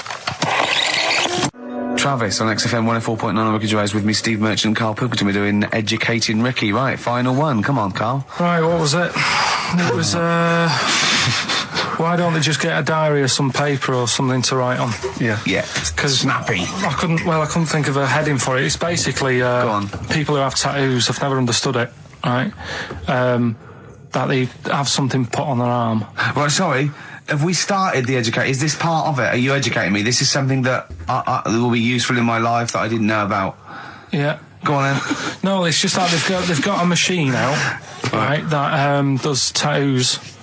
You come up with a design you want, and you this machine scans it, and you put your arm in this thing, and you press print or whatever, and then it does the tattoo on your hand or on your arm. Like loads of little needles that follow a pattern? Yeah, the computer, basically, yeah. Is it a real tattoo? It's a proper proper one. The fella said... well, as long as it goes out, it pierces the skin with a I just wondered if it's one of those kind of, those kind of... No, it must be lots of little needles or moving needle that can go Sorry, along but it. how is this cleaned, like, in between each person? Dunno, probably... I don't know. Well, no, as long as it's only that. If it's one needle, it's just the head, isn't it? If it's one needle that moves, and does it like loads of little... What are we gaining from a machine doing it? Just because they're not going to sort of mess it up. But hold on, how do you keep your arm still? Because your skin moves slightly. So the machine it's won't... sort of strapped to your arm. Right, and so it's spread... the fella said that the tricky thing was in all this, it was the fact that, nobody would let him test it out on anyone else, so he had to do it himself. But did it work? Because the thing is with a tattoo artist, they can see when your skin's moved and they can see what they've done and they keep wiping it and looking, whereas a machine's just got to trust itself. Yeah. So I think one needle could go wrong. If it was a lot of needles, that it just came down, like, 1,000 needles that was an imprint. Yeah. But obviously I'm asking someone who hasn't delved any further than there's a machine that can give you a tattoo. That's all you've got at the moment, isn't it? Well, basically. That's all you've got? I mean, that's what I've got, because I'm not a fan of tattoos. I don't... But where did you read this again? This was... Internet? This was on the internet, yeah, it was, yeah. Okay. And I just don't understand why people do it. That's what got me attention. Because me... Sorry, what have I learned from this? That if you wanted to get one, you can get one done by a machine now. People say machines are sort of taking over and that, and there's another one. But it's just the fact. I mean, I don't know. So give us the snappy title of this education again. Why don't they just get a diary or some paper or something to write it on? That's what I always think when I see people with loads of tattoos. Like there's that fella who we were talking about the other week in Scotland who was covered 99% in tattoos. It's just like, what have you done that for? Yeah. Do you know what I mean? You can't get rid of it now. You've done it now. Yeah. What sort? No. The Pope. Yeah. What semi-precious... Sorry, Mrs. Robinson, we're going to have to let you go. Yeah. Go on. You are the weakest link, Karl. Goodbye. Yeah, go on. The Pope. Yeah, the Pope. Yeah, we've got the Pope. Yeah, that's not strictly a question. He wears a... He wears a Desmond's hat. He wears Gore-Blimey trousers. Yeah. Does he live in a council flat? Yeah, he lives in a council flat. He wears a semi-precious stone. What's the stone? The Pope wears a semi-precious stone. What is the stone? You mean, what is it called? Yeah. What is it called? What, has it got like a kind of papal name? I think it's like, is it a 18-carat one? So we got to try and get the carrot yeah, of the Pope's big diamond. He calls it Dennis the Stone. Do they want do they want the type of gem it is, like or is diamond, there some kind of jade, papal name ruby, for it? or do they want it like the Rosetta Stone, or I don't know. I can't play a record. Play 2 record. Let's not. Where's your head at? Basement Jacks. Right, okay, let's get this. Have we knocked this on the head then? It's just not happening. Oh, here he is. Look. Here he is. Come in. How have you... Oh, God. I don't believe that. Oh, that's pathetic. I do not believe that. That's absolutely pathetic. Now, they won't believe this, will they? No. Right, No. if I say that Jonathan Ross just got his massive member out, and he is a big lad, Come and sit down. I've got your tickets, Mr. Gervais. Thank you. What's going on here then? I mean, why are you dropping off tickets? Well, because, you know, in the spirit of the Comedy Awards, we like to have the rising young stars of the British Comedy Awards. That's right, and that's me. Well, we couldn't find any this year, so we've asked Ricky whether he would sit in the rising young star seat, and I wanted to deliver the tickets personally, so there's no excuses if he doesn't turn up later. Yeah. I always suspected that you were sort of pretty well endowed. Yeah. And now we've seen. You know, it's on webcam. That was just one of my cocks. That's the one you're wearing today. Didn't we? Don't say that. No, we were This is meant to be the happening young station. What's going on? No, you can't say stuff like that. You can't. Just careful what you say. Look up to Judy and Clary. 10 years in the wilderness, and he comes back in the person line. 10 years in the That happened wilderness. to you. That's Jesus you're thinking of, isn't it? Just because you're on everything at the moment. I walked in here and I came in there and I thought this is the young happening place, and what do I see in here? 3 old men sitting What are you talking about? I'm only 28, 27. You're wrecked. You all look wrecked. Well, that's because we're always partying. I was looking for some youngsters. Where's the youngsters? I wanted to see some tight leather pants. I wanted to see some foxy chicks hanging on you every word. What is it? It's a bunch of old blokes on a block up there washing up in a sink. But look at him. He even dresses for radio. Look This at is him. ludicrous. It's amazing. Looks like you're I love the fact you were on the phone to Gervais last night, weren't you? Asking his advice on clothes. Look at him. He's going for the man down the DSS. I like that look. That's a nice look. Have you got a single pair of trousers that aren't elasticated at the waist? They're maternity jeans, aren't they? They've got a whole panel that pulls The forward. thing is, what I do at the end of the week, I can pop these in the pan and I can make a nice soup with all the food that's encrusted in them. At his years as a homeless coming to the fore there. Look at you, But one why- step away from Lawrence Llewellyn Bowen. I'd like to be that bit closer. But why are you dropping off tickets? Are you a little bit... Because I thought you were married and stuff. Why do you suddenly got this obsession with Gervais? Because I'm a bit rough, ain't I? yeah, it's like when you see Dale Winton out with those rough boys. I'd like to get one of my own.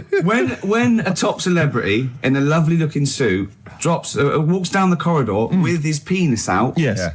I know that I'm still You attractive. know you've arrived. I was inaugurated in the same way. For me, it was Des O'Connor. It's like it's the passing on of the baton, if I may use that euphemism. and you've been battened. But it's fantastic. Well, it is a pleasure. I don't think I'm complacent just because I'm mixed with you. I still wake up and think, I don't believe it. I'm mates with Jono. Can I just point out one thing? Jono. I was listening to the show last week and I heard you, as always, revealing a little too much about yourself, if you don't mind me saying so. Yeah. Steve tried. Not as much as you. No, but that was just for the benefit of the room. Yeah. And talking about when you used to occasionally urinate in the sink. Yeah. When you were around my house last time and I came in and you looked a bit shifty.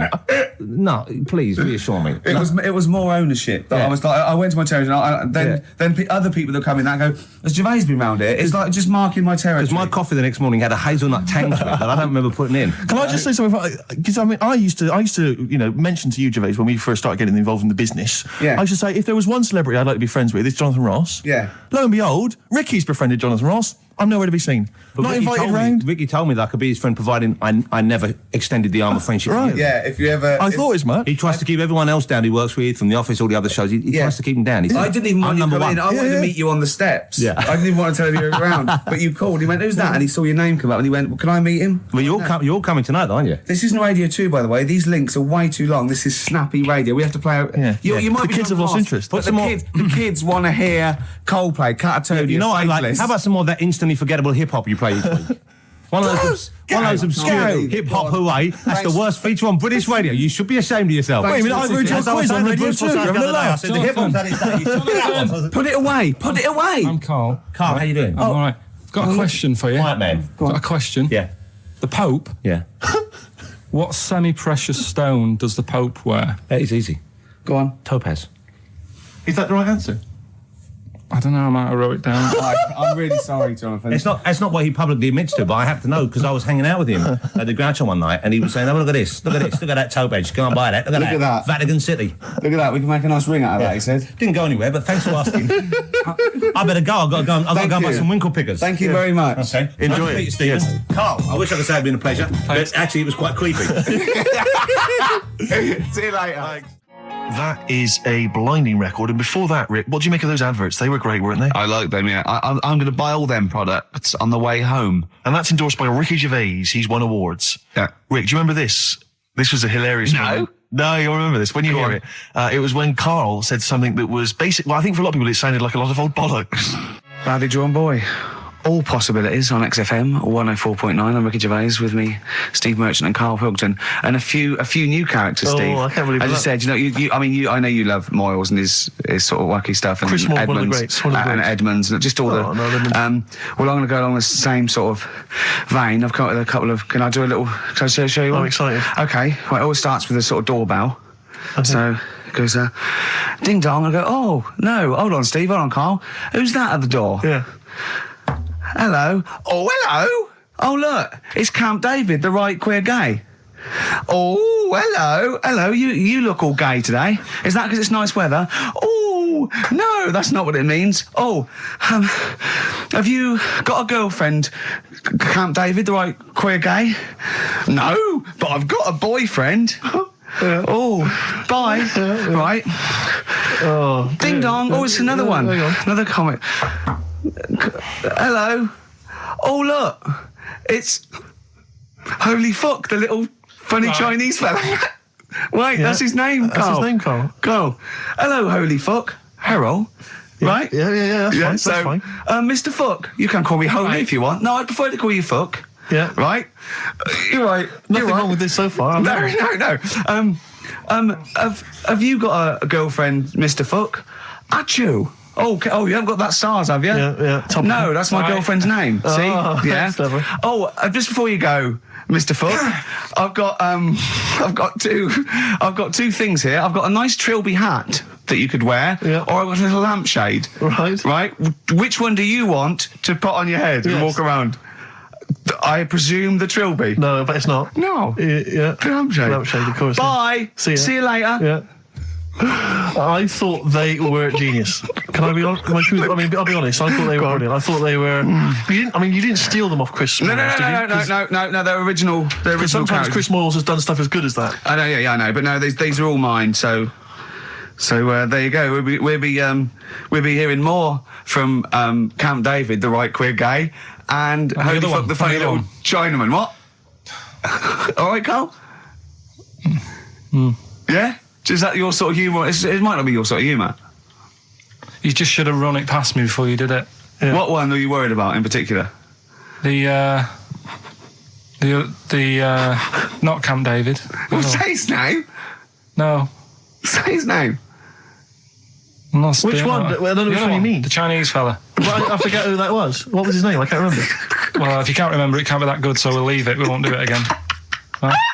I'll tell you what I've got, Steve. Oh, what? Tell you what I'm thinking. Go on. Right. Do you know, like, TV programmes sort of get rested in the winter? Ding dong. Oh no. Hang on, who's this? Oh, Go on. hello again. Not now, Mr. Fuck. We're talking. Bye. Is that Holy Fuck again? Yeah. Okay, Karl. Look at Karl's face. Right. Okay, that's it now. I'm not answering the door anymore. Right. Okay, go on. Right. Yeah. Ding dong, ding dong, ding No. dong, ding dong. He's trying to get in. You've got. Don't be impolite, Rick. Come on, Rick. He wants to come in. No, it's too late. It's too late. He's gone away now. Go on. Right. Anyway, what I'm Nice thinking is Rockbusters coming back for a bit. What? What are you talking about? He likes my idea. He likes my characters. He doesn't like that idea. If I Go on, what, Karl? no, what? I was going to say if I came up with With what? Name it. with that Chinese fella What was his name for again? a I keep sketch, forgetting. you wouldn't have liked it. So let's do Rockbusters and see how it goes. I know you weren't a fan of it, but Hang on. Yeah, I but thought- to be honest, Karl, he dissed cheap as chimps, and we know that's a brilliant idea. Hang on. Sorry. We all agreed that Rockbusters was a piece of old toss. no, I didn't. I said it needed And that's why resting. we stopped doing it. I said it needed resting for a bit. I don't remember that conversation. What do you mean it needed resting? We abandoned it because it was appalling. You it started off as a nice idea, but you just gone crazy. None of it made any Let's play a sense. record and come back to this, shall we? What do you want to play? Bit of sugar. Oh, Yeah. Brilliant. That cheer us all I up. don't know why you were thinking of bringing this back. I'm genuinely worried about this. Well, Is that the doorbell? right then, which leads us nicely into Knob news. Oh, it's the welcome return of Knob News. Right. Okay. It's very much like the news at 10. This, isn't it? I do a bong. or in this case, a schlong. And he gives me the headlines, the knob news of the day. Where have you collected all this knob news? Was there a lot of knob news this week? It was mental this week. The amount of stuff. The way it works, you give us the bong. Yeah. I'll give you the headline. Okay. Steve decides which stories we're going to talk about. And now on XFM, knob news. Schlong. Man grows knob on his arm. Schlong. Man gets doctors to make him a second knob. Schlong. Turkish prisoners made hole in cell wall to produce third inmate. Schlong. Doctors accidentally remove man's testicles. So, well, can I straight away go for the accidental removal of the testicles? Well, it's happened before, right? We've talked about that before. Well, how did what did he go in for a tonsillitis? What are they called? Tonsillectomy. And he went in the wrong way. What are you talking about? How can they accidentally remove his testicles? It says, he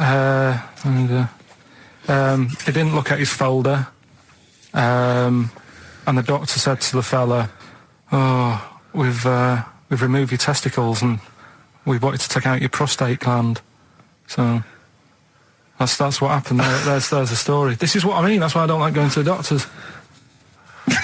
Yes. It happens, doesn't it? Because all these sort of it's when they say things like, "Oh, it's just we do loads of these operations." That's when they're not concentrating. Brilliant. Do you know what I mean? When they say it's procedure, that's like having a boring job that you do every day when you're not going to be concentrating. I prefer them to go, "This is a tricky one, this." I know what you mean. I sort of do know what you mean. You watch TV programmes about, like, you know, removing someone's second head or whatever, and there's like the best surgeons from all over the world. It's televised. They can't make a mistake. They can't go, "We took his legs off by mistake." Whereas the fella who's having a prostate's like, "Oh, do you want to do it? I'm sick of doing that." Yeah. And they're probably doing a crossword whilst we're at it. Of course they are. I've seen that actually in operating theatres. They're doing a crossword. That's what I mean. Yeah. I was just examining some of the other knob news, Rick, a little bit more closely. Man gets doctors to make him a second penis. I'm sure we're all interested to know what happened there. Yeah. A German who persuaded doctors to give him a second penis has lost his wife after he showed her the result. Biker Michael Gruber lost his original penis in a motorbike accident, and doctors built him a second one using a mixture of skin, bone and other tissues. Bone? Apparently, the penis worked so well that he was even able to father a child with his wife Bianca. But Gruber was still not happy and asked doctors to repeat the operation and build him a better organ, to which they agreed. From his hospital bed, he said, "I've got 2 penises, but no wife. I'm hoping when I get rid of one of the penises, I'll get her back." What do you mean? Sorry, he had 2 put on. What side does he wear? So he's had both. So he's had 3 then. Yeah. This is probably the thing that happened with Hitler when he had 1 ball, but he had 3 at one point, didn't he? So he just kept one in the Albert Hall, gave his mum one, and kept the other one. Well, do you know what happened to me on the way in? Go on. A homeless person called me a dickhead. How did he know? Do you know him? Is that why? He's like the local big issue fella. Oh, yeah. And he knows me. He sees me walking up and down the street. Oh, that's how he knew you. Right. So normally I have a bit of a chat with him and that. And I walk past him. And, you know, I can be a little bit cheeky with him because I've been cheeky with him in the past with stuff. You pinched his arse. No, just, you know, saying stuff like, "God, you're always there. I mean, you got home to go to," and stuff like that. Yeah, just breaking the ice. Go on. He knows, and he'd laughed at that, right, last time, so I thought I can be a bit cheeky, right? So he goes, "Do you want a big issue?" I said, "No." He said, "Come on, I've got loads of them," right? So I sort of said, "Oh, when I was a kid, and I used to do a free paper around the free papers one," I said, "Just put them in the bin and go home." Right? And he went, "Yeah, but how am I going to get any money doing that, you dickhead?" You see, I can see his point. He is homeless and having to sell newspapers to get 50p or a quid or whatever. Yeah, and sometimes I treat him, right?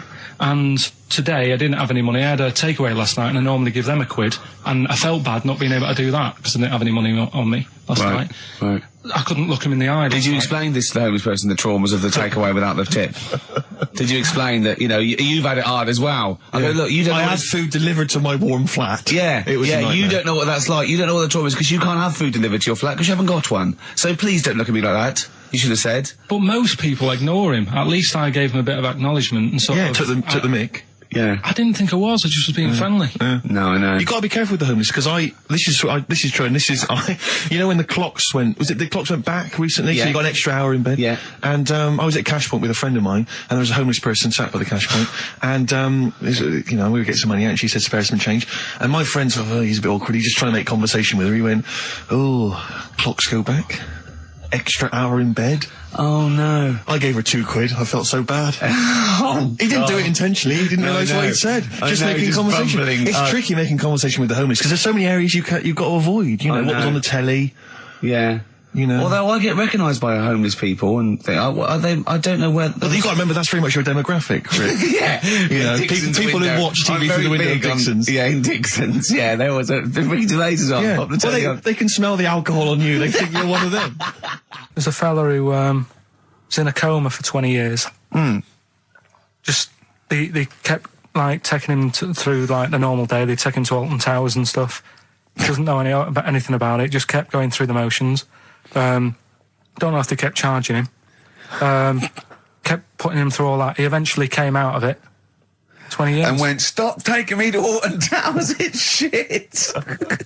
I just thought, imagine how much post he had. How much post?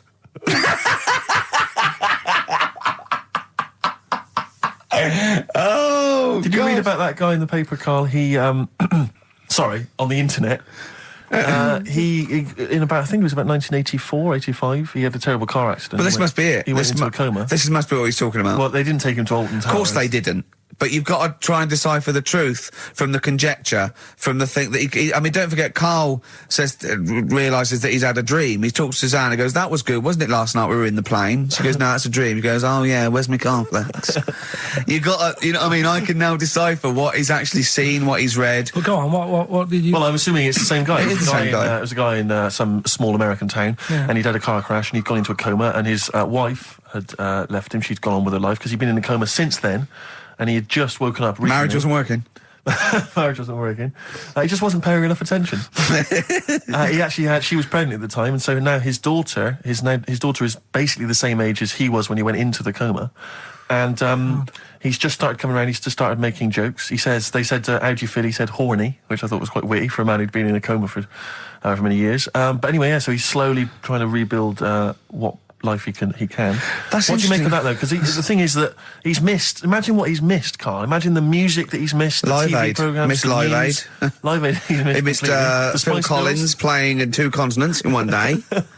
Frankly, I'd be devastated if I discovered that. Missed Bros. Yeah. Yeah, so he doesn't. So he'd put on ripped jeans and they go passe. They just have to send him a series of those I Love 1986 programs with Kate Thornton filling him in on what he's missed. Peter Kay reminding him of space operas. Yeah, he remembers those. Talking rubbish. Yeah. So extraordinary though, isn't it, Carl, to think? No, obviously. So had he aged much? Because he hadn't had any problems or anything, no worries. Well, he probably wouldn't have, physiologically, he probably wouldn't have the wear and tear of a 43-year-old man. Because he wouldn't have had sun, he wouldn't have had sort of nicotine, beer. Unless they were just feeding that to him. Anyway, still. Yeah. Yeah. So you feel groggy though, wouldn't you? Yeah, you might feel a bit groggy. Yeah, yeah. Well, he's not fully back to normal. I mean, there's some kind of residual brain damage. Yeah, but nevertheless, he can form sentences. He's got no real memory, so he can't remember a lot of things. It was just when I saw. Carl, have you been in an accident? XFM 104.9. We're not here. This next clip is one of my favourite clips. Look, it needs no introduction. Here it is. Yeah, Rick, I don't know, I just wanted to bring your attention to this. Someone passed this on to me. It's from the Guardian's media website. There has a sort of website that's dedicated to kind of media information. Is this about our complaint? Well, the headline is Comedian Rapped Over Radio Innuendo. Right. Jessica Hodgson has written the article. Are you familiar with this? Have you seen this? Be careful now, because we actually got a complaint. A lot of people don't know this. We got a complaint upheld, and all of this we're very sorry. We didn't mean to offend, and it was a while ago. So we are going to be very careful. Carl's getting very nervous. We're just going to read out. We're not going to editorialise, Carl. We're just going to read out what the Guardian printed about us. All right? Okay. Comedian Ricky Gervais has had a dressing down from a broadcasting watchdog for his repeated use of the word cock in a lunchtime radio show. That's all right. That's what it says. Fine. Carl. That's what he's not going to say it again. News. He's not. Yeah. Go on. Imagine this is the news and I'm reading it. Yeah. The Broadcasting Standards Commission upheld a complaint against the comedian for coarse sexual innuendo in the programme on London station XFM. The Commission acknowledged that the presenter's remarks were intended to be humorous, but took the view that the amount and detail of the coarse sexual innuendo had exceeded acceptable boundaries for broadcast, said the BSC in a statement. The complaint objected to a section in the Comics Saturday afternoon show when he discussed the different meanings of the word cock. Gervais wondered aloud whether the word was acceptable when discussing birds, but not the male sexual organ. A BSC spokesman said the comedian went on and on about it for nearly 5 minutes. XFM, a self-styled alternative radio station, said in its defence that its remit was to provide cutting-edge programmes for a youth audience. The station said the programme's brief was to include elements of alternative comedy within certain shows that would not fit within a more mainstream radio station format. In this particular show, it was not the presenter's intention to shock when they took a humorous look at how the English language could be construed in different ways within different contexts. Gervais, whose big break was on Channel 4's 11 o'clock show, has shot to household status through the portrayal of David Brent, the middle manager from hell in BBC Two's cult show The Office. Just in case you didn't know who I was talking about. Yeah, he's a household name, but they just thought you might not have heard of him, but he is a household name. Now, that's good. That's good reporting, and they're quite right about it. And just to remind people, it was when Steve said the only bird that hasn't got a penis is the swan, and I went on about the male bird being called the cock, but I couldn't use that to mean, and it was childish. Yeah. But what annoys me is, I'm sure I've heard things on like Radio 1 like that. Oh, what's what's her name in the morning? Sarah Cox. Yeah, and as there's a DJ like Karl Cox. Yeah, so you got Karl. What's the matter? I'm just saying. You're just saying there's a pair of DJs on, yeah, but we've done this. And what are you talking about? We're just talking about names. They're just saying the names. Now, I love Cox in the morning. You're a big fan of Cox. And at night. What's the matter with you? Come on, Karl. All right, we've taken it. We've been. Have you actually been rapped over this? No, I don't know what. Have you had a dressing down? No. When did that happen? I don't know. I was meant to tell you, and I never got round to it. Okay, thanks then. So don't do it again. We went. It was a great day, wasn't it? Brilliant round of golf, absolutely brilliant. Such a beautiful place in Stoke Poges, like a really posh place. And are you a good golf player? Well, we'll get to that. Oh, okay.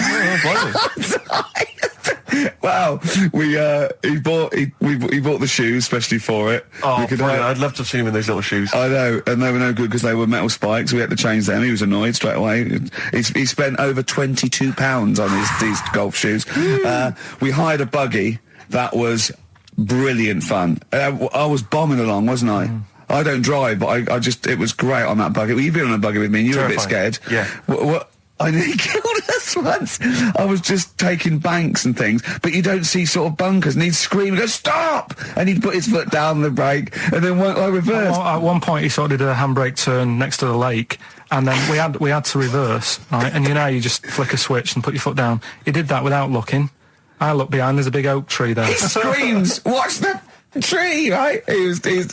So Dukes of Hazzard. I kept jumping in and leaving him behind because I had to go to my ball. Because anyway, so the first shot, I got on the driver. I honestly did one of the best shots I've ever done. It went straight down. It was great. I thought, phew, got away with that because it's always the first one because it's a clubhouse and you want to look good. Yeah. So. He tees up, and I've been saying, buy some balls. He just got 6 balls. I was going, what if you lose me? I won't lose 6 balls, right? He tees up, right? Whacks it. It goes miles, like right angles, straight into the woods, right? He turns around, he goes, go and buy some more balls.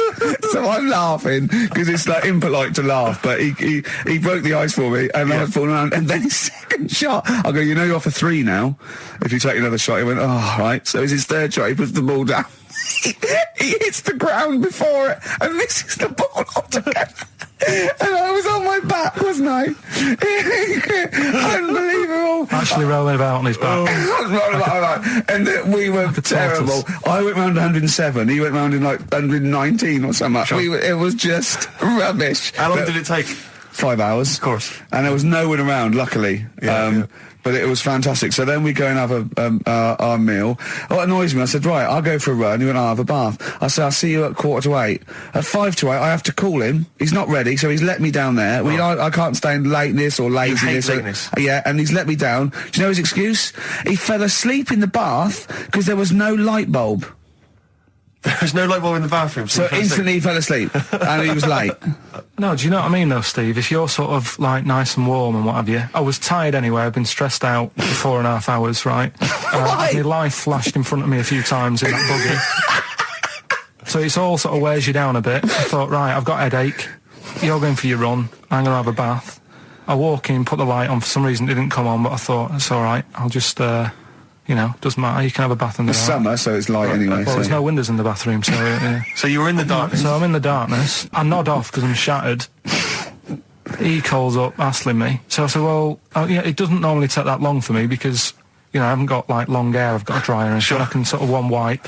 Yeah, he's already 10 minutes late, though, when I called. Well, 10 minutes. 10 wow, minutes. this is late, next. Doesn't matter. Dinner wasn't until 15:15, so we had, like, another 20 minutes anyway, so it doesn't really matter. Yeah, but we said 1:45. So he's calling up, hurry up. So I said, yeah, all right. So I get out and dry and like my tackle and what have you. Calls back again 30 seconds later. You know?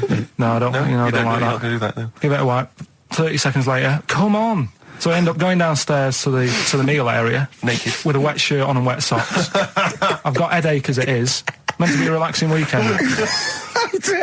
But anyway, so we have our meal, which is really nice. And then we're sitting in the bar. I'm having a cigar by the fire. Yeah. Like, we're having a rather nice Pinot Grigio. Yeah. He's there going, I've got headache. Is this 1955 that you live in? I know, yeah. It's so right. And we are knackered because, you know, he's not used to work. I've seen him moaning, falling asleep. He's not used to it at all. And you've been on your feet for over half an hour. Yeah, right. So, we didn't even walk around the golf course. We had a buggy. Yeah. It wasn't even exercise. Like Cole, she's a girl and I'm a man. Good that, innit? On XFM, 104.9, Ricky Gervais, Steve Merchant, Karl Pilkington. As ever, Rick, there's always someone who steps in to defend Karl. Okay, what is the defence? What is the defence? Here's an email from Scott Coomer. He says, Karl is actually right. I've got an A-level in statistics and probability. It doesn't matter how long they have and how many monkeys you have. You cannot guarantee they would type the complete works of Shakespeare. Infinity makes it probable they would get it right, but not definite. Yeah. Well, yeah. Yeah. That's what I was saying. No, you weren't saying, Karl. You don't understand it. Infinity sort of sorts it out. That if they do anything, they nearly do everything, won't they? No, I mean, they'll give it a good shot. No, that's not the point. But the I'd point be is surprised if they did one page right. Right, listen. It's not to do with consciousness. It's not to do with them aiming. They are just bashing away at the keyboard. It's like they're used to show that there isn't consciousness. They chose the chimpanzee because it can type, presumably, hit the keyboard. It's because they hadn't come across you at the time. Yeah. It's to take out thought out of it. It's to take out reason and trying, right? It's just random. They're saying that if you typed enough things, if the computer was left typing everything, if you left it for an infinite amount of time, and they chose Shakespeare because there is meaning behind it, and it's difficult to get it exactly right, to show you that Infinity would come up with it's not just Shakespeare, it's every novel.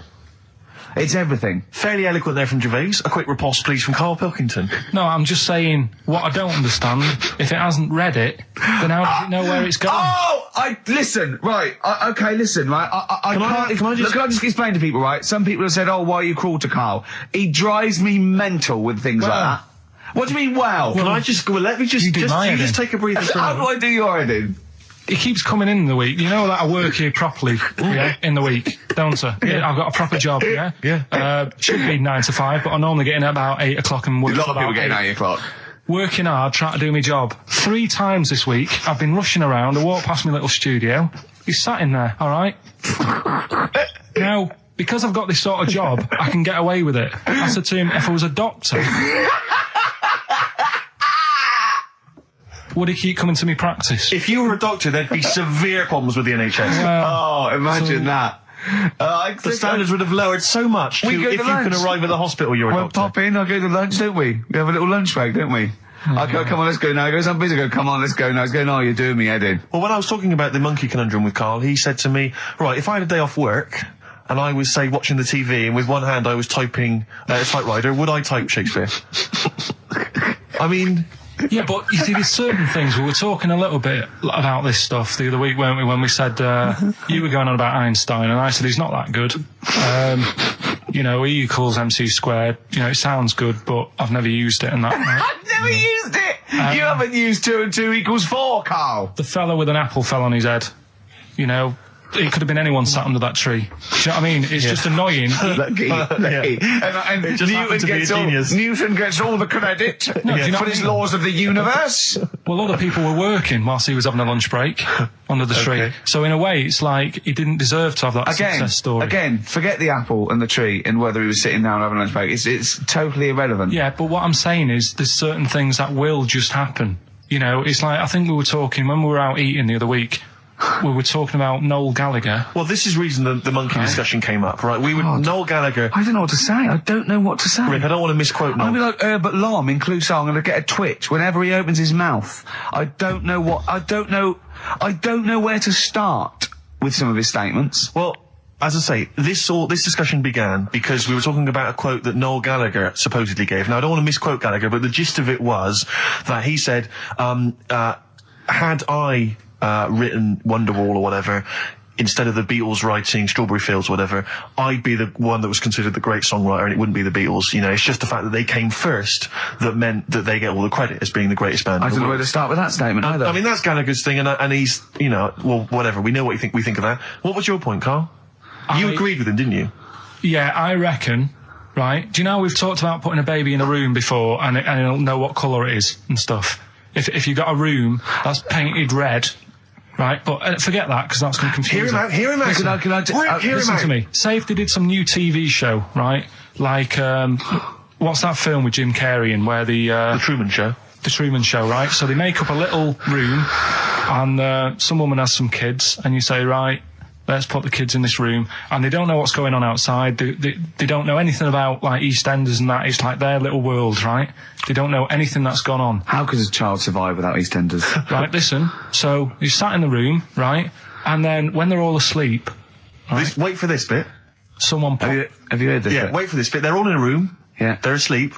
Yeah. someone pops in, puts a guitar next to the bed, right? Nips off out again. They wake up in the morning, and one of them goes, "What's this?" They don't even know it's a guitar because they've never seen one, right? They're talking English though. Yeah. We just left guitar out of the vocabulary. Right. So There's plenty more to come. one of them will pick it up and they'll go, "I don't know what it is," and they'll start strumming. They'll go, "That sounds good, doesn't it?" Give them a few weeks, they could come up with "Hey Jude."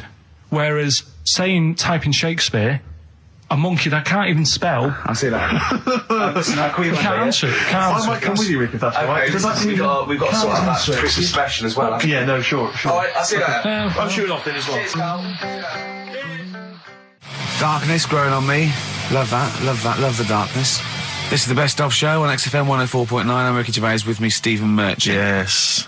I hope you're enjoying the Best Of. Depeche Mode there, and I Feel Loved. Who'd have thought Depeche Mode would have been that huge? I think I've seen little lads from Basildon with little plinky plonky sound. I thought that'd be it. They'd be like Visage or something. That'd be it. And now they're stadium rock fillers. They're huge. They conquered America. He went through some hard times. He came out the other way, and well done. But see, I think what you just said there is a very good example of why they are and why certain other bands aren't. Because if you think about it, for me, you see, whenever I think of a band name, if I see a new band's come along or whatever, I always use a very simple test, which is, can you imagine that you're the announcer at a huge event? Maybe it's like broadcasting around the world, like Live Aid or Nelson something. Mandela Or it's concert. a Nelson Mandela Freedom concert. Yeah. And you can imagine someone He's there. Nelson's there. Yeah, Everyone's with the there. Spice Girls. Oh, they're all there. But you can imagine someone saying, "Ladies and gentlemen, please welcome to the stage, Depeche Mode." Yeah. Rolling Stones. The Who. Exactly. But you can imagine someone saying, "Ladies and gentlemen, please welcome to the stage, Visage." Ladies and gentlemen, will you please welcome our headline act? Welcome Idlewild! Exactly. Ladies and gentlemen, please welcome to the stage, Ned's Atomic Dustbin. It doesn't... Do you know what I mean? You just know. The Levelers! Some bands aren't going to make it. Ladies and gentlemen, please welcome to the stage, Mega City 4. You know what I mean? It's Just a simple test. We'd like you to do that at If home. you're thinking of starting a band, or you've just named your band, you're just beginning, just phone in, tell us, or email in, tell us what your band name is, and we will use that simple test. And we will do the test. Ladies and gentlemen, will you please welcome to the stage... The Franken Walters. Jimmy Eat World. Ladies and gentlemen, please welcome to the stage, Cooper Temple Claws. I don't think it's going to happen for those lads.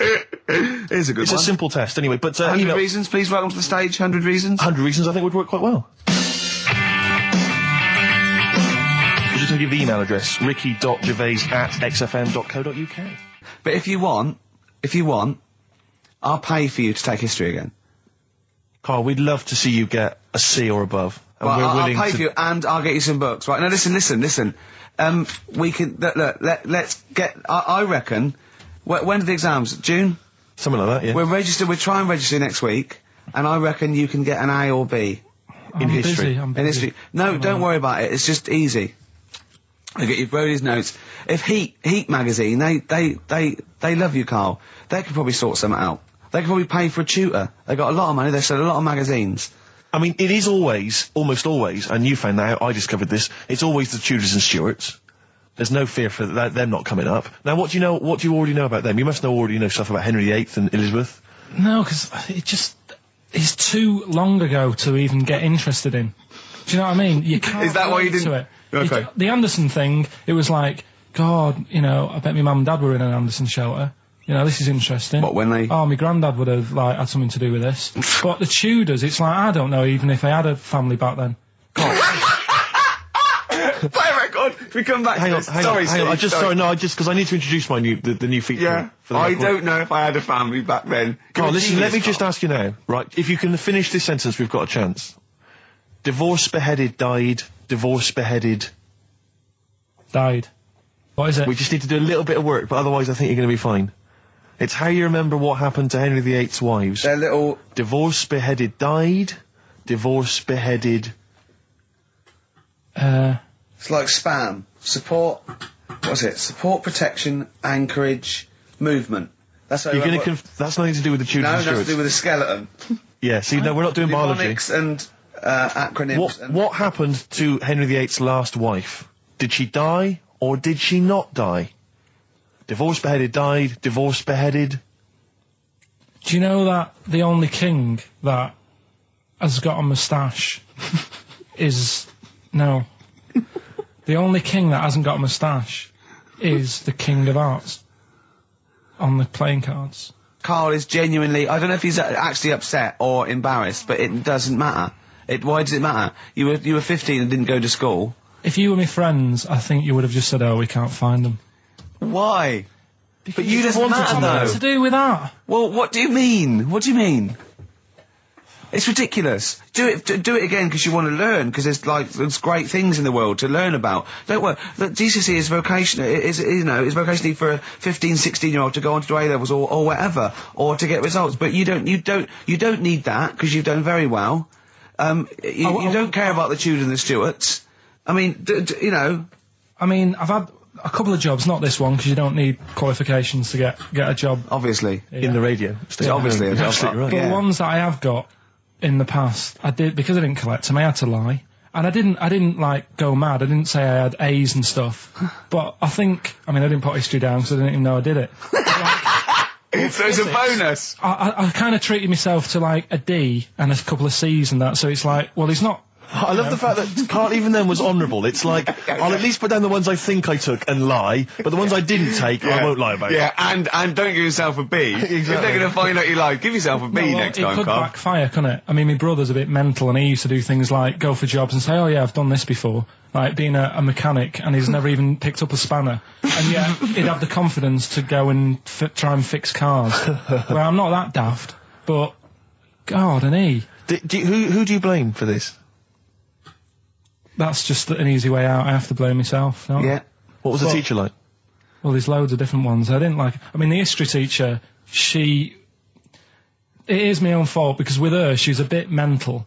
And I used to kind of stop the lesson by saying, oh, miss, tell us about your fireplace you've got that is made from a gravestone.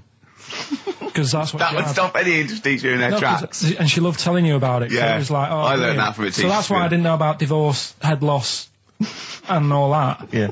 Dandruff legs. Horse, head loss, dandruff legs. But remember now, divorce beheaded, died. Divorce beheaded, survived. That's all you got to remember. And what's that? That's what happened to Henry VIII's various In order. wives. In order. What does it spell out? No, it doesn't spell out spell anything, you just it's gotta saying remember the rhythm. In order in which he married, Yeah, but it helps. It's like when my mum taught me the alphabet. She taught me as like a song. A, B, C, D, E, F, G. Yeah, constantly. No, not like that. Huh. That's how everyone else could do it, and I couldn't do it that way.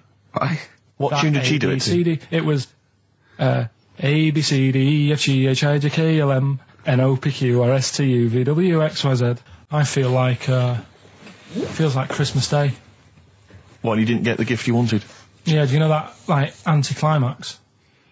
Yeah. When, You've been looking forward to it for so long. Yeah, you know. Well, I mean, I knew you were looking forward to it. That's why it took you 14 years to get the result, and then it was 2 other people that got them for you. Do you wish that we hadn't done it? No. It's alright. It's alright, isn't it? What's your girlfriend going to say? I don't think I'll see her again. She likes a man who knows about the Tudors and Stuarts, does she? Yeah, first Gladiator, then the... Yeah, you've been bluffing. Whenever she said, where did you go to Stuarts? You go, good. Like, lots of things, but look, there's a bird. What happened to Henry VIII's last wife? Oh, I wouldn't... oh, yeah. Oh, look, Friends is on telly. Friends is on. No, I just changed the subject by saying things like, you know, about the only king in a pack of cards. That threw off the scent. That threw us off the scent. That wouldn't fool an invigilator, would it? That's the thing. You can't use that one with an exam board. I've said in the past to you, Rick, that my grandparents, so I love them dearly, but it's like for the last 30 years they've been waiting to die. I know. It's like they just sort of, it's like, you know, the novelty wore off of life. Life in the 50s. Yeah, they got kind of bored of it. Life, yeah, in the 40s it was brilliant. All sat around the old Joanna as the bombs fell, singing. They loved that. The 50s, you know, that was great as well because that was the post-war years. It was, you know, it was a bit tight in the pocket, but it was all right. Everyone pulled together. Then the 60s came along, all the crazy music, the funny hair. Let's stay in bed. Exactly. They basically stayed in bed. And it was one Christmas when my grandmother said to my dad, "What do you like for Christmas? What do you fancy for Christmas?" And this must have been, I don't know, 20 years ago. She said, what do you fancy for Christmas, Ron? And he went, well, you know, I could do with a nice big kind of warm winter overcoat. She said, don't worry about that. Don't worry about that because your father will be dead soon. It's right, you can have his. Meaning my granddad. Well, I'll be honest with you, my father's still waiting. Which is good news. Good news for my grandfather. Less good news for my dad. Freezing. He's freezing. He finds out, how is he today? He's fine. Oh, okay. Oh, I'm freezing. It is such a weird mindset, that. I think it's that, to me, is what sums up people from that older generation, the 40s and 50s. And it seems to me that you've got that kind of mindset. It's like you were born in the 30s. And whenever you talk of your childhood, it's like you had like a baked potato to take to school. And a hoop and a stick is a Christmas gift. The other thing is, I think that that sort of generation, it seems that the man is dependent on the woman. There's a total dependence. Oh, absolutely, If she dies, he's done. Yes. He's done for. He'd just pine away. If he dies, she's got 30 years of pottering. Absolutely, yeah. Do you know what I mean? Yeah, and going to, like, you know, the youth club and the church. I know what you mean, yeah. It's sort of like that. It's sad. Of course, it's sad for them, but it's not the end of their life. No, sure. And it sort of is the other way around. I don't know why that is. Yeah. It's terrible. That's a little melancholy thought for I know, Christmas I've really time. you brought it down, you've brought it down, I've brought it down. This isn't a nice show at all, this is terrible. Well, we're going to have people just killing themselves. What? Because my Auntie Nora, she same thing, pumped her with loads of drugs. She used to have a cabinet next to the bed is like boots. She's got loads of stuff, right, for all sorts of stuff. And I mean, she's not that old, but she's on loads of stuff, right? She's a bit coked up, is she? She called up my mum once. And, yeah, how told us this? Go on, tell it again. And she said, "Oh, how are you doing?" And that. She's all right. Bit worried though. My mum said, "Why? What's up?" She said, "I've been breaking wind." So she goes, "Well, you know." She says, "No, but this one is going on and on and on." And she was like, she was like, what do you say? What's like passing wind, farting for 5 minutes. one thing, not like, you know, trumping and then nothing. Yeah. Continuous drone of a fart. Yeah. I don't think she had. How big was she? She must be the size of a barn. No, she's not that big. She's good for her age. No, but I mean, quite slim. No, but fighting for 5 minutes. Where's all the gas? Was she circular breathing? Was she sucking it in with her mouth? It was just, I don't know that much about it. But she called up my mum about 2.5 minutes in. Could you hear it in the background? 2.5 minutes in! 2.5 minutes in, she called my mum up, and it went on for a further 2.5 minutes.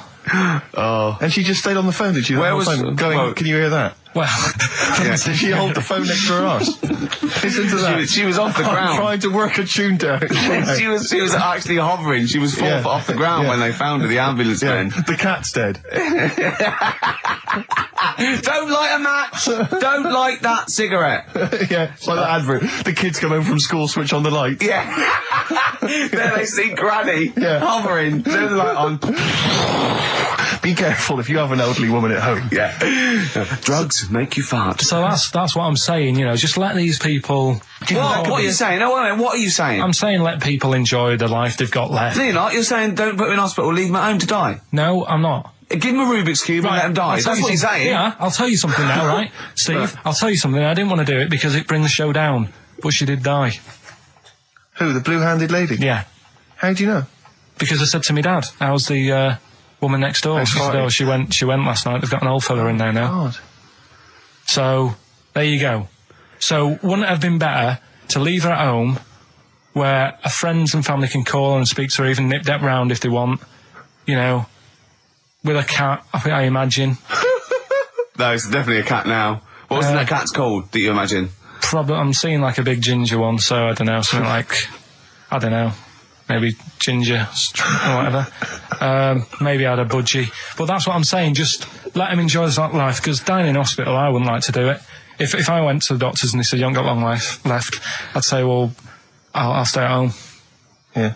And that's the point I'm getting at. Yeah. Right? If you can't do anything for them, let them enjoy the life. Yeah, a Rubik's Cube.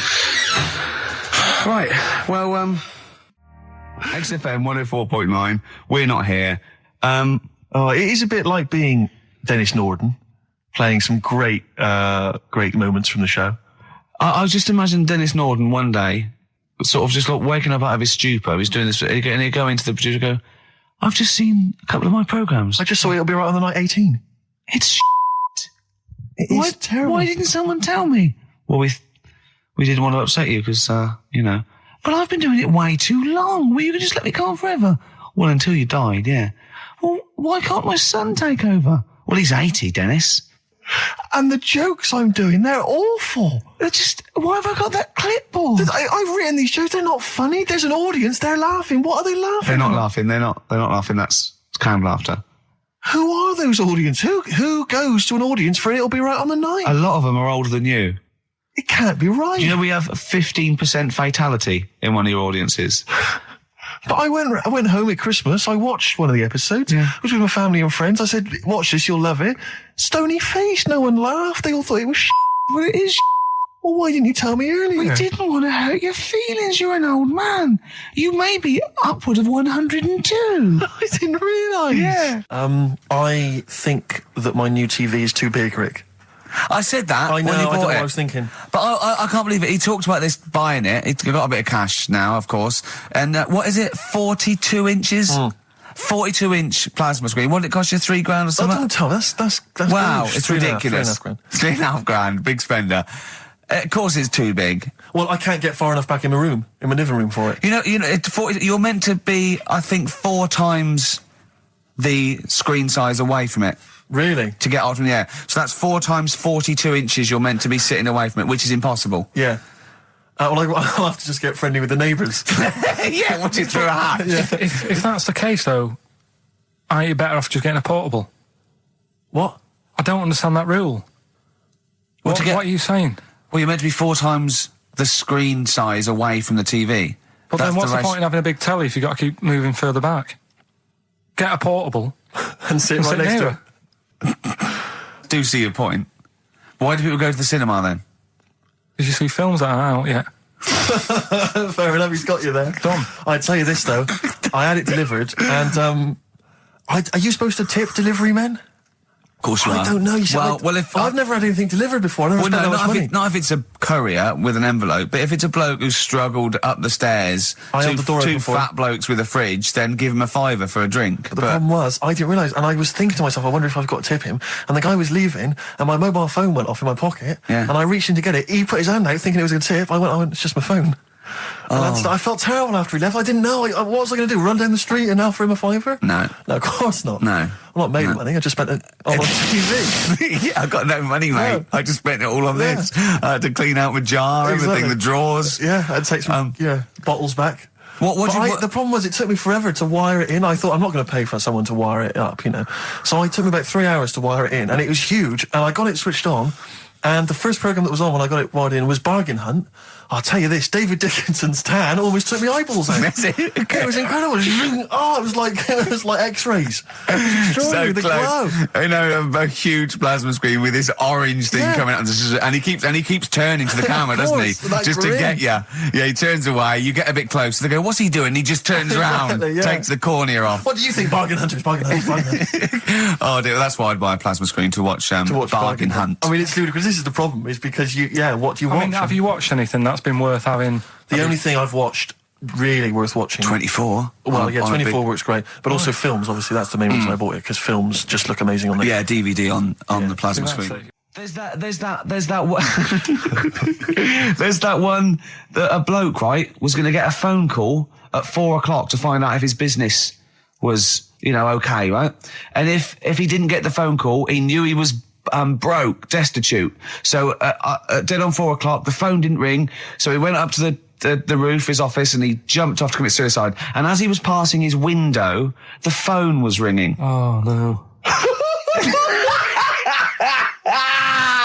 Carl, it didn't happen. Didn't happen. Think it through. Who told that story? Who told that story? As he hit the pavement at 120 miles an hour. He's the only person who could have known that series of incidents. Also, why didn't he wait? As his life's at stake, why didn't he wait till 5 past? I'm going to give it 5 minutes just in case. In case the lines are busy. Yeah. And what sort of bloke goes, I'll call you at 4, okay, if your business... Well, call me anyway. No. If I don't call exactly 4, then, you commit suicide. Commit suicide. I would, because if I don't call at 4, that's the end of it. Well, call me anyway. No, that's not the way I work. Why can't you just call me and tell me the other way? Well, I'm telling you how I do it. If you're bust, I don't call. Can't you just call to verify in case something goes wrong? What if it's engaged? If you want to be engaged, just commit suicide at 4, please. It didn't happen, Carl. What exactly is there then? Is it just a kind of moon-like kind of surround with just kind of dust and rock? That's exactly what you see. I was there when the Mars thing went wrong. I would have just sent a camera crew there, filmed a bit of that, right, and say, here we are, this is it. Ignore the little coffee shop in the background, right? This is Mars, because that's what it's like, just loads of dust, holes everywhere. Tidy it up. Little round-headed aliens complaining, whinging, just like Mars. Yeah. So is there what's the best bit about the holiday? Come on, pretend you're Judith Chalmers. I have been doing. I would have done all. I would have said that. Don't bother. Well, I mean, the hotel was good. Yeah. That was all right. What was that like? It's all right. Just, clean. That's all you want, isn't it? See, that's not quite what Judith Chalmers does. She doesn't go, what's the hotel like? All right, yeah, clean, innit? All right. What was it like? What was it? 3-star, 4-star? Did it have a swimming pool? What was the room like? Yeah, had a swimming pool and that. Yeah. Yeah, it's good. I think it was one of the better ones on the island. Okay. Nightlife? Wasn't really in it. There was a bar, there was some bands playing. Yeah. Not very good. Food got a bit boring. Yeah. It was always the same food every night, but they sort of themed it and made out as if it was different. So, like, on Mexican night, it'd be chicken with a nacho on it. Right. And Chinese night, sort of chicken with a little prawn cracker on it and stuff. Sure. But that got a bit boring. That's me just turning on my phone, because I want to read to you a text that I got from Carl. I think you sort of sum up the holiday in this text, don't you? Do you remember it? I can't remember. Let's have a look. Let's have a little look. Instantly, what did Suzanne, your girlfriend, make of it? Similar view to you, that they should fill in the holes? Yeah, it's just that thing. You see, I went on a coach trip, right? And you go and see the volcanoes. Like I say, there's 36 of them. Yeah. Which, how many do you need? And when we're on the coach going round all these volcanoes, the fella on the front's going and look out your left window at the moment, and there's a volcano. And if you quickly look out of the the right-hand side there's another one. Right. And on the left, he's just like, all right, we've seen it. Sure. Do you know what I mean? Yeah. And that trip, I mean, we'll talk about that trip in a bit. Right, this is the text I got from Carl, right? All right. Been up to a volcano. Been in some dead artist's house who built his house in the lava. They said they would show me science with volcanoes, but all they did was chuck some water in a hole and it shot up in the air. No dwarves in the canteen, no scousers here, but there is a Swede woman with a big head. She looks effing gormless with a cap on. All right? So a little reference there to... A Swede woman? What's that mean? Do you mean Swedish? Yeah. Or she looked like a vegetable? No, the Swedish woman. But they've all got sort of quite big bill, aren't they? And I sent him a text. Oh, well, it's just good to be on holiday because, you know, I'm working. He sent back, so am I. Just been watching Sky News. There is a school for monkeys who want to get a band together. Is that monkey news for later?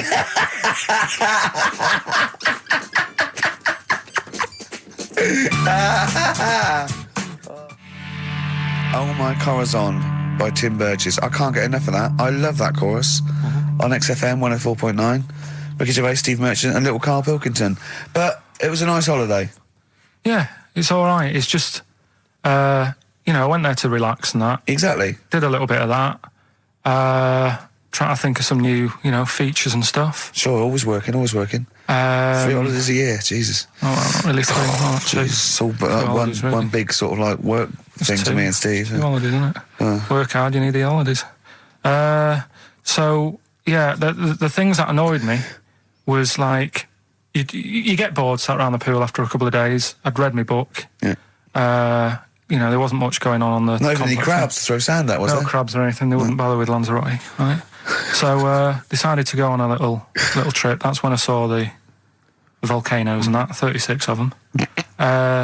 So we go on the trip, and the thing that annoys me, it does happen every holiday that you go on. If you go on a sort of a package thing, they have these trips, right?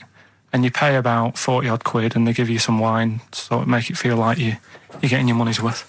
But how many of these trips have you been on then? Loads. Probably about 12. More holidays than I've had. Go on. Yeah, so anyway, so you're on the coach, right? And they take you for the volcanoes. They took us in the middle of nowhere. Yeah. Right. There's nothing else round there. Sure. It's like I say, it's like Mars, but with holes in the ground. Yeah. Right. And they sort of drop you off, and they go, right, everybody, see you back here in an hour. There's loads of volcanoes for you to look at, and a coffee shop over there. And you know for a fact, right, you don't need an hour there. You could just say, well, just keep the engine running because I'll have a look in this hole, we'll get back on, give us 5 minutes. Don't need an hour. Absolutely. But you know that they've got something going. It's a backhander, definitely. What, with the coffee shop? Definitely, yeah. They go there. And they get everyone to have an ice cream and a coffee, and they sit down, have a fag, talking to the bloke. Yeah, and it's like, cousin. Yeah. How much was the coffee? Was it probably about 3 each euros, so I think it was 3.50. Sure. Yeah. Which is, I don't know, what, that's about 2.5 quid. Yeah, they've stitched you up. 104.9 XFM, Ricky Gervais, Steve Merchant, Karl Pilkington's pressing the buttons. Yeah. We're playing some great moments from the last 3 weeks. And some great records, Steve, from the last 2 weeks. That's true enough. Yeah. We're not actually here today. What are you up to today, Rick? It's 8 hours earlier, so this is about 2 o'clock probably. Mm-hmm. So it's about 6 o'clock in the morning. I'm still in bed, mate. I'm asleep in my hotel room. Now, where are you? We're in LA. Los Angeles. Yeah. City of Angels. Yeah. City of Angels. Yeah, and so that's what we do. We're doing stuff like that. That's why we're not here. We're not here next week either. So next week is the best of this week. All right, so here's the first bit. The reason you became King of the Universe, of course, is because of your fascinating French bread anecdote. Oh yeah, come on then. How did baguettes come about? If this is going to be someone cooked a loaf a bit wrong and said, I can still make a sandwich out of it, I'm going to hit you. No. Go on then. Right, Napoleon, when he was at war and that with Russia. 1812, yeah. Yeah, all these soldiers were like, not used to the cold weather and that. So they said, take some clothes in your bag with you because it's going to be nippy out there. So they put all the clothes in the bag. Sure. They were told, it's Napoleon, for Christ's sake. No room for any food. You're joking. So couldn't they make some sort of like sandwich? No, it wouldn't fit because of all the clothes. You had to take extra gear. Sure. So, anyway, he said, I can see where this is going. I'll be honest. Is there a baguette-shaped gap left in their holdall? They thought, let's make some bread that you can fit down your trouser leg.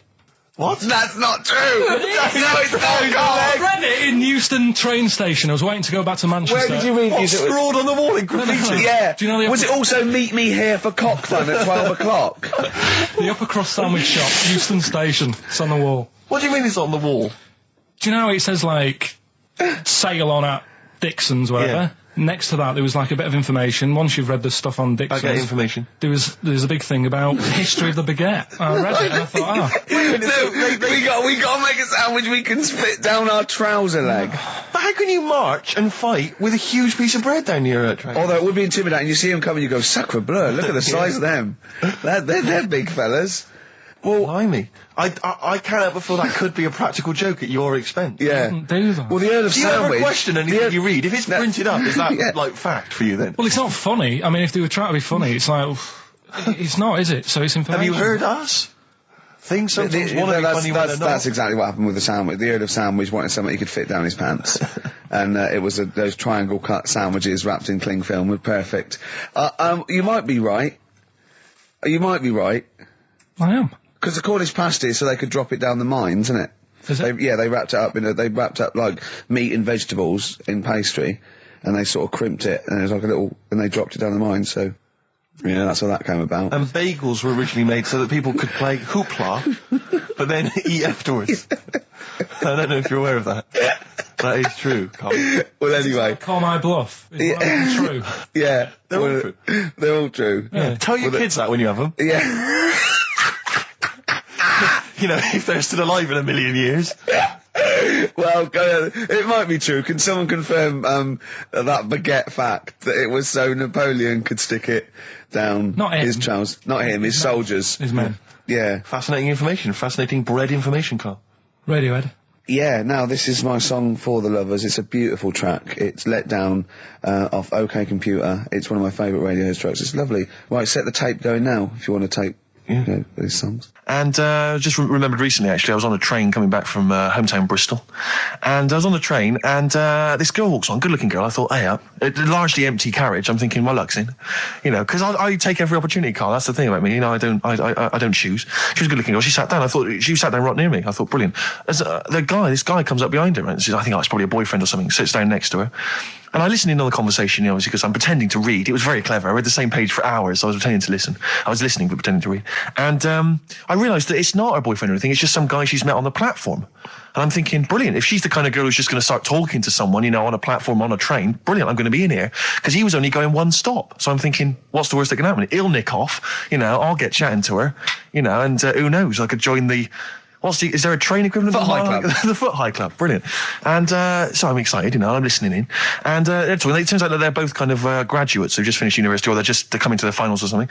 And they're chatting away, and he's making a couple of witticisms, and she's kind of tittering at his jokes. I'm thinking, I'll tell you this, if she's laughing at this kind of material, I am going to blow her away, with my kind of anecdotes and wry observations, It was weak stuff, I got to be honest. Really? He was coming out with nothing. He was running on empty, as far as I'm concerned. Yeah. And she was loving it. So I'm thinking, brilliant, I'm going to be right in here.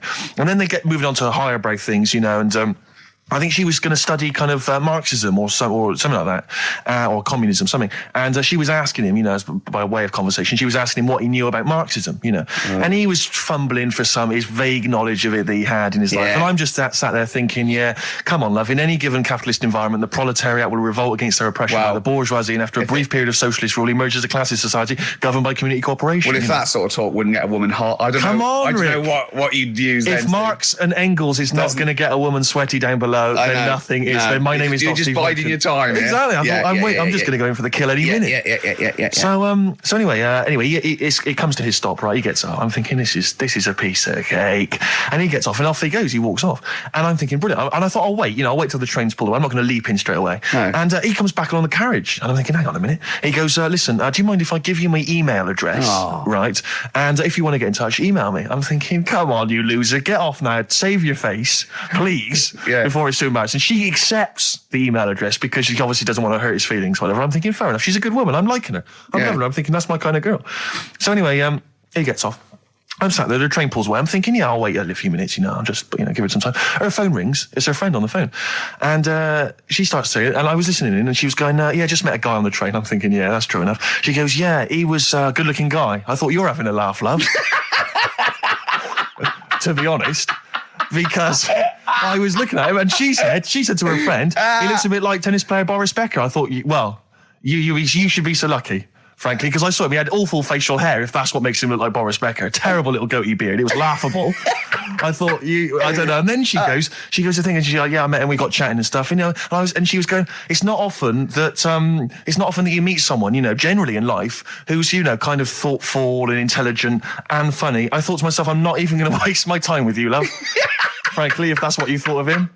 You just walked away. And I'll be honest with you, I didn't even bother talking to her. No, I didn't even waste my time with her. If she thinks that bloke is not only great looking, funny and intelligent, and she got on well, and he was polite, and it was a chance meeting, and he thought, and she thought that you were like a freaky looking dork who didn't even have the nerve to speak. That is what she thinks, then I don't want to know her. I couldn't. You walked away, and good luck to you. And I have my dignity intact. Yes, and she's nothing. I love the fact that in pole position, in positions 1 and 2 of his favourite films of all time, it's The Elephant Man and Kes. Yeah. That's brilliant. Yeah. Go on. All right. Am I leaving the mics open a bit when this is going out? Yeah, or what? let's have a listen. Yeah? All right. So don't talk then, right? Just put that hot dog down, Rick. And this is the bit in Kes where it's the teacher and he gets up and he has to Glover. talk. What's his name? Is it Brian Glover? No, it's the other teacher. The other one. Anyway. Right. Go on. All right. So here we go. Things that had actually happened. I've got another one. What about you, Casper? Casper! All right. All right? All right. You haven't been listening to a word I've said, have you? Yeah, I heard some of it. Yeah, you. Some of it? Just Stand up. Always somebody, isn't there, eh? Right, now you're going to tell us a story about yourself. What sort of story? I want you to think of an incident that happened to you sometime in the past that is true and that you think will interest the rest of the class. All right? All right. What about I work on a radio show at the weekend. Well, are you going to tell us about it?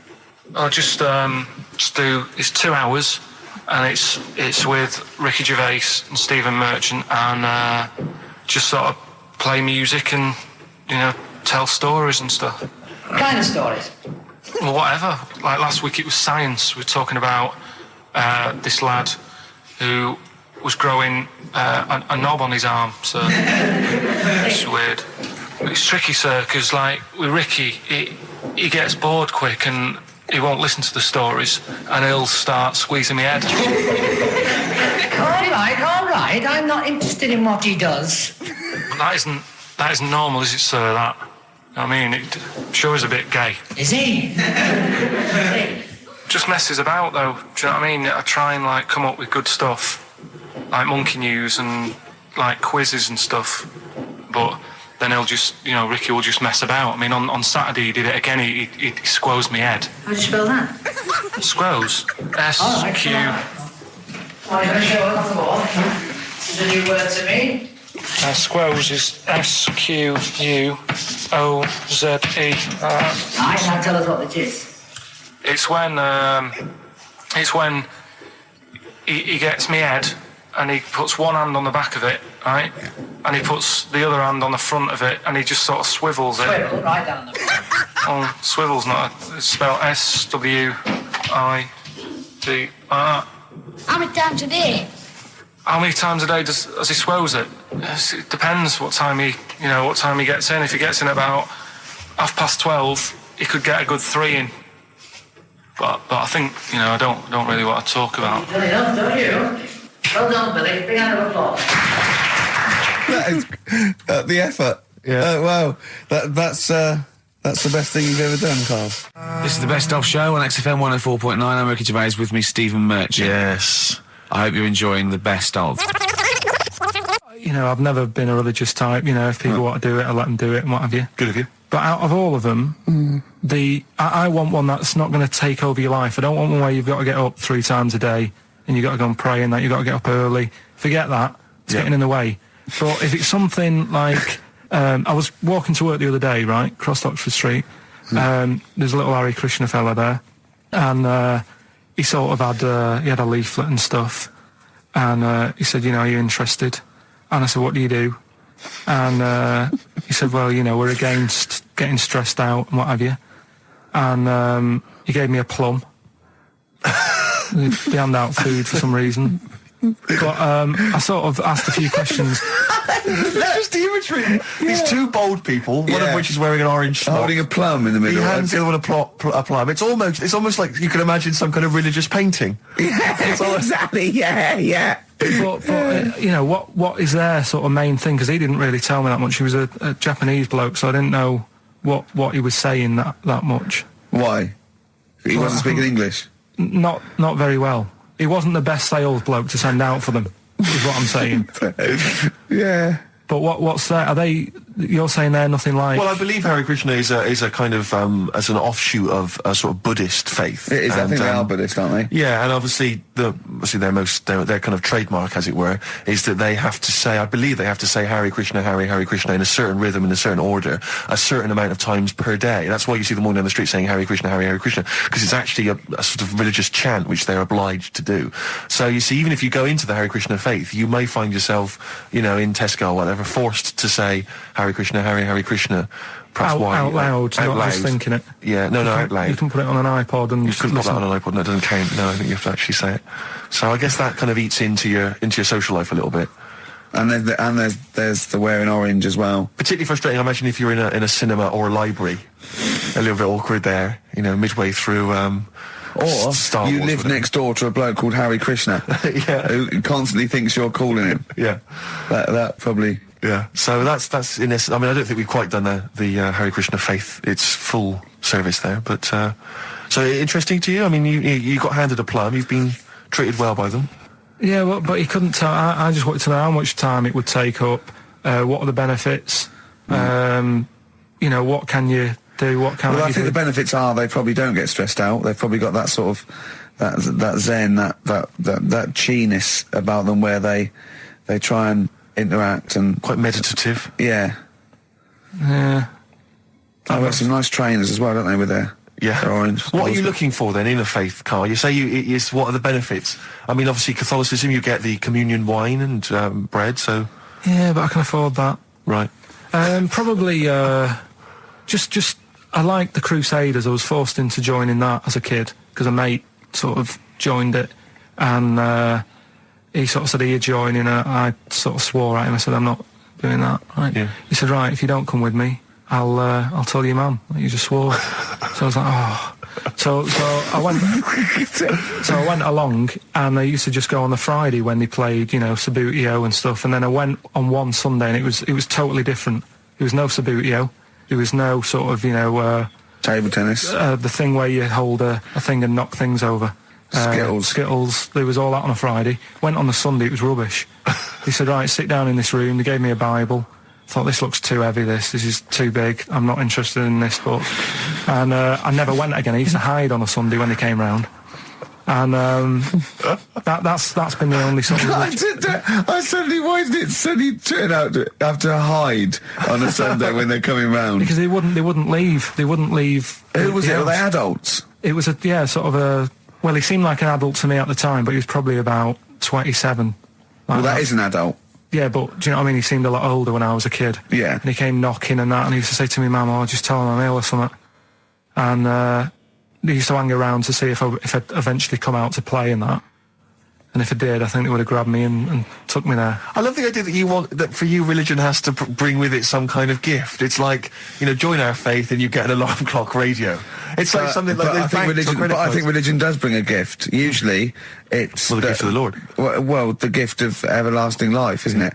And that's the problem with it, A lot of people believe in it because they think. But for Karl, his feeling is like, that should be a given. That's safe. I'm definitely going home with eternal life. But what else can I have? Is there an iPod? You have to have a religion? Because obviously I don't have a religion. I don't miss it, and I wouldn't want one. I'm an atheist, and that's out of belief. That's out of logic. And we don't get into the politics or the morality of it. Why do you feel you need a religion? Why don't you just get a hobby? Well, I didn't want one. I don't want one. I just was saying that, if I was to get one, which one would I go for? Is what I'm saying. I'd like to see you perhaps as a Jew. I think Judaism would suit you well, I think. What are the hours like for that? Tough. Can be tricky. That's what I mean. I don't want anything that's, And they have a day where they don't eat and stuff. I couldn't be doing with that. So they have days when they eat too much? Yeah, but what happens if I'm not that hungry that day? Like I say, I don't like change. No. I like my Cheerios in the morning. I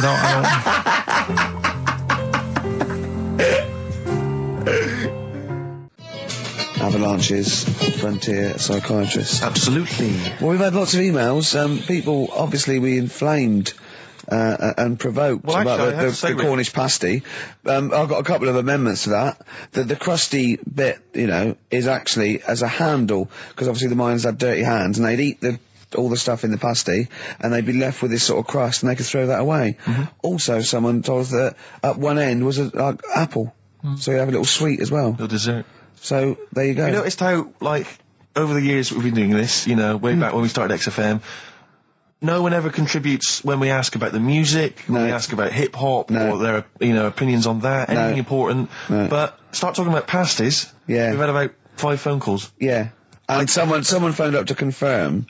They used to work for Upper Crust, and basically, Karl got all excited. So it is true. She went, well, I don't know if it's true. I've read the same sign you did, Karl. Interestingly, there's an email here that says, which basically offers a history of the baguette, and talks about after the revolution, the government decreed that all of France must eat the same bread.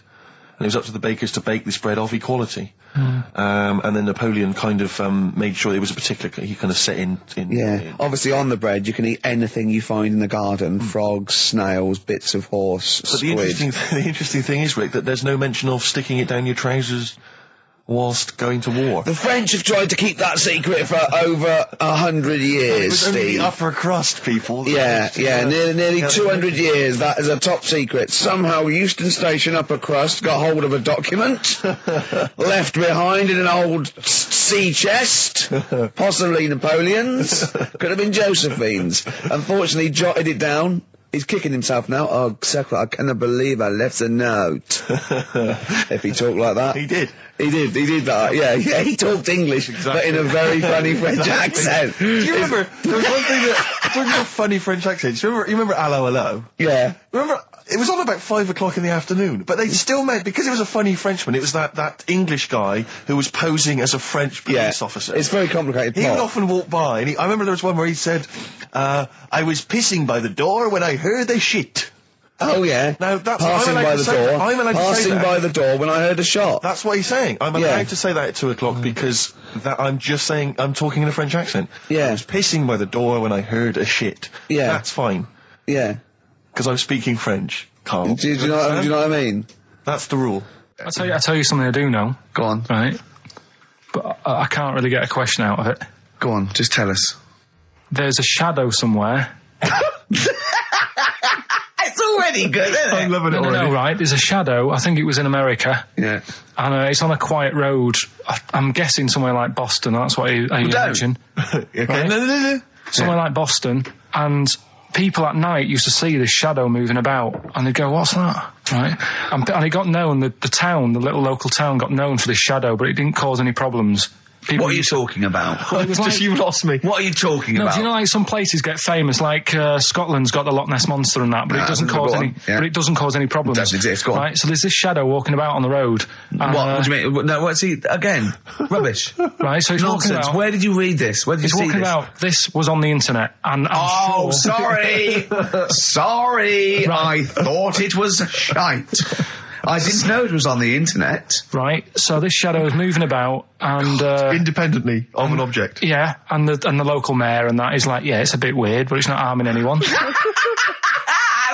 mayor involved. Was he elected to that post? Hey, Mayor, we got a problem down here. Seems like a shadow. Well, it's not causing any. No, it's Is just it causing any problems? Yeah, go on. But that's the thing. It was left for years, and then it did start causing problems. I see, that's it. If you leave these shadows to go unchecked, Rick, they go crazy. Yeah. You let them run amok in the city. Yeah. You've got to stand What down did it do? on What did it Roman do? shadows. What did the shadow do?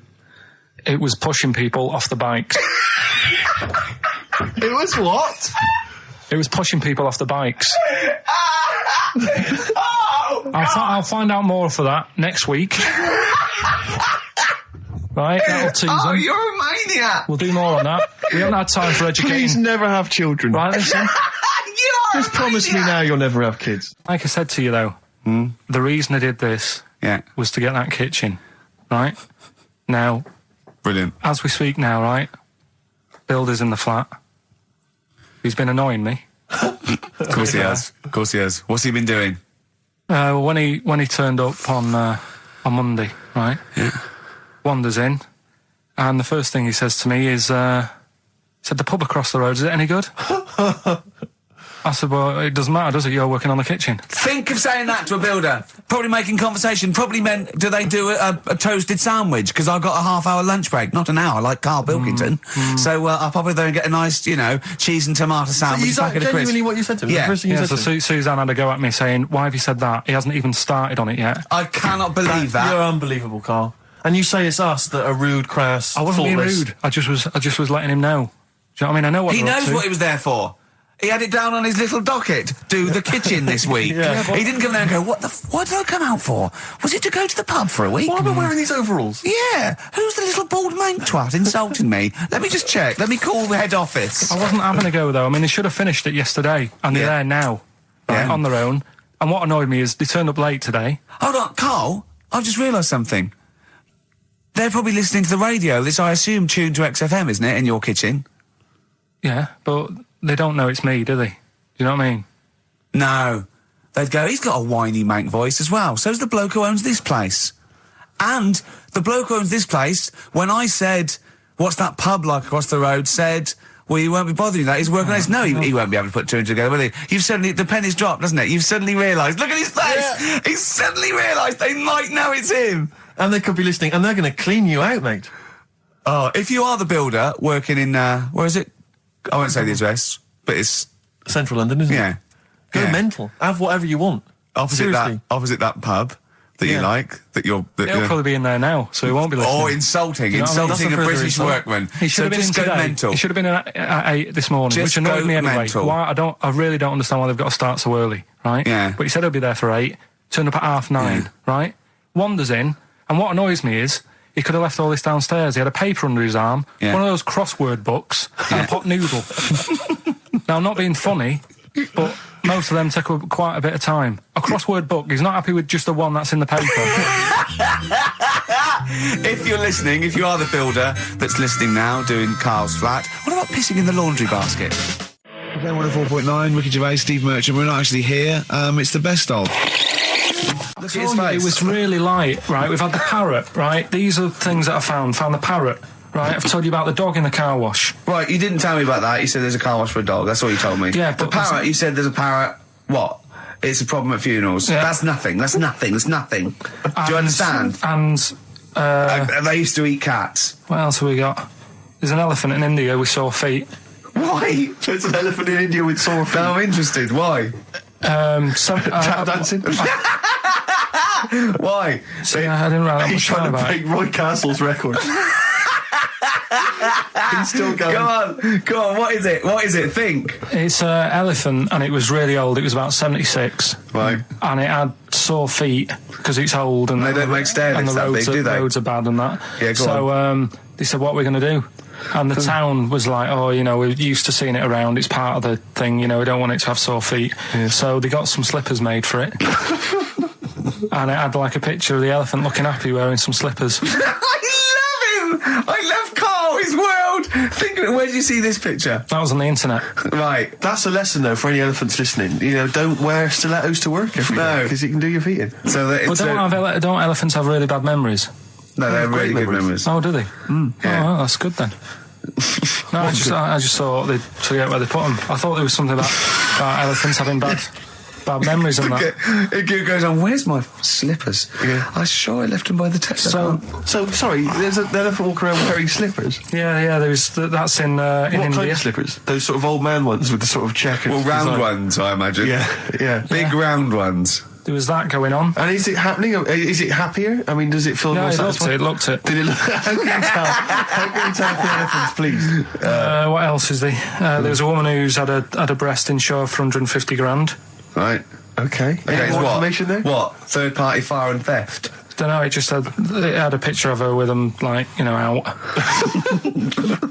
I just thought, yeah, he should get them covered. He's done another real joke. Brilliant. That's a proper joke. He's done look at his little face. He smiles. I'd like to see you on one of the sort of TV panel games. If they could bring back sort of celebrity squares, it'd be amazing as the centre square. Oh, that would be incredible. Or on Countdown in Dictionary Corner. I imagine him in Dictionary Corner. I'd come up with cat. If that helps at all. Yeah. Memblant. Yeah, what does that mean, Carl? Just anything you want it to mean. What I've got, there's a dog that's got a cough in Singapore because it smokes 20 a day. Right, okay, another one. No, it's the last one in it, so we'll save it. The last one we've got is last week when I did Do We Need 'Em, do you know when I called up one of the museums in a science museum? Yeah, are you talking to me? Yeah, I'm just saying, I wanted to tell you before when the song was on, but you're so busy listening to it. Yeah, was I so busy listening to a song I was playing? Yeah, but we're doing a radio show, aren't we? All right, what's your point? Well, I just wanted to say she emailed in to say I got her name wrong, so I'm just apologising for that. What did you call her? I think I called her Jessica. What was her name? I don't know, I've got it on email somewhere. This is not an apology! No, I'm just saying. You've got it wrong again! You've not even said her real name! How is that an apology? Well, I remember, I read the email, so, But who are you apologising to? I think her name's Jackie, I think. Oh, you've got it wrong again, haven't you? Well, anyway, and she just said if you want to see dinosaurs and that, go to the museum. You were complaining about that as well, weren't you?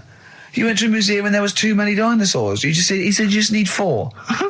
No, well, Steve, have you been to the one in Knightsbridge? I think this so. one that I called up, right? It's nice. You go in, you get a good collection of stuff. You walk in, there's 3 or 4 dinosaurs. You've had enough, right? I went into New York, right? I went to the museum there, hundreds of them. You can't move for dinosaurs. Yeah. It's almost like they're responsible for them being extinct. There's loads of them. So all I'm saying is, if you want to see a dinosaur, go to the one near Knightsbridge. They've got a nice selection, some old vases and stuff. It's worth going. So, Carl, you're a second-time buyer, aren't you? But yeah. Bought one in Manchester. Lost 7 grand on that one. Well, don't buy in Manchester. No, it's a good flat. It's just it wasn't. I didn't buy it to sort of make money. I thought I was going to be living there like all my life, and then a job came up here, and it was like, oh. You bought your first flat in Manchester. You assumed you would be living there for the rest of your life. Well, I wasn't in a rush. Play record. You're an idiot. Hang on a minute. So have you got a property portfolio? Have you got the 2 houses now? No, I've got rid of that one. Oh, you sold that one? Got this flat. £7,000 loss. Got this flat. I'll tell you something that is interesting. Hold on, though. What? £7,000 lost. Yeah. It's a flat in Manchester, but it could only cost about 8 grand anyway.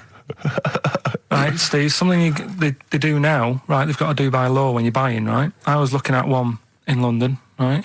It's haunted. They've got to tell you now. Right, don't talk shit. I'm telling you now. Play record. I'm telling you now. Yeah. There's no such thing as ghosts. That is ridiculous if that appears on a legal document. Right, if there's anyone who sells flats and that, does that for a living. Yeah. Right, email in, because I'm telling you now, that is a fact. She sort of dropped it in. I said, oh, nice feel here. And she said, yeah, well, that'll be the ghost. Just dropped it in, that's all they've got to do. And then I was like, what? And they went, oh, yeah. That's what I've got to do, is it? So that's the legal thing. Did you drop it in? So in court you go, did you drop it in? Yeah, I dropped it in. Play a record, you're an idiot. Did you have to have that thing done where they say, what side do you wear your member? What side you dress? They don't say what side you wear your member. That would hardly be a euphemism, would it? So they say, what side you dress, sir?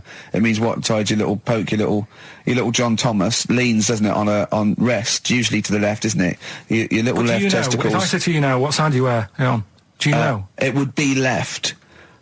It would be the left. That's what I mean. If standing there, right, with nothing restricting it or holding it in or holding it up, right, it sort of leans, your one ball is sort of like slightly back and lower, isn't it? And your little John Thomas rests there, so it's left. And the reason they ask it is so they don't put the tape measure up on the left and squash your willy or touch your willy. So it's nothing to do with, like, well, you'll need a bit more room of sort of more material on that side, or... Well, no, I don't think they compensate. It's just when they put when they stick that up into your groin, they don't want to come in contact with your little... The thing is, I don't know what side I wear stuff on. I just sort of pull my pants up and wherever it wants to go that day. But maybe it's not big enough to sort of make any, real decision. But, like now, I'm sat here, right, with my jeans on. I don't know where I am. Well, that's clear from hearing you talk. No, but what I mean is, if a fella said to me, what side are you, what side's your member on? Member? What is this the use of the word member suddenly? I'd go... Well, it's usually not appropriate, and also, I imagine in the old days they had big baggy pants that used to sort of like hang down, and now, like with those stretchy boxers and briefs, it's sort of held up in a nice little, neat little parcel, isn't it? So it's probably not appropriate. It doesn't come in contact with your little snake. So, did you ever, have you ever heard that? Are you telling me a tailor has asked you that and you went, what do you mean, mate?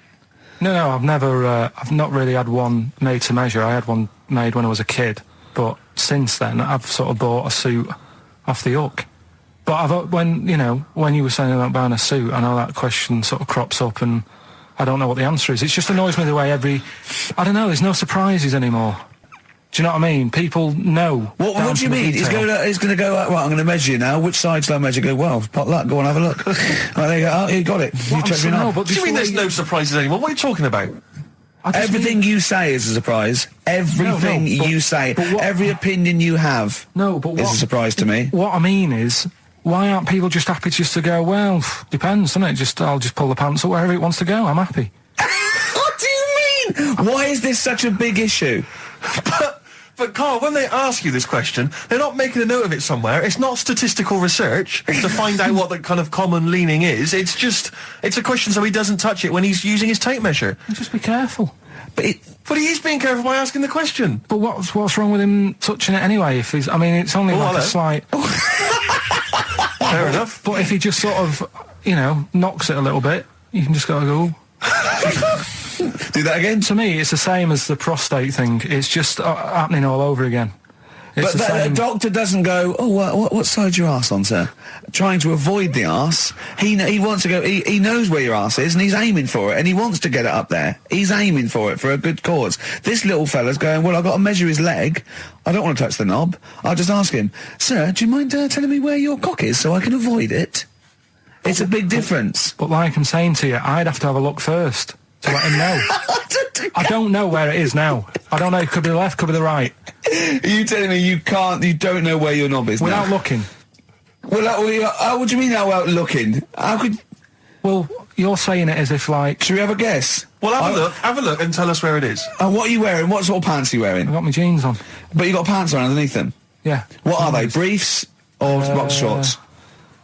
Boxer shorts. Boxer shorts. Well, it's probably free, but the jeans are probably strict in it. I think it's probably either in the middle, dressed in, or just slightly to the left. Have a look. We'll tell the listeners after the break where's Carl's knob. It's a good competition. Oh, brilliant! We've got to send this to the Sony Awards people. Well, big question. Where was Carl's knob? That's what people have been hanging on for. Yeah. Where was it? Well, I can't believe people have been texting in. Hey, what, guessing where it is? People saying, is it in the middle? Is it in the left? It cost them 10p. It cost them 10p to find out. Just wait, I'm going to give out the answer. You don't win anything, right? Like strike it lucky. Right. Bottom or middle? Right. It was to the left. Oh. Yeah. I went with the right. That's annoying. See, I thought it would be to the left. If not, maybe if it was all scrunched up, sitting down on your lap, right, it might just pop up to the middle. Just pop out, like, you know. Well, next week we'll be finding out where yours is. Where's Ricky's bollocks? 50 Cent in Da Club on XFM 104.9. We're playing our favourite singles of the year, and we're looking back over some of our favourite clips of the year. Right, Carl, it's a questionnaire about happiness. Oh, yeah. There's one person... Well, that should answer it right where. The first question, Carl, on a happy scale of 1 to 10, where are you on the happy scale? Is it at this moment or in general? Well, I would say generally. Okay. Yeah, but you don't always have to, like... I think I'm happy in that, but I don't always show it. You never show it? No, but it doesn't mean I'm not happy in that. Like, I'm all right at the moment. I'd say I'm probably on a... It's probably on about an 8. I was probably on about a 9 when I woke up, right? And then sort of fell out with Suzanne over a haircut. Yeah. Right? She went for a haircut and came back with something that I didn't like. Sorry, what did you say? So when your girlfriend walked to the door, she had her hair done, you said, I don't like it, alright? She could tell by the look on my face. But don't you say, no, I'm happy with it, I just can't tell. I'm loving it. Because then she won't have it done again. Oh, Carl, I just cannot get over you. I really can't. No, but you haven't seen it. Right? Oh, So then I was fed up, but then I thought... Sorry, what authority have you got to talk about haircuts? Yeah, you had the officially from a barber in Manchester above a railway station in a shack, it was £2 a cut, told you have the hair of a Chinaman. Well, you wish you had the hair of a Chinaman now, you got no hair. You're a little bald man with your mouth open, so don't... Is she listening to this, Suzanne? Sitting at home with a woolly hat on? I don't know. But she knows now, doesn't she? What did you say? What did you do about it, I just said you look like someone out of Slade. Interestingly, that's what I look for in a girlfriend. Oh, God. Which one of Slade? That one with the funny... Not Dave Hill. Yeah. The one with the crooked fringe and the goofy... She had her teeth done as well, did she? She had 2 front teeth put in. Dumper. So anyway, So prior to that, you're on a 9. Then you saw the haircut, you're on an 8. Yeah. Yeah. And now then, what you're on? I'm probably on about a 6 at the moment. Why? What's happened? Well, while Star Sailor was on, bit more head squeezing going on. So, yeah, about a 5 or 6. So, generally speaking, what would you say you are? About 4. You're on a 4 All right. What would you give someone who wasn't very happy? What would you give them? What are you thinking, Carl? Depends why they're not happy. They're low, okay, so what would you give them? I mean, yeah, depends, doesn't it? If it's someone who's just lost their arms and legs in an accident, you don't give them a lollipop. Sure, or some mittens. Yeah. You give them a hat. Yeah. Yeah. And dare I say it, a smile. A skateboard. Yeah. Yeah. I don't know. You don't know. You got to answer the question. All right, so hang on. Let's assume that you've upset your girlfriend because you slagged off her haircut. What are you right? going to do now to feel go and guilty. make her happy? How are you going to cheer her up? And not buy her a baseball cap. I don't know yet. I haven't thought about it because I've got this to sort out, haven't I? So when I get home, get her some gel or something. Oh, God! Oh, Christ. So, would you like to start on your, to Steve, because I've heard all these. We won't do them all. Well, we'll start off with the Mr. Freeze. Tell Steve the story of Mr. Freeze. This is the first time he nearly died. This is the most serious of the lot, really. So, what it was, do you know, like, don't know if your mum and dad did the same thing, but, like, they do the weekly shopping on like a Friday. Yeah. So when you got to Thursday, there wouldn't be much stuff left in the cupboard. It'd just be like, you know, your Jacob's crackers and stuff like that. So when they'd been to the supermarket and they came back, I was like, you know, what's that saying? Like a pig in... You know, I loved it. It was like loads of food coming in, loads of biscuits. What is that saying? He nearly said pig in shit. Right. Is that the saying? Yeah. Right. So yeah, all this food comes in. Thank God he didn't.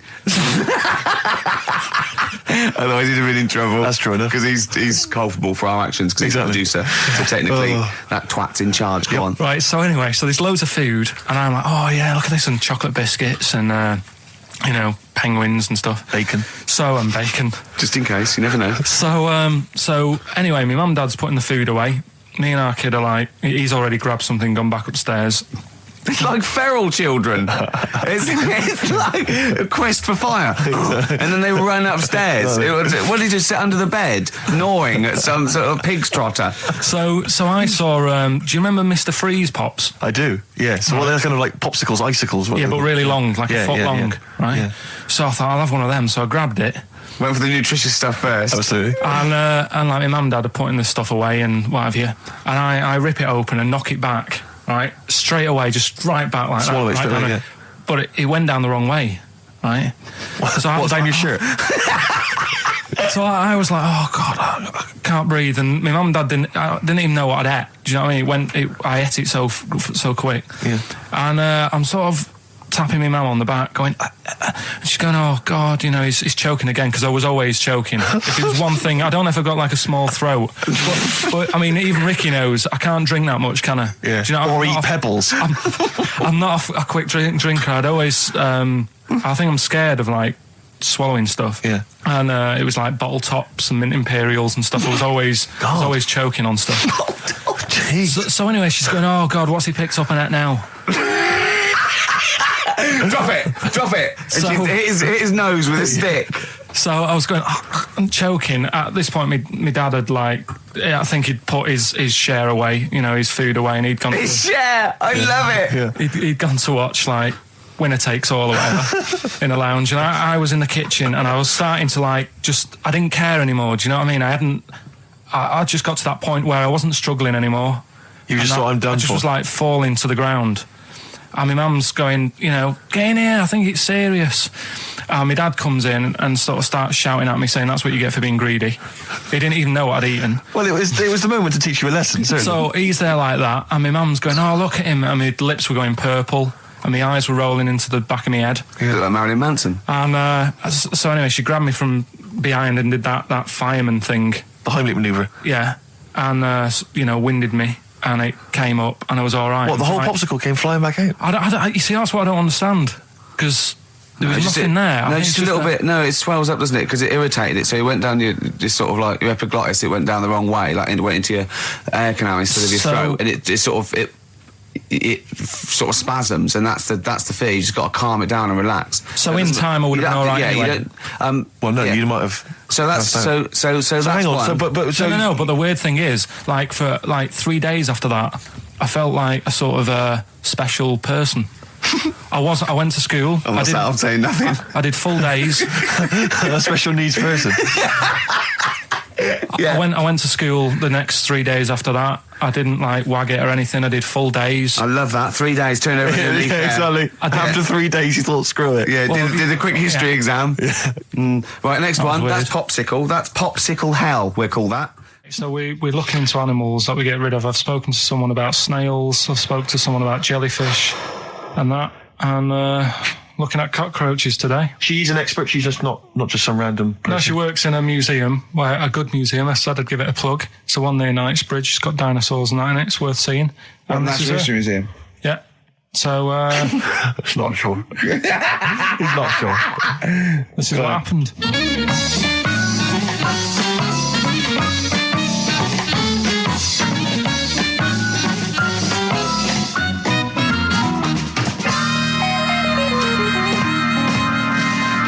Now, what I'll do, I'll tell you as much as I know, and then you can fill me in if I'm right or wrong.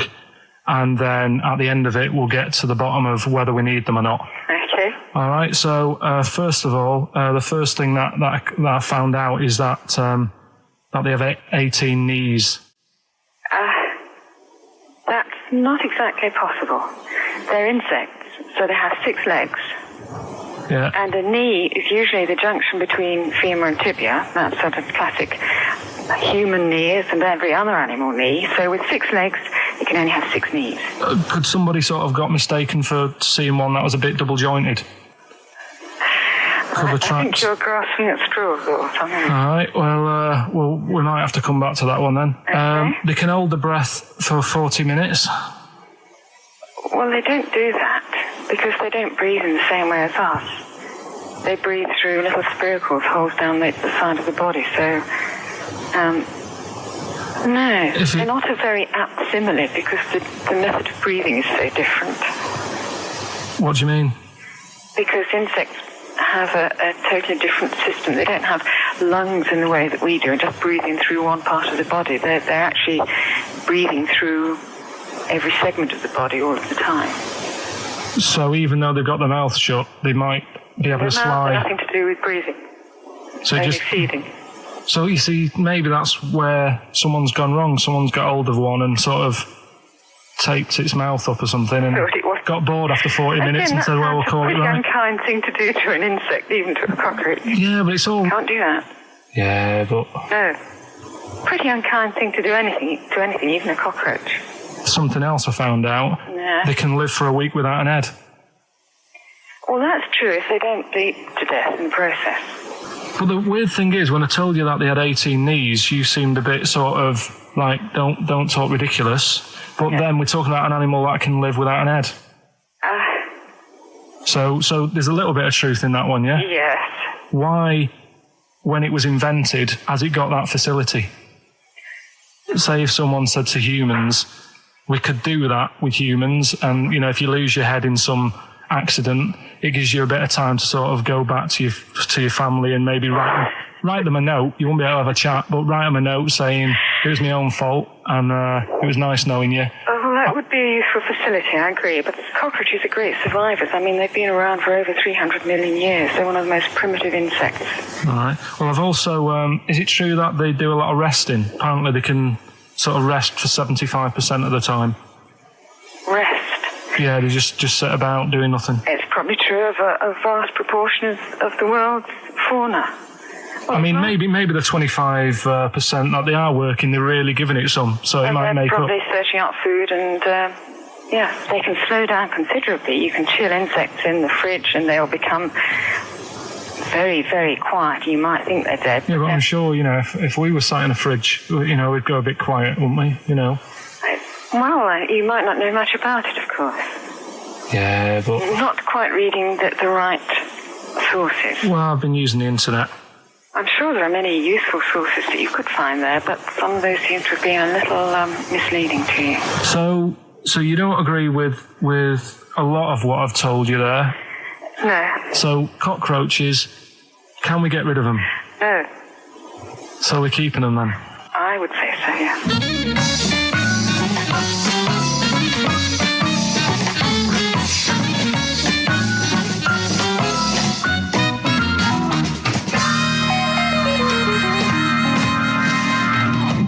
I think we should get her on more often because she sounds like she'd be a bit of an ally, really.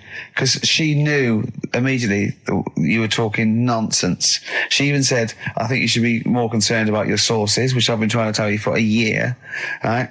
The fact, I mean 18 knees, where did you get that from? It was on the internet. They can hold their breath for 40 minutes. I mean, I don't know what you read and take on. Mad world, isn't it?